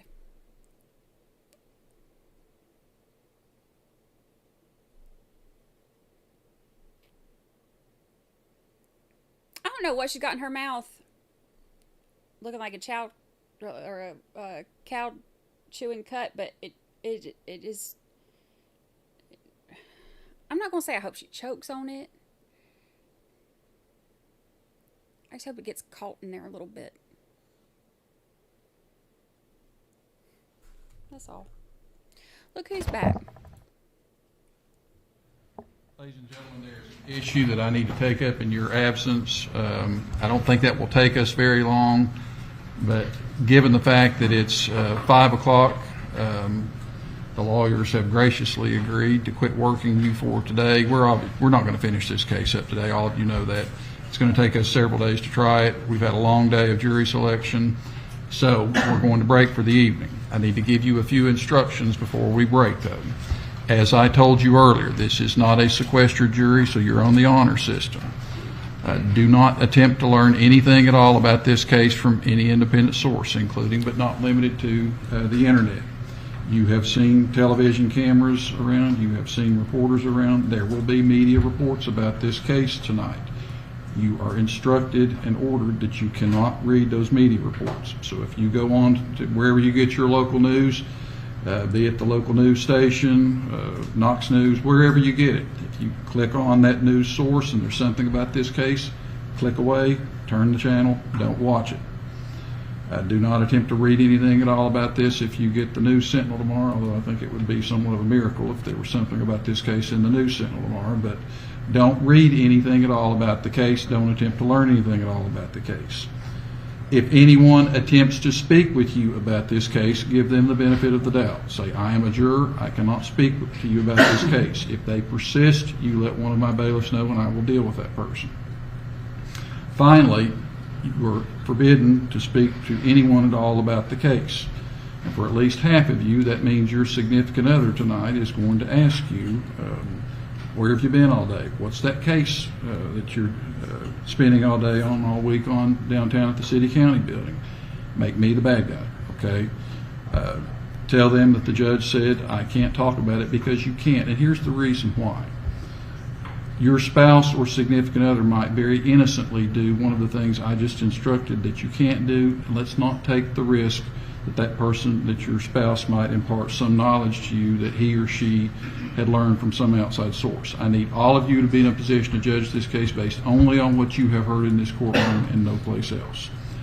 Tomorrow morning, I have a very limited docket. We've tried to keep it light so that we can start this case back pretty quickly. Is there anyone, I'm trying to determine what time I want to get you all back into the jury room tomorrow morning. I want you to report directly to the jury room. Don't come to the courtroom. Mr. Morgan will show you where to report, but go directly to the jury room tomorrow morning. Does anyone, I cheated and told you earlier that I'm lazy. I like to early vote. I don't ever wait until the day of election, but does anyone need to go vote tomorrow morning before they come to court? All right. If I have you here by 10 o'clock tomorrow morning, does that give you all time to go vote before you show up? Great. All right, report directly to the jury room. Be here not later than 10 o'clock. I can't start until I have all 14 of you here. Have a very good evening, and we will see you in the morning. All rise for the jury. Whew.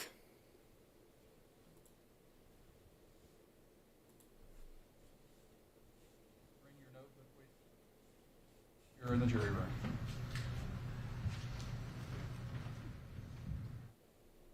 I want to know, I won't go back and look at those videos because this defense attorney is trying to say that everybody else is wrong about what they see on those videos. We'll hear what their objection is first. Everyone may have a seat.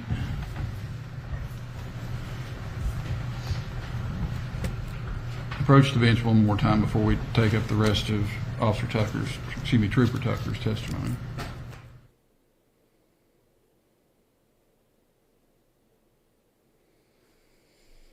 So they're keeping him on there outside the presence of the jury. I want to get all the tea about this bathroom incident. I was thinking, when I read that, I was thinking it had to be like somebody that she knows that she was there with. No. This is somebody who's there with her hurt or sick son. That makes this even crazier. Good Lord of mercy. This lady.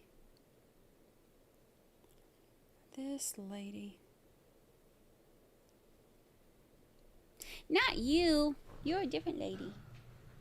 I like you. Tucker, I should say. Someone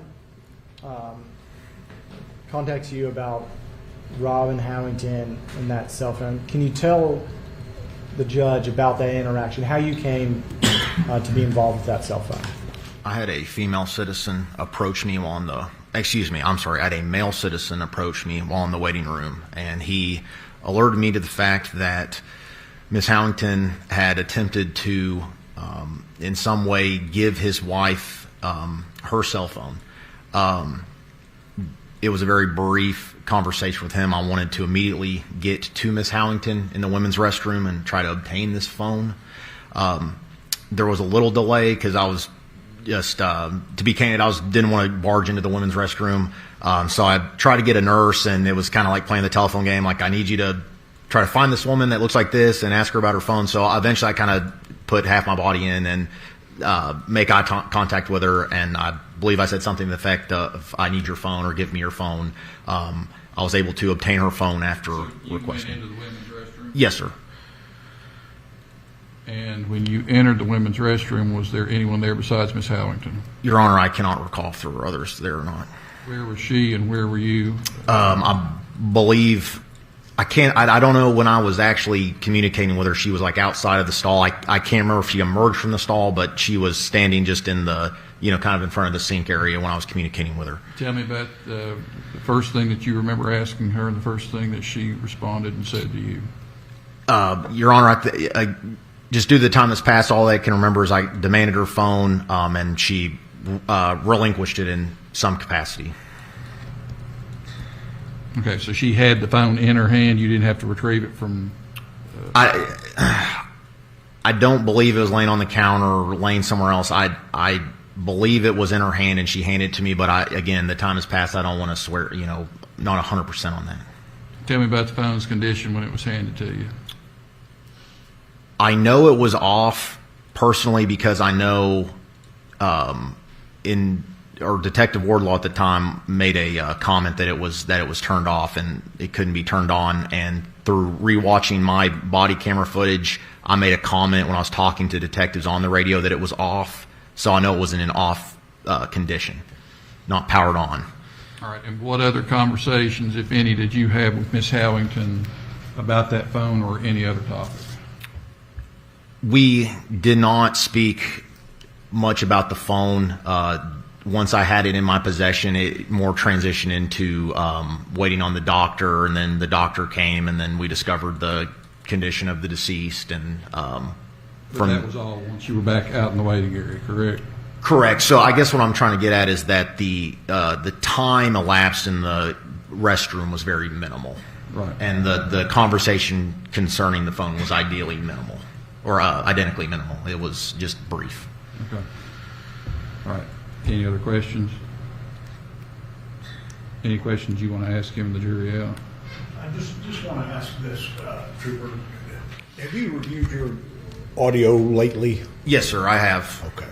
And is that conversation, I know the conversation with both the male and the female is picked up on your mic.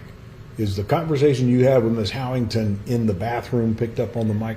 I remember I just watched it just before we came in here, just vividly. It was, I said, "Hey, I need your phone." I can hear myself saying that. And then she makes some sort of just, Y or O, just a quick response. And then I very quickly obtained that phone. So there wasn't much of a conversation. Okay.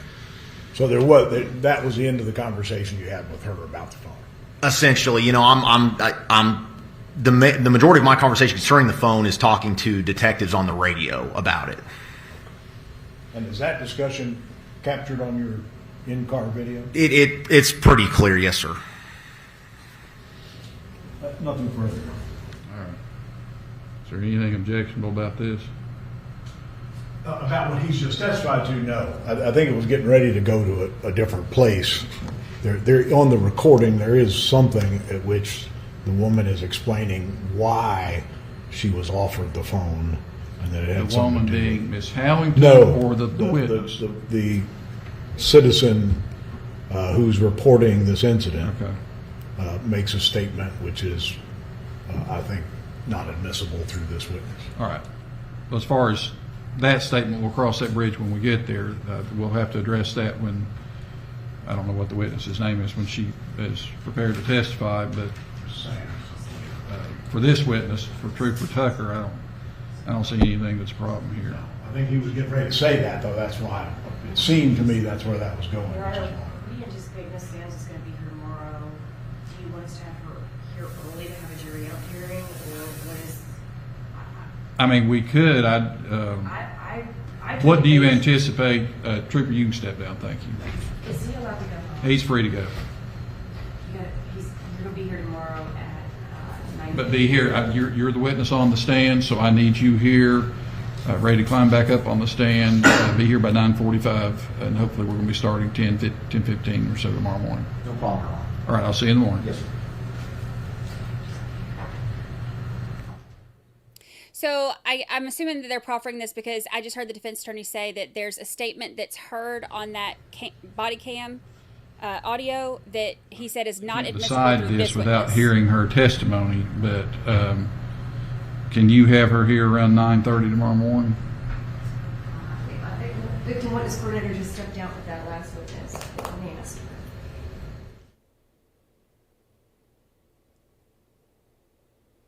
Oh, this heifer. I'm surprised she got bond too, honestly. Like, real surprised. She's on house arrest. Okay. have her here at 9:45. I don't have much of a docket tomorrow, so hopefully I can blow through that pretty quickly, and we can address this issue as soon as she gets here.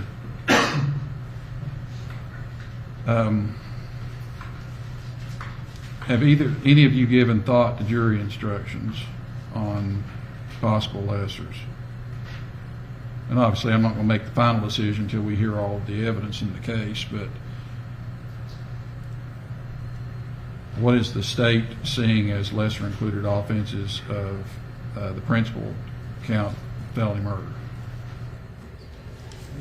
I think at this point, I think certainly reckless homicide and criminal negligence. I think that's a given. Those would be instructed. I don't see how voluntary manslaughter would be instructed. And I guess the real question I have, I don't see how second degree would be instructed either, but I'll listen to further argument on that. Anyway, give it some thought, and we will address that when the time is appropriate. Is there anything else we need to take up this evening? On behalf of the state? We still haven't received any information from the defense about anything else that they want redacted, so at this point, I'm going to assume that they don't want anything else redacted from the defense statement. Anything else, Mr. Whalen? No. All right, everybody have a good evening. Be back here, ready to go to work not later than 9:30 tomorrow morning. Ms. Howington, I need you here not later than 9:30 so that we can take up the out of jury issues before we bring the jury back in, hopefully around 10:15 or so. All right, court will stand adjourned until 9 a.m. tomorrow morning. Everybody have a good evening. Interesting. I want to know what his theory is. What the defense is trying to say. No. Siri thought I said, I'm not talking to you. I said interesting. Not hey Siri. Stop. Okay.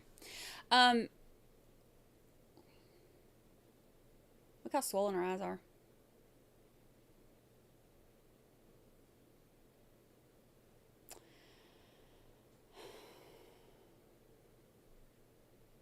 I don't like it when she gets to shaking that head. She ain't got no business shaking her head. You just sit there and be still.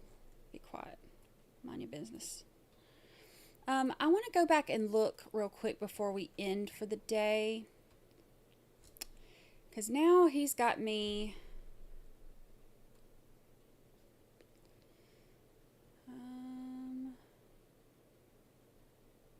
let's see. Window. I want to look...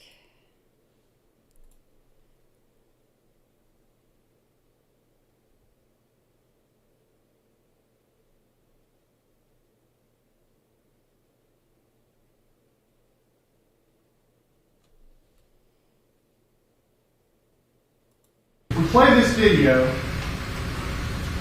and we began at approximately 8:39. You'll see right here is going to be where the defendant's residence is. So the porch lights are not on now. You can see the camera's angled, and we believe this right here to be.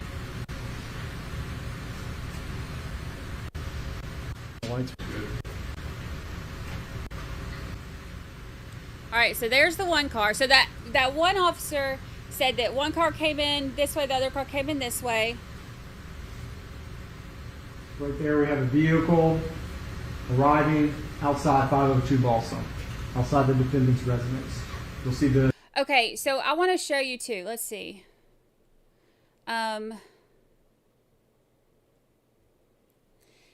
This is 502 Balsam.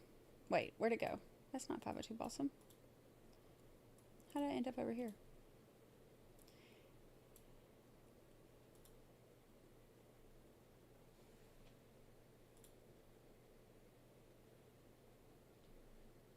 There's 509. It was right. Oh.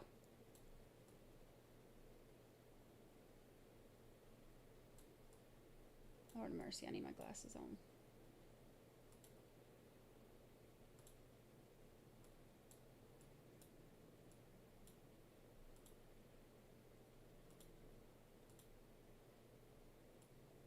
All these little porches. What is that one? 508. It says it's over here. That's 508. Oops. What did I just do?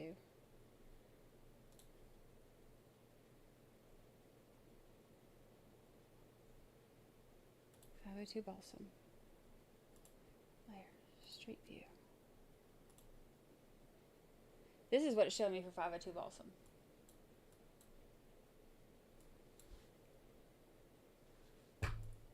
I was trying to see because it says that that the house is to the left, so I was trying to see where those cars would pull up from. The it goes from 508 to whatever, but I want to see. He says that is not, that two people don't go in there, and yeah, it looks like it's torn down. I don't know. I'll look into that. I don't want to spend too much time looking on it right now, but I'm going to look into that. But it says that one car came up this way, one car came in that way, and they the officer and the prosecutor both said that adults went inside. One adult went inside plus her. I don't know who the other adult is yet. I don't know if it's her boyfriend or who it's supposed to be. But defense is saying, would it surprise you if I told you you're wrong? And he was like, yeah, it would surprise me. The lights are dim there, but not all the way off now.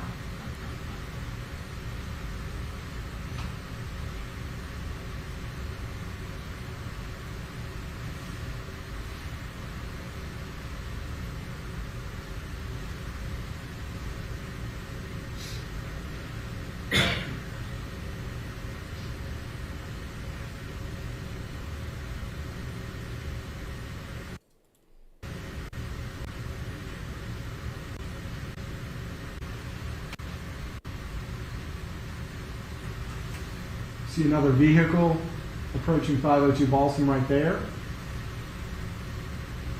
He's going to back up. And that's the defendant, Destiny, and Gavin. They said it was 509 Balsam that had the camera, right? Which is the one that we just looked at.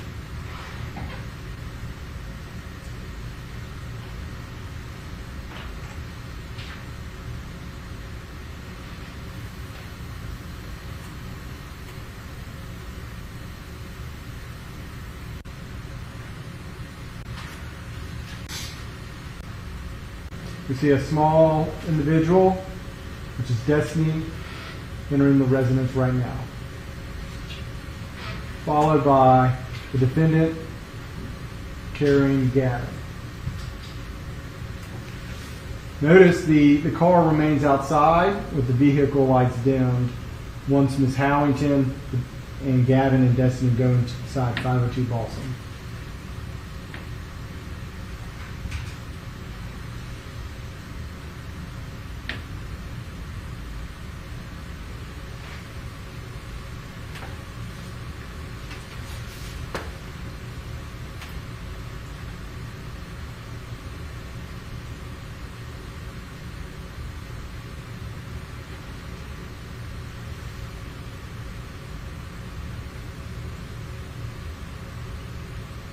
Now we're at 8:44:26.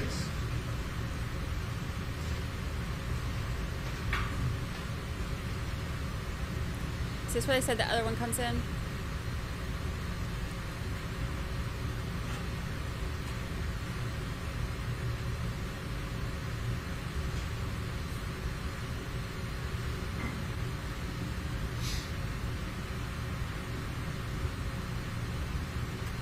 Oops. At the door to 502 Balsam.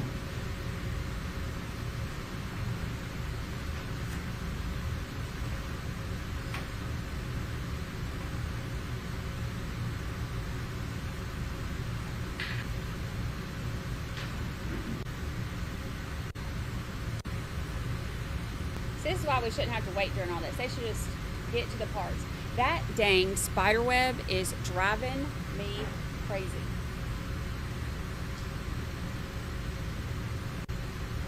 Right there. Movement at the front door, 502 Balsam, 8:46:05. Okay, you can see somebody. I don't want to see her. Put it back on the video.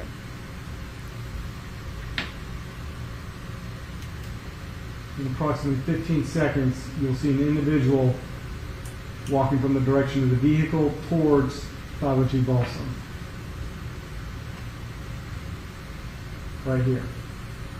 All right, you can see that.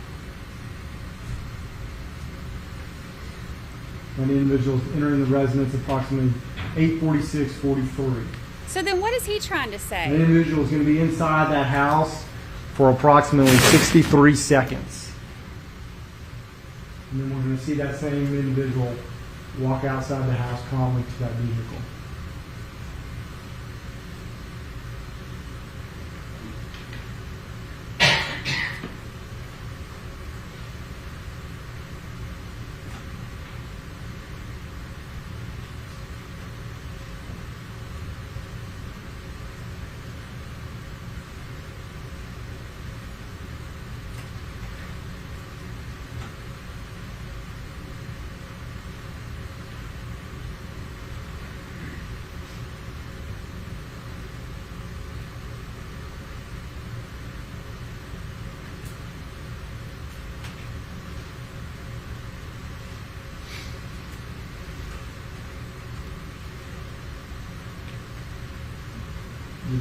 The individual is exiting the house now at 8:47:47 and walking towards the vehicle.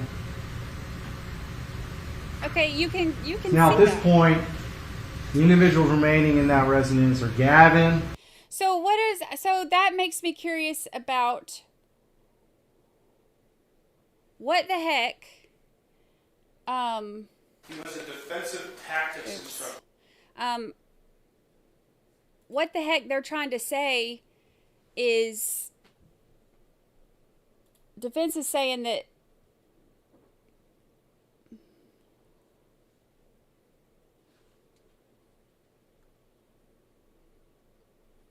I don't know.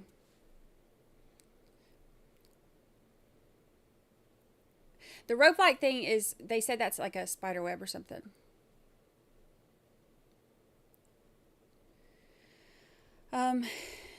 In the upper weights. Oh.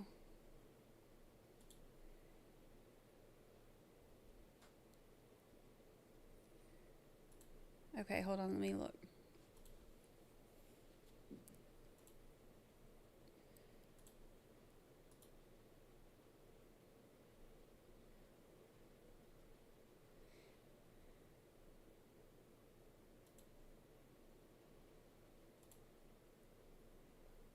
Oh, there it is.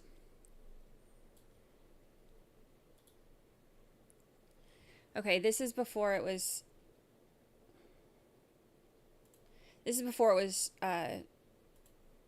torn down. Good job, Steve N. So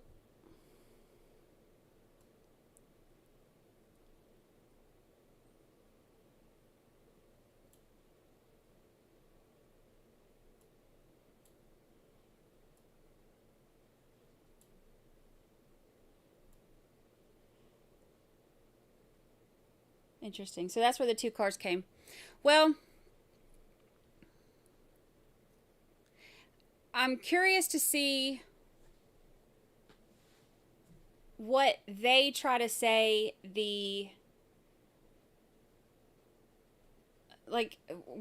whatever defense says that is. I want to know who's in the other car.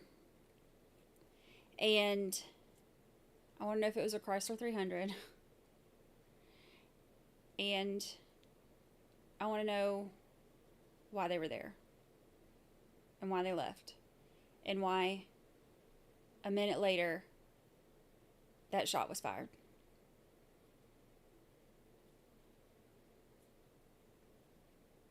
I don't know. It's interesting. I keep thinking about if it were an accident, the amount of times she lied. I mean,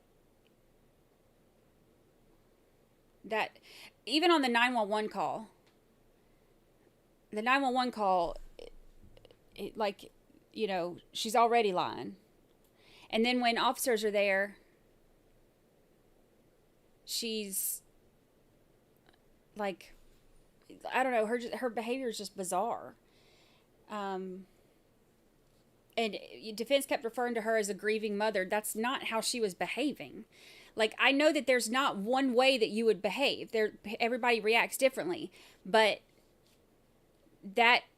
those different reactions are generally within a scope, and she ain't even close to that scope. She's like way off. So I don't know. One shot, and I think they ended up finding the bullet in the couch, I believe. You know, my other issue is, if it were an accident,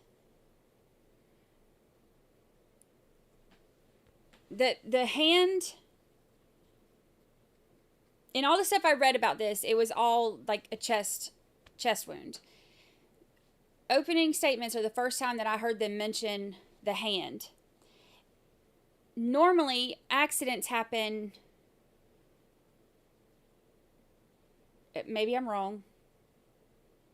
It seems to me like accidents happen before you know it. Accidents happen, it's fast.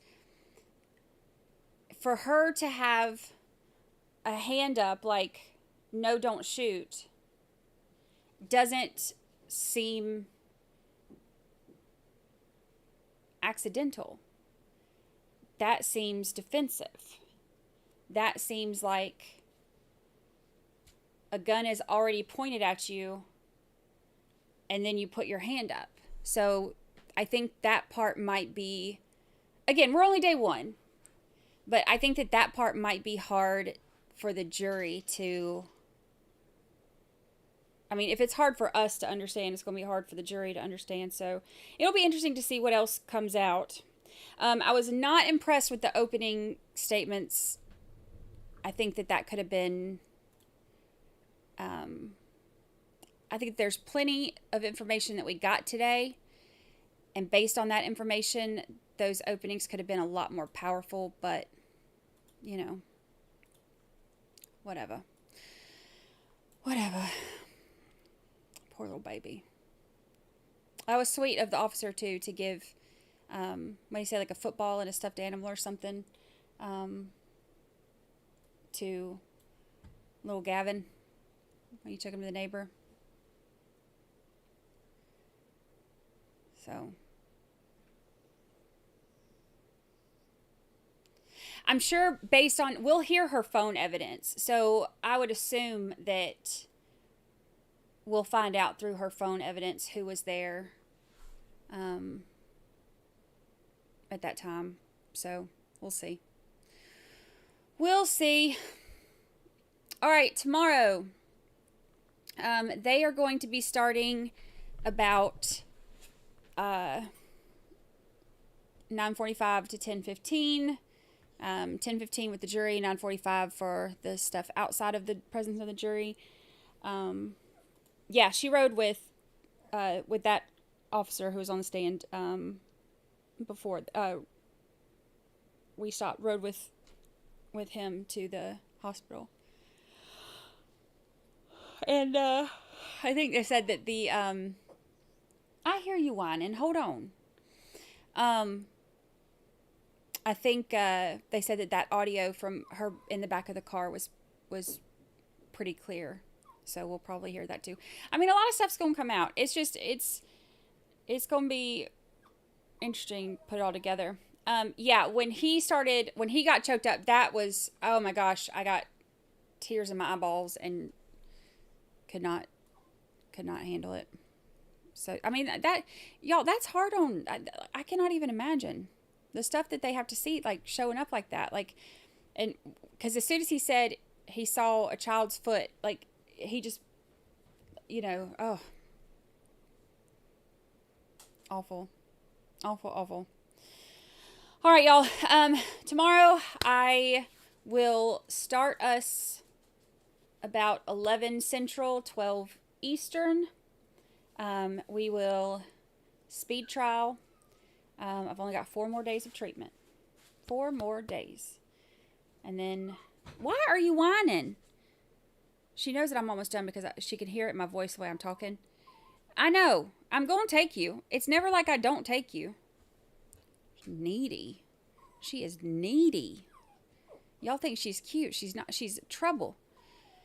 Sit down. You're bad. You're so bad. Come here to me. You are so bad. Say goodbye to your friends. Tell them how bad you are. Tell them how bad you are. Say, I'm so bad. She's an awful dog. She's terrible. Don't listen to her. We will start about 11 Central. Oh God, look how burnt I am. 11 Central, 12 Eastern, and get through day 2. So I appreciate y'all hanging out. I will see y'all tomorrow. Blow kiss. Say bye. Say bye. That's her blowing kisses. Bye, y'all.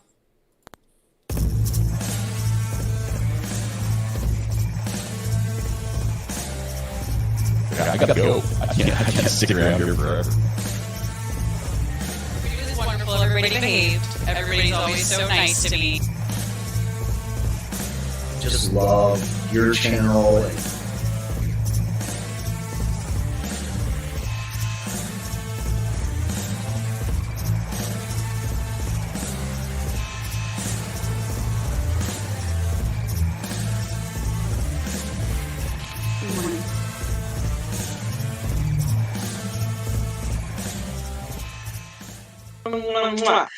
Goodbye, good people. Now, how the heck do I get out of here?